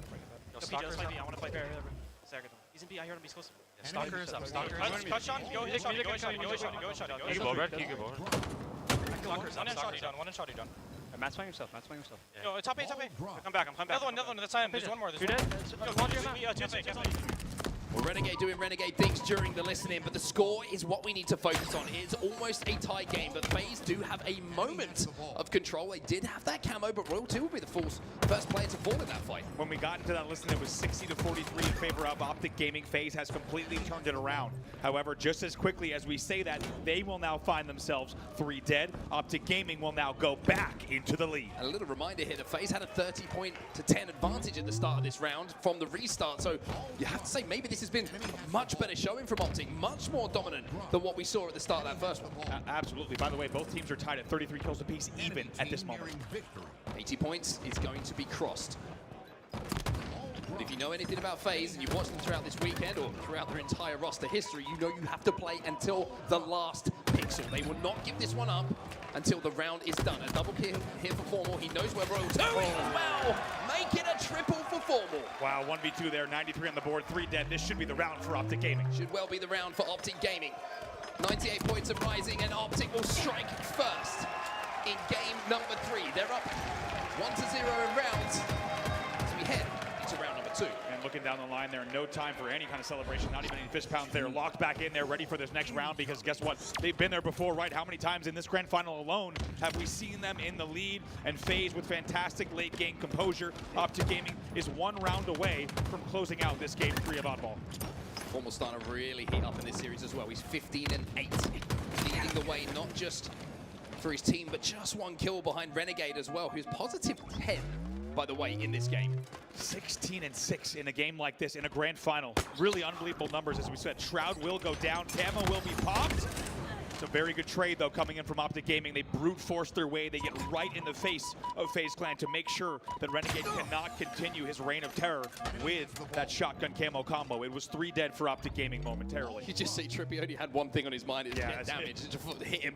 Find a way to make that camo player disappear off the map and not let it impact what's going to happen in the next 30 seconds or so. Optic have got the ball up on the pink street here. A couple players are going to be here. Snakebite gets taken down. Very good pre-nades coming in there. I think we all have the same feeling that Snakebite is going to get away with something on benches, but not so fast. 3 dead. Royal 2 is your last player alive, and it's good time on the board for Optic Gaming. Really is strong time. And one thing that may have been a little bit of a difference maker so far in the game is the control of the Stalker rifle, right? We saw Renegade having a lot of fun with it, understandably so, picking up kill after kill after kill. But now Lucid's got it. He had a little bit of a quieter start to this game. But with the Stalker in his hands, he might be able to change those statistics a little bit heavier over to the kills. 35-3 now. 2 do fall. Lucid needs to do everything he can to stay alive here, to make sure that they have some composure on the map. He's now last player alive. It won't be easy. 4 dead. It's a staggered spawn, but overall, most importantly, it's a clean wipe for FaZe Clan. Halo proving it can be a horror game as well, as he steps in and around that Shroud screen, but he's beaten down on his way through it. 35-11 though, as you say, is the score. So a really strong start to this round number 2 for Optic Gaming, continuing the momentum we saw from them at the end of round 1. Renegade at the moment just looking for bodies. Trippy is going to be the first one that he finds. Great damage coming in from him again. Frosty's got that oddball back here for FaZe, and they have a tram setup. A little bit of deja vu, right? How many times have we seen Renegade there at Music, and then the ball being held at driveway and tram, and they're going to continue scoring now. So what was a 35-6 lead is now less than a 10-point lead as FaZe continues to climb back. Ammo here for Royal 2, gets damage down but doesn't get kills. Optic 2 dead, FaZe 2 dead as well. But again, as we finish the sentence, those numbers change. Optic 3 dead, dead zone. Last alive, bottom middle, and you can see that Frosty has that odd ball in his hands, and we are going to see an exchange of the lead. FaZe will go into the lead in round 2. FaZe also starting to pull away in the Slayer category as well, but just as quickly as we say that, based off the double kill, it's now 52-50 in favor of FaZe Clan in total kills. 3 dead here for FaZe, 4 dead here for FaZe as well, and a complete setup in the back of Tram is awarded to Optic Gaming. Snakebite got away with that Stalker rifle, I'm pretty sure, as well. We just saw those light projectiles flying in towards some of those respawners. Formal here. A little jiggle peek battle here with Renegade. Renegade's going to reach out. Formal's going to teach that lesson. Here comes the push. Might be a rotate here coming in from Optic Gaming. It's a heavy trap push coming in from FaZe Clan. It will be 2v2 on the map. Formal will eventually fall. Let's see if this ball continues to be rotated here to B. Dead Zone's still a nuisance here at the back of Tram, though. He's looking for Royal 2. Royal 2 does not know he's there. Or maybe he does. Oh, Dead Zone! Sees the poke from Frosty. And pokes back with the Bulldog himself. Oddball is still down, though. Optic do have a commanding lead in this round number 2. Look at this battle between Royal 2 and Dead Zone. Neither of them want to give an inch. 61-39, though. What a run from Optic Gaming, and in the end, very good help comes in. 3 dead. Royal 2 is your last player alive on driveway. This should be more time on the board for Optic Gaming. Not a lot of ammo left in this Stalker rifle as well, and certainly a lot of pressure coming in. The trade comes in immediately, and look at the objective efficiency. Kills fall the way of Optic Gaming, and that means immediately they have that oddball in their hands. Dead Zone's looking for spawners at the moment, looking for information. Trippy's got that ball back. Renegade trying to squeeze away with this camouflage. And looks like he might have just been able to do so. Beautiful little tiptoeing there from Renegade to avoid both of those grenades perfectly. We'll see what he can do here. They have a 2-man advantage, 3-man advantage. This is big. All 4 dead. Lucid is your first spawner, and a big opportunity for FaZe to come right back into this game despite being down by 30. Renegade still has time on this camo as well. However, gets spotted out. I tell you what, some of these players have got the most insane eyesight when it comes to spotting this camo out. Optic time the push off the back of the camo dissipating, so now they will not have to fight against Renegade, who they can't see. And just like that, it was a 40-point lead. It's only a 20-point lead. And shrinking spray and pray for Renegade. He's going to use all the tools in the arsenal to pick up another kill and add to his tally. He's 23 and 12. 23 and 12 is great, but they're still trailing in this game. They're one round down. They're down in round number 2 as well. As Royal 2 turns his attention back towards the oddball. Where are the spawns now coming in? You can see there are PD spawns here for FaZe, so it's a safe rotate for Royal 2 to bring the ball back to his teammates. Passes it off because he knows he's got that short-range weapon to play with. But 2 players have fallen elsewhere, and here comes the flood now from Optic. Here comes the push, 1-man advantage, and now they're going to try to fly in. Shroud is down for Royal 2. Lucid's going to poke. Royal 2 doesn't get a huge amount of damage, and Dead Zone will clean him up. Oddball's still down on the pink streak. Trippy gets yet another kill, and FaZe find themselves down 2 numbers again. The push looks very good there. Eventually, Optic Gaming will make sure they get a kill traded out, but initially, the first pressure coming in on back A was very well done there. The Shroud maybe got Optic fans a bit nervous. They execute perfectly, but not that much time on the board. They'll continue scoring. It's a 3v3, and now Optic Gaming only 20 points away from closing out the game. Really difficult decision here for FaZe as well. They have to push, but the camo's coming up in 5 seconds as well. FaZe will be trying to time this push around the camo, trying to make some distractions, but they forgot about Dead Zone. It's 3 dead for FaZe, and maybe that camo's not even going to be an issue for them. They might rotate back A here. No, they keep PD. Doesn't matter. Only 3 seconds left. He's got to get this ball out of their hands, and he gets taken down. Optic will respond. They get their first game on the board in this grand final. And we've got a final on our hands. And how important that Optic Gaming closes out that game in 2 rounds. We've seen it happen time and time again with a team like FaZe Clan. As the Let's Go Optic chant rages through the room, we've seen them steal those wins out from a team like Optic Gaming. However, they close out Oddball in 2 rounds. They deal FaZe Clan their first Oddball loss of the tournament, and we'll take a look at some highlights from a fantastic game for both sides. Incredible game for both sides. I mean, it's superb stuff from Renegade in that game when it comes to kills, but the one thing maybe I'm kind of looking at, when FaZe start to get on a roll, do they get a little bit guilty of overkilling, overslaying in certain situations? It's been something we've talked about in the past. Maybe it's just about, again, reminding themselves of the fundamentals, what wins them games of Halo. Because Optic didn't make many mistakes in that oddball. If you want a reminder there of just how close this series is, in the end of those 2 rounds, Optic only outslays 71 to 70 across both rounds. Only a 1 kill difference between the 2 teams, but as you said, it comes down to 2 rounds for Optic, clearly indicating objective efficiency in the game, even though only outslaying by just 1 kill. And it's amazing how the pattern of this grand final has gone so far, right? We talked about how game number 1 was going to be a bloodbath, back and forth, crazy. It's been one of the most fun game types to watch these 2 teams throw down on, and it ends up being exactly that, right? It's a 5-4 crazy comeback. Game number 2, we said FaZe, this is their favorite Slayer. This is where they get the job done. That's exactly what happens. Game number 3, excuse me, ends up with a oddball win for Optic, one of the game types that they've shown they're probably the best in the world at. The next one is a little bit more 50-50, you feel. Strongholds on live fire. This is a tough one, but maybe you start to favor FaZe a little bit. You really would, especially here in London. They're coming in with a 3-0 record on this game type. Just besting Optic by a bit. Optic is 2-1 on Stronghold's live fire, so FaZe going to statistically have the advantage, but let's not forget they also had the statistical advantage in the last game as well.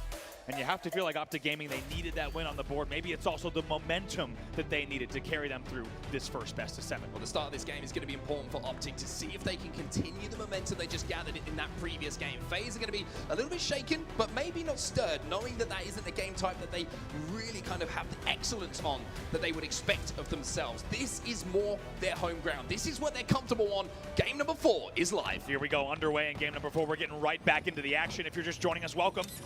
It is an esports classic. FaZe Clan up against Optic Gaming. FaZe right now leading 2-1 in your first best of 7. Optic Gaming is on the board and they're looking for more.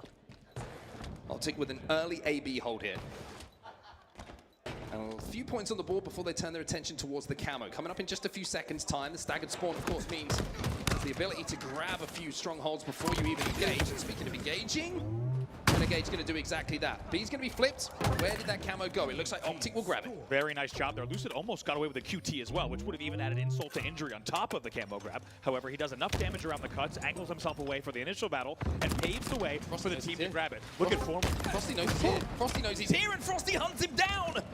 Not only is that Formal out of the game, it's camo, it's sniped, turned over to FaZe. What a spot that was from Frosty. Massive play. 1v1 right now. Dead zone versus Snakebite for just a moment. B's going to be flipped here by Optic Gaming.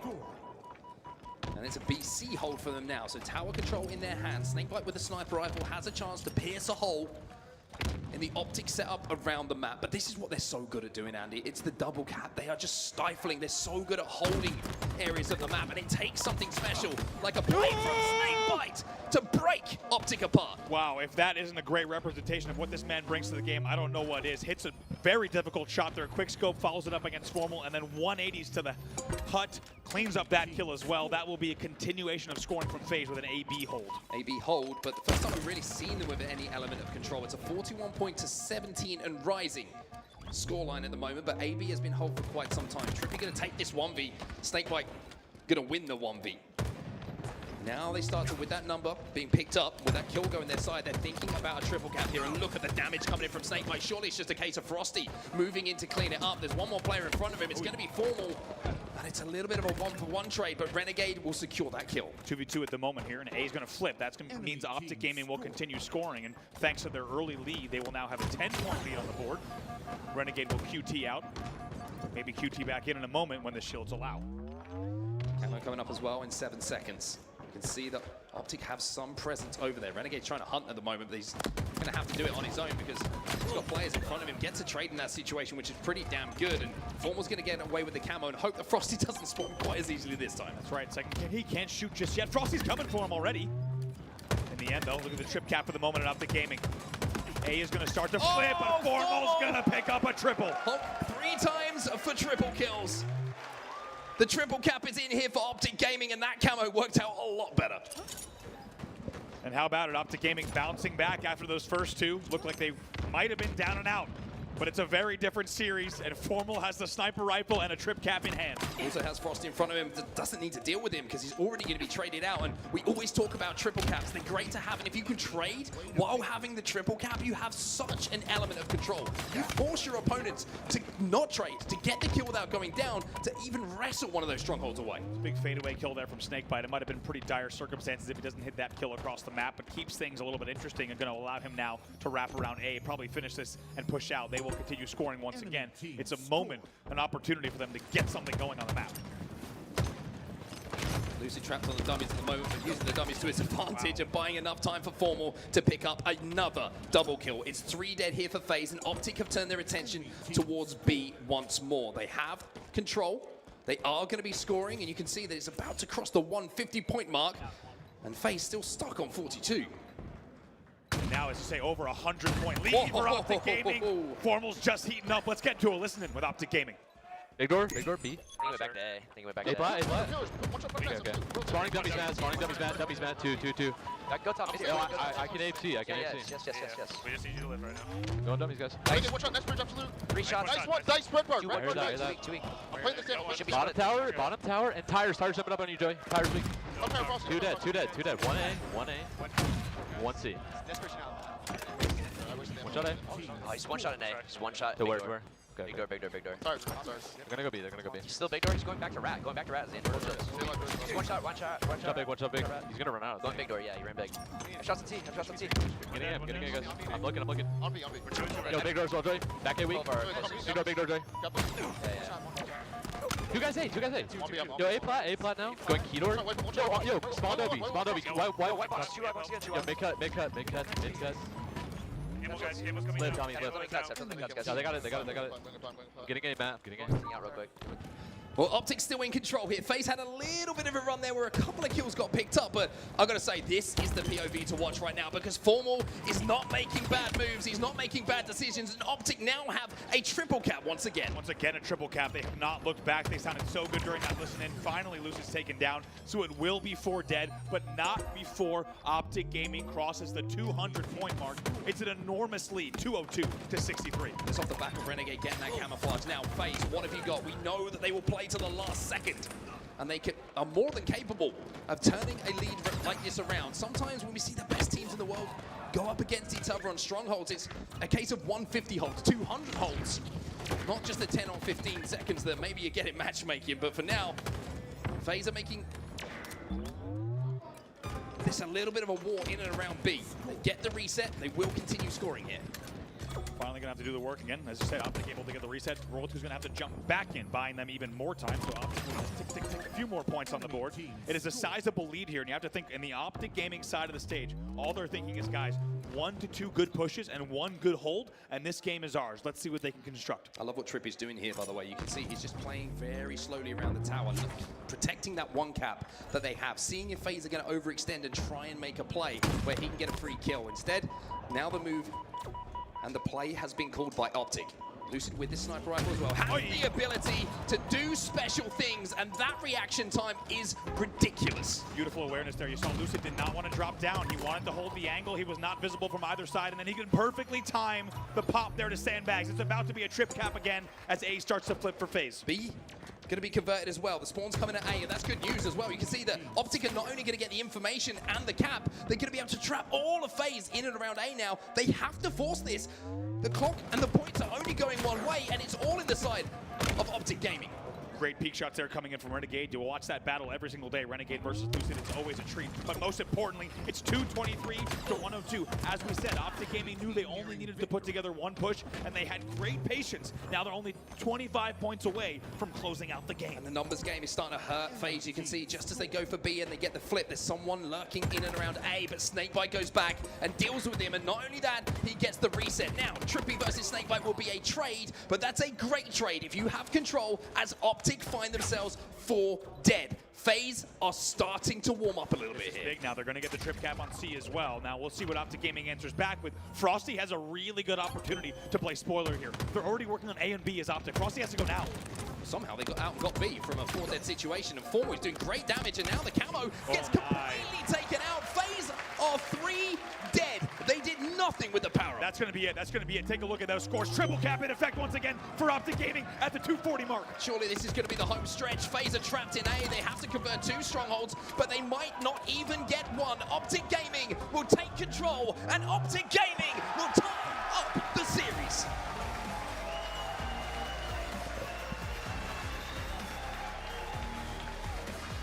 Now we're talking. Now we're talking. I think you and I during that Optic Gaming listening were thinking the same thing. This shit's getting good. We are tied up 2-2 between these two teams, and we wouldn't have it any other way. How fitting. It's Optic and FaZe Clan. Despite an early FaZe 2-0 lead, only being 2 games away from closing it out, Optic Gaming comes roaring back, and they tie the series 2-2. This is the series we wanted. This is the series we were hoping for.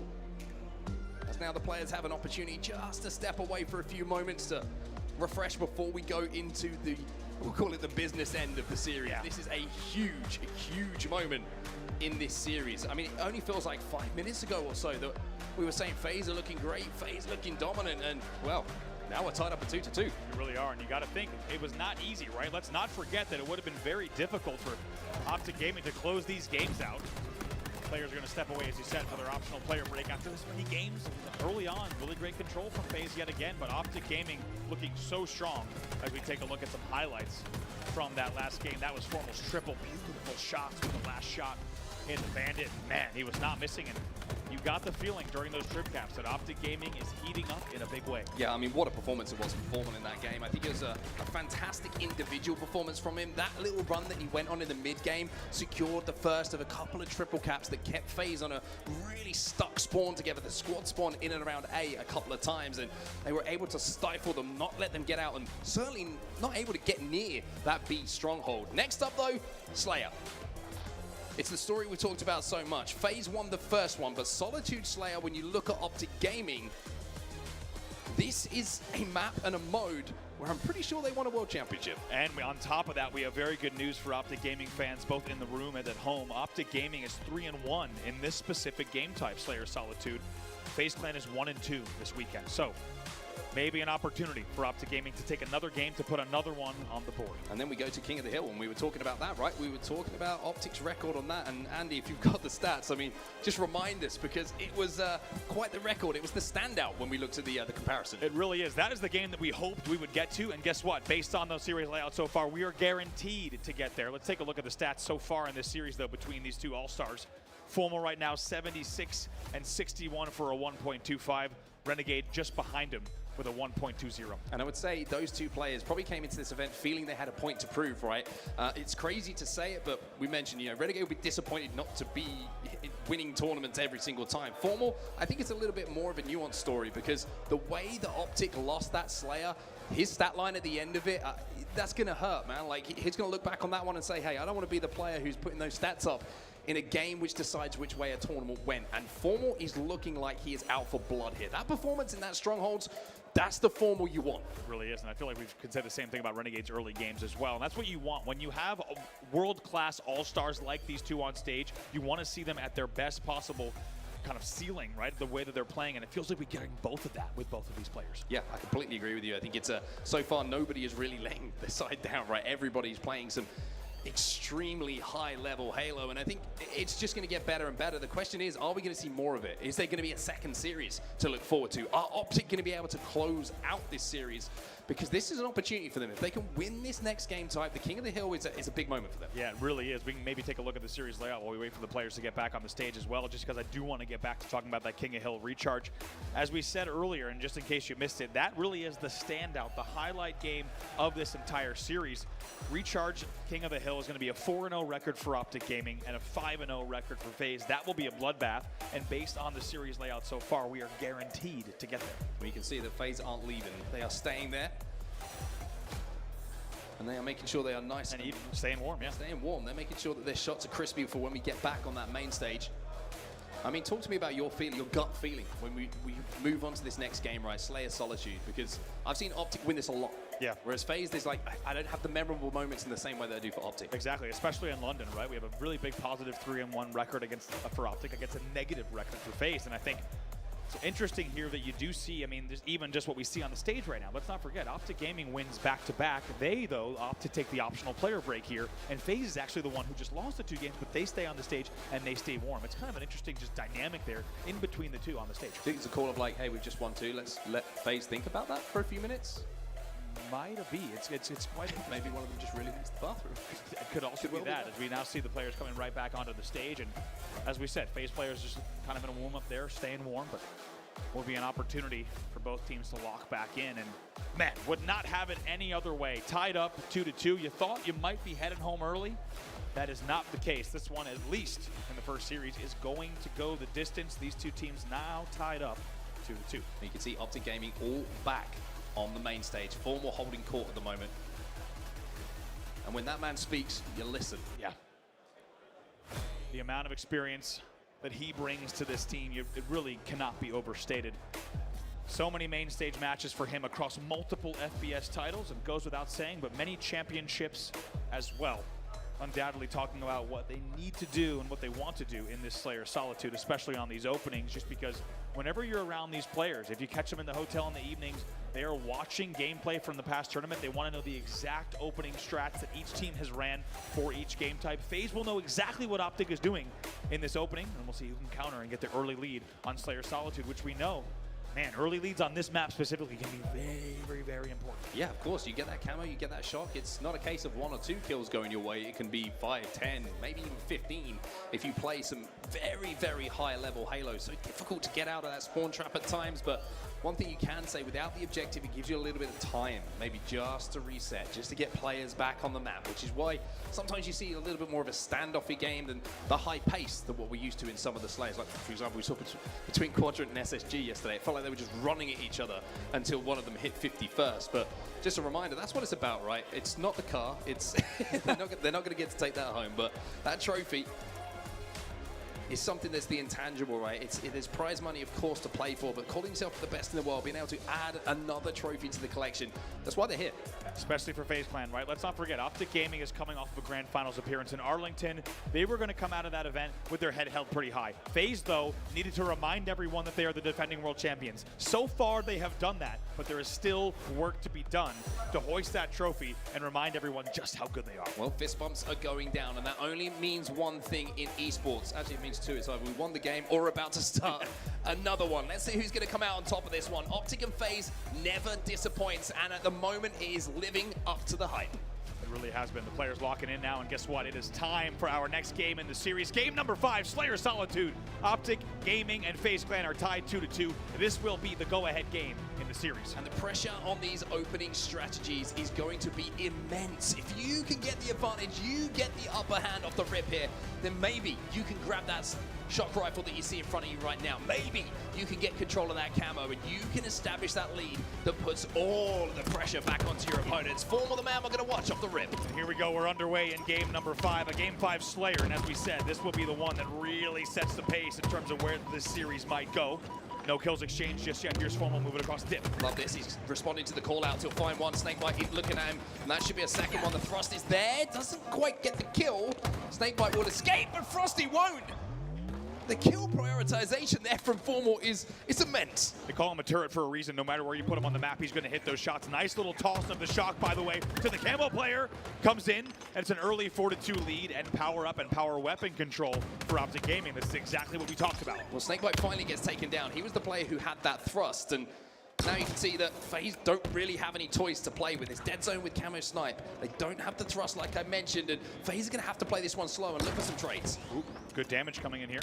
Snakebite trying to also play spoiler to this hotel play. Oh! Comes in and disrupts that party. And no hotel parties around here. Snakebite shuts it down and he keeps the game within reason. It's now 7-6. They're only down by 1. No hotel parties yet. Later though. The night is young. Formal going to be challenging Snakebite. Can't quite connect with the headshot for now, but his teammate Royal 2 is going to make sure that this game gets tied up. It was a hot start for Optic, but look at what's happening to the score right now. Optic 2 dead. Snakebite with a shock. And the score just by 1. But 1 could be the difference when we get to the end of the game. Snakebite extends that lead by another 1. It's 2. Now the advantage to FaZe. Not done yet. Sweet. Absolutely eliminates Formal with a beautiful string of kills. And how about Snakebite going cafe, going hotel? Individual effort, once again, we talked about at this level, it really comes down to the players that are able to make those hero individual efforts, and now they're up by 4. And look at where all of Optic are spawning. They are trapped. They are absolutely trapped to the bottom of Snipe. They don't know how to get out, and that means mid-map control is going to be all in the favor of FaZe. And why is that important? Why does that matter? The camo's coming up as well, but Optic have somehow managed to at least force them away. But Renegade now moving in to take some of that damage, and look at this. It's 2 dead, and it might be 3, maybe even 4 in a few seconds. The camo you would expect surely to go to FaZe here. Trippy with very good cover for a moment, but Royal 2 drops down for the dead zone kill as well. A lot of pressure from Loop here from Optic Gaming. But Trippy got away with the camo. The question is, will he be able to survive with this camouflage? And the answer is yes. It's a 6 kill difference between the two teams, but this is the chance now for maybe Optic to get that first kill. Really big, as you said. He might be able to get this one as well. He gets the help. Trippy staying alive, and Loop, not only did he keep Dead Zone alive for a minute, but as you said, he keeps them in this game by stealing camo and staying alive. Renegade should be taken down here as well, but can't quite connect with that headshot. And Renegade survives, and with that shock rifle coming up, it might just be a little stall. It means Optic have to reset. The shot is still up. Did anyone collect it? The answer is no. Frosty, he's got his eyes on it. Frosty does well to first pick up that kill on Truck, and now, as you say, has his eyes on the sniper rifle. Still a 6-kill lead here, so they don't have to rush this right away. 2 dead for Optic. Now Frosty can finally get not just his eyes on the shock rifle, but his hands on it as well. 22-16 is the score as the game completely goes to a standstill. And you know that Optic does not want to show for Frosty. They're going to make sure they get the right timing push here. Let's not forget, power up bottom mid here in 25 seconds. They're likely going to wait for that for the push. Formal's going to challenge. Formal's going to put pressure onto Frosty. Formal will get a kill onto Renegade somehow as well. Snakebite will trade it out. Frosty will stay alive long enough to maybe re-engage with this shock rifle. Camo coming up in 10 seconds. Optic want to play around this, but FaZe by trading means that they're going to have to show if they want to get that camo. Good damage onto Frosty. Great damage onto Frosty means the shock is down, and this is Optic's chance to push. Very good damage. We'll see if Formal can stay alive. That'll be pretty big. Eventually he drops down and avoids that grenade somehow. Does not get taken down by the splash of the grenade. He must have just wrapped around the Geo of top mid, and just like that is a 3-kill game. Yeah, I've got to say, I'm as surprised as anyone that Formal was still alive with his camo. It looked like that nade was perfect from Snakebite, but obviously it wasn't. And when we're talking about battles in this game, it's all about being perfect between these two teams, and Optic, by getting this camo, they're back in this game. It's just a 3-kill difference, make it 4, as Royal 2 slows things down. Ooh, look at them. They're all just blind firing. Royal 2 was shooting Hotel, and you have other players just shooting here at bottom S1, and they eagle-eye the camo by just isolating in a 4v1, and they sniff Formal out. The camo will not be a factor, and as a result, FaZe still up by 5. Back to where we were a few moments ago. Instead of Frosty up on S3 now, it's going to be Renegade who's top. Snipe looking down, looking over his teammates, looking to clean up any damage that comes in that they can capitalize on. It's a 6-kill advantage still. Snakebite will get another one. And now Renegade sees the option to push. Dead Zone will get a kill. Question is, will it be cleaned up? He's going to re-challenge here, Dead Zone, by the looks of things, but knowing that he's got shields and he's got time, Dead Zone will stay alive, and Renegade decides, hey, I need some shields before I take this fight. Yeah, Renegade's going to wait for help that comes in the cafe here. Gets taken down in the end.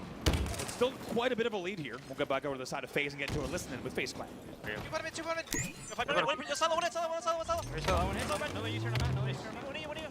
Nice, man. LR from watch out, LR.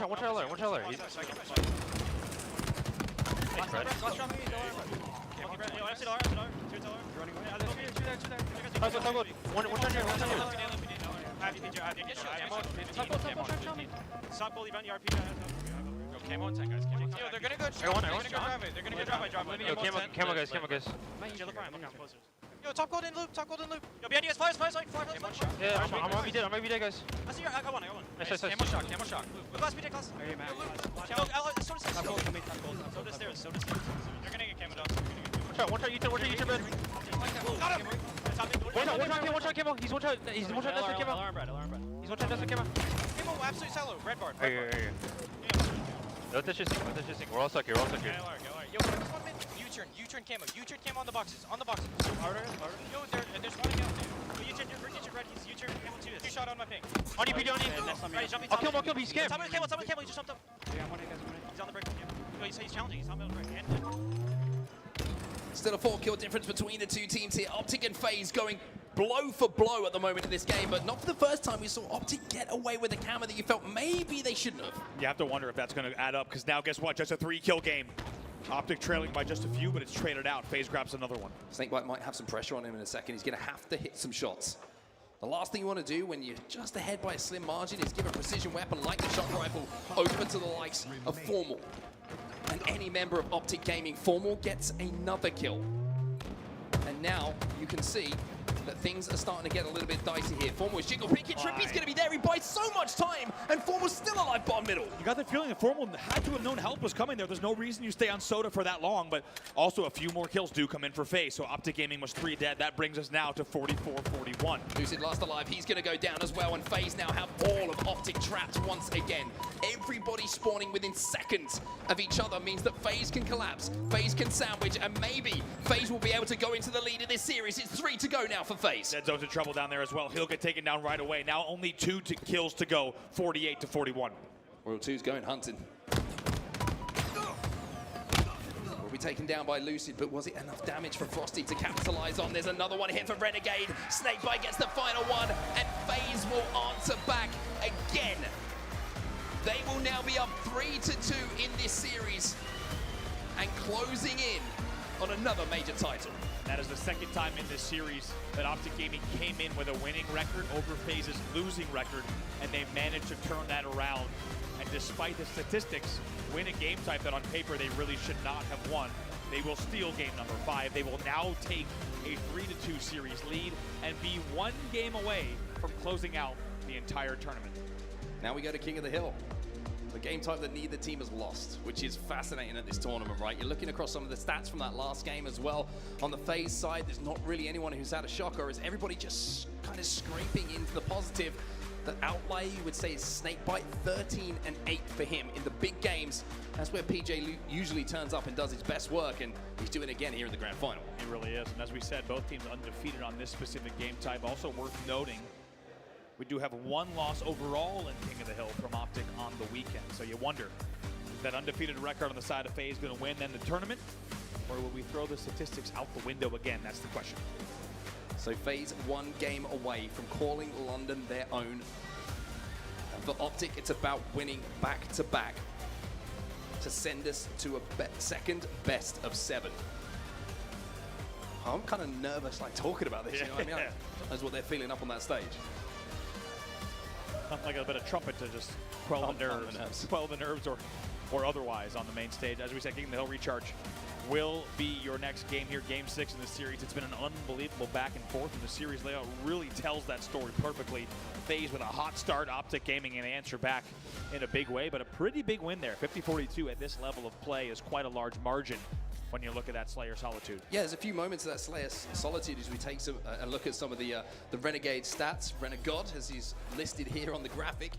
You can see in kill deaths in grand finals, he's not doing too badly when it comes to most of the game types. Stronghold's a little bit off, but I'm sure we'll be looking to put that right. And he's been the difference maker, I think, in a lot of those big plays. But I want to talk about the big plays from that last game, because there was 2 occasions that you felt FaZe just timed all of their kills. They got 3 or 4 dead, and with their map control and how they block spawns, they got all of Optic spawning in and around S1. And you're looking at the final score, you're looking at the difference in final kills and deaths, and that could have been the difference making, right? Not just getting the kills and the timing of them, but the blocking of spawns to send them all down to S1. It's brilliance from FaZe. The question is, will the brilliance continue, or will Optic send us all the way to a game 7? That's the question. Once again, in that game, you saw Snakebite, for example, cafe spawn, and they have camo and shock in the hotel. He flies right in and he takes that 1v1. We're going to continue to look for that for both sides in this game. Which players are able to step up, fly in, win those 1v2s, and get away with the power weapons? We are underway in game number 6. Well, game number 6 is live. You can see it on your screens, and it might be the last one here in London. If FaZe can close things out for Optic, they have the chance to send us the distance to game 7. Off the rip, though, it's going to be FaZe who find themselves 3 dead. Frosty, however, he got away with the count. See what he can do here. Going to try to just get a little bit of damage for his spawning teammates. A lot of time, though. They all kind of fell together, so now finally he has a few teammates on the way, and eventually the help does come. Battle for Pipes control is going to be huge here. Formal with the shock rifle is certainly going to make that a little bit easier. All of Optic Pipes. And Formal turns around and just blows his head off with that shock rifle. 2 dead on either side at the moment. Trippy looking to hold off the last push coming in from Optic alongside Dead Zone. Nobody really stepped in that hill as yet. It's just a constant battle for Pipes. And Bat Legend Pipes with this matchup here with Optic and FaZe and Formal and Frosty is just the gift that keeps on giving. But talk about Frosty staying alive so long with that camo. You could tell Optic knew it was a threat. They were not able to get any control. In the end, though, they do win the Battle of Pipes. They do win the shock. And now Trippy with a very nice grapple out. Hits that perfect 180 to stay alive, and they will continue scoring. Yeah, really, really good stuff here from Optic Gaming. Great control. FaZe just trying to take their time to get the kills that they need to break that hill. Snakebite will kill the player inside of the hill. Now has to turn his attention maybe towards Trippy, who's going to try and poke him with his shock rifle. Shots come in, but Snakebite stays alive long enough with a little shoulder peek, a little jiggle peek for Renegade to come in and clean up that damage. FaZe now control the hill. No. You can't do that. That is devastating. Look at the bottom of your scoreboard. Optic Gaming was up by 50% of your first hill, but a double kill, cluster luck, nade shot, almost too many medals to list from Renegade is going to really play spoiler to that. They're about to close this out, and he is just completely behind Lucid there. In the end, that's closed out. Still 2 dead for Optic. This should be FaZe's hill. Well, the camo was up, and I'm interested to see where it went to, because it's a 2v1 on the map at the moment, and through the scrapping, through the war, it's going to be Frosty who gets away with it. And by winning that final fight, you can see Snakebite. He's inside of the hill, and this might be the first hill now going to FaZe. This will be FaZe's hill, without a doubt. Moments away. The first point goes on the board. FaZe Clan scores, and they inch closer to a Grand Finals championship. To blue we go. So underpass we go for the next hill. Royal 2 already set up at the back of blue. Trippy. Well, he's going to be last alive alongside Formal on your screen right now here for Optic. They're going to try and break through gold before they push. This is such a smart play. Taking this extra step is vital to breaking the FaZe setup. Very good damage here. They also forced Renegade all the way down there. I'm not sure if Renegade knew he had a little bit of cover in Hydro. He gets taken down right away. So the kills will be exchanged 1 apiece. As you said, though, FaZe prioritizes gold here. Now they're going to try and flood to the front as well. Trippy's going to be down there. Trippy with a little bit of help from Dead Zone. He's going to get some kills, and FaZe at least will be flushed out of blue for now. Optic done step 1 in this process, and Trippy's going to get another. Now, can they get inside of that hill? Can they get some time on the board with the momentary control they have? Well, it's a momentary 2v2 for just a second here. Optic Gaming scoring yet again. That's a big kill to make sure they continue to hold at least a man advantage here. That means FaZe is likely going to wait here on the push. They're not going to try to fly through after losing World 2 very early on in that last push. Yeah, FaZe know that they're not going to be able to push without numbers here. They're waiting for 4 alive, waiting for damage to try and play off of. Waiting to know that one player has to back down to get those shields, and the damage. Well, Snakebite played off of it and he got that kill, but Lucid immediately manages to trade it out. Look at the score though, look at the progression on this next hill. Lucid picking up kills in and around the hill onto every member of FaZe, and Optic looked like they were locking this one down. And manages to stay alive as well. Look at that fadeaway. He knew it wasn't worth challenging. Catch that one, Royal 2. Catch that one, Royal 2. Twickenham Stadium is a rugby stadium, and let me tell you, I've seen some pretty good takes in my time. A very, very good toss there now, and that's going to be it. This hill's going to go as long as he can step right back in. A lot of pressure, though, coming here on the front of the tunnel. Yeah, where's Formal in this situation? That's the question. Is he in a position to help Lucid stay alive here? FaZe are going to break. FaZe are going to flood. FaZe are going to make sure that Lucid does not get that final tick on the hill. And here we are again. FaZe down on a hill, but still alive inside of it. Optic's so close, but so close is never good enough. Surprised to see them not try to force that there. If they back off, they wait for the help. Gonna have to see if it bites them. If Formal falls here, that's devastating. This could be a heartbreak finish on the second hill. It's happening again here.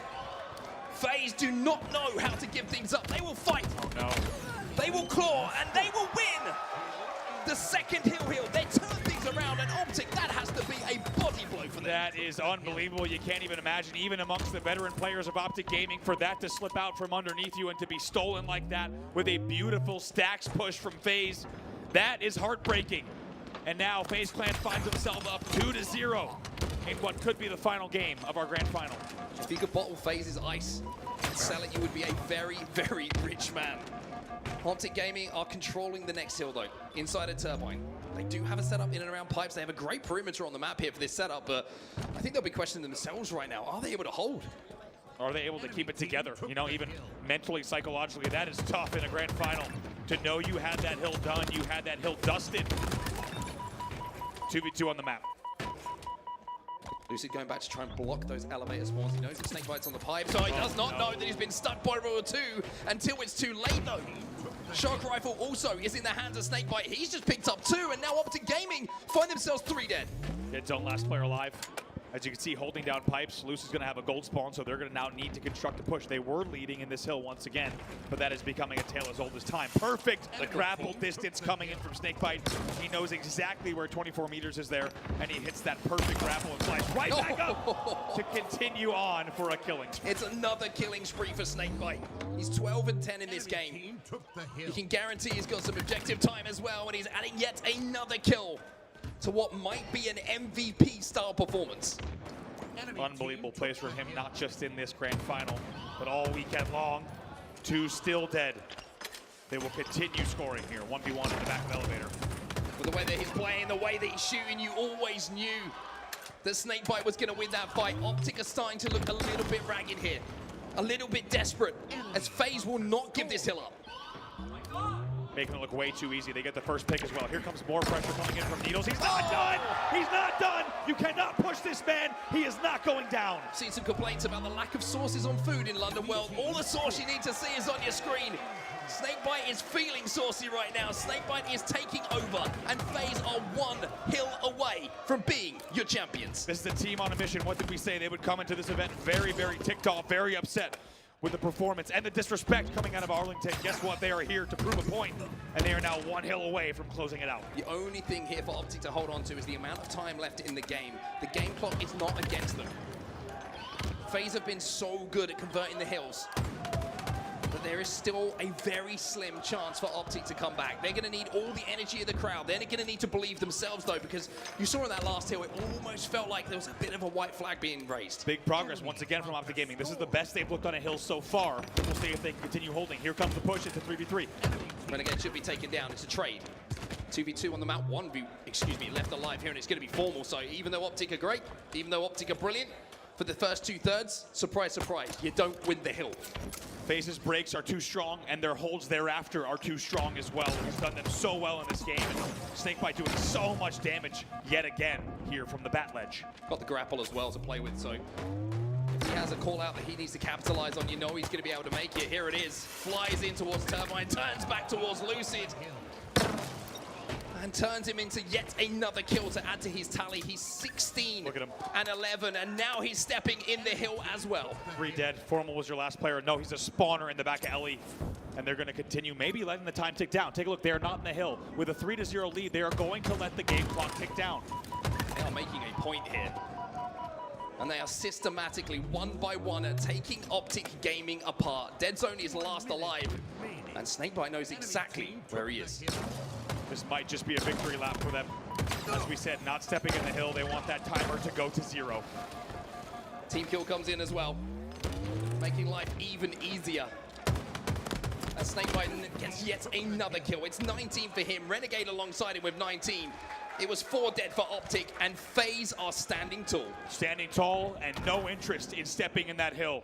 Just like that, it's less than 35 seconds left on the clock, and they will continue waiting, and they will continue baiting. Lucid steps in. Renegade takes him out. Formal, you're next. Dead Zone, you might be the next one to add to the collection. It's a double kill for Renegade. It's not going to be the triple because Royal 2 has it. And with 18 seconds left on the game clock, and Optic Gaming with 3 in the respawn screen, surely this is another FaZe championship. And what a way to end it here. 60 seconds of slaying destruction, defensive destruction, 5 seconds to go. Trippy is alive.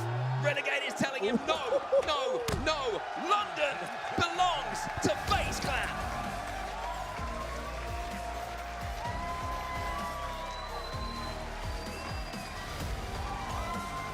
A championship caliber performance from a championship caliber team.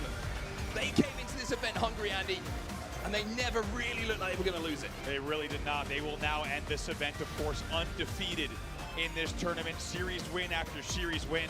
And we said this team would not have appreciated the disrespect coming out of Arlington. They did not appreciate a 3rd place finish at that event, and they flew here across the world to remind everyone that they are the best team in the world. They are your HCS London Major champions. Incredible performance from FaZe, an amazing grand final from them as well. Optic gave it their all, but it just wasn't enough. And as you can see here, the 4 members, plus of course, Royal 1 at the end there, make their way here towards the trophy. This is their moment, London, to call themselves champs. And what a way to do it there. For a moment, you thought maybe Optic Gaming was going to bounce back, steal that series, but no, it's, as you said, the ice in game number 5. The ice in game number 6 allows them to now stand next to this trophy. Well, there you go, gentlemen. It is your moment. Raise that trophy.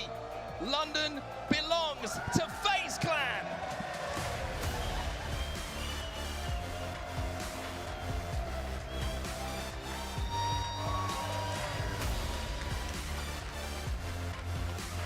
Man, oh man, what a series this was. Once again, London, give it up for FaZe Clan, your HCS London champions. Royal 2, let me talk to you first. Back on top, okay? How does it feel to get your first win here for the season after everything that's been happening? Honestly, it feels great. We put in a lot of work, going to the first event. We were kind of looking, not too sharp, and I just don't think we just had the right mindset and the game plans. But I think we worked super hard going to London, and it showed. It definitely did show, okay? Make some noise for Royal 2, everybody. Let me head on over here towards the middle. Renegade absolutely slaying out there. When it came down to these Key Slayer games, you almost had about 50% of the kills. Talk to me about how does this win feel to shut up all the haters and come away as a champion again? I mean, I think no one really thought we were going to win this event. I mean, obviously we won Worlds, so we were still like a solid team. But I like that no one thought we were going to win. We proved everyone wrong. We had really good practice, and I'm just happy we won. And that's exactly what they did.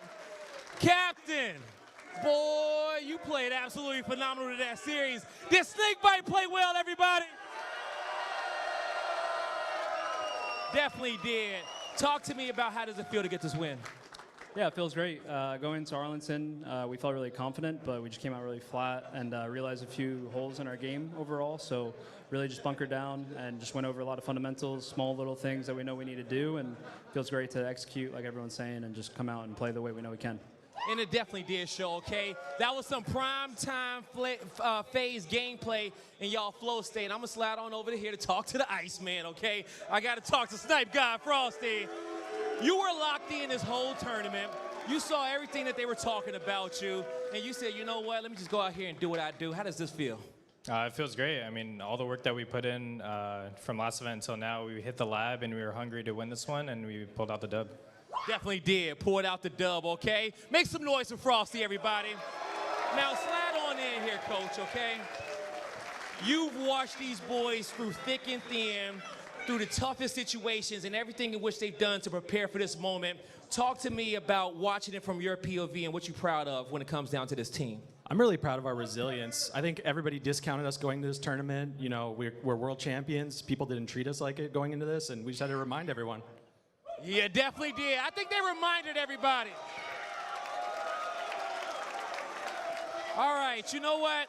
I'm going to let y'all bask in the celebration a little bit more. But London, one more time, make some noise for your champions, FaZe Clan!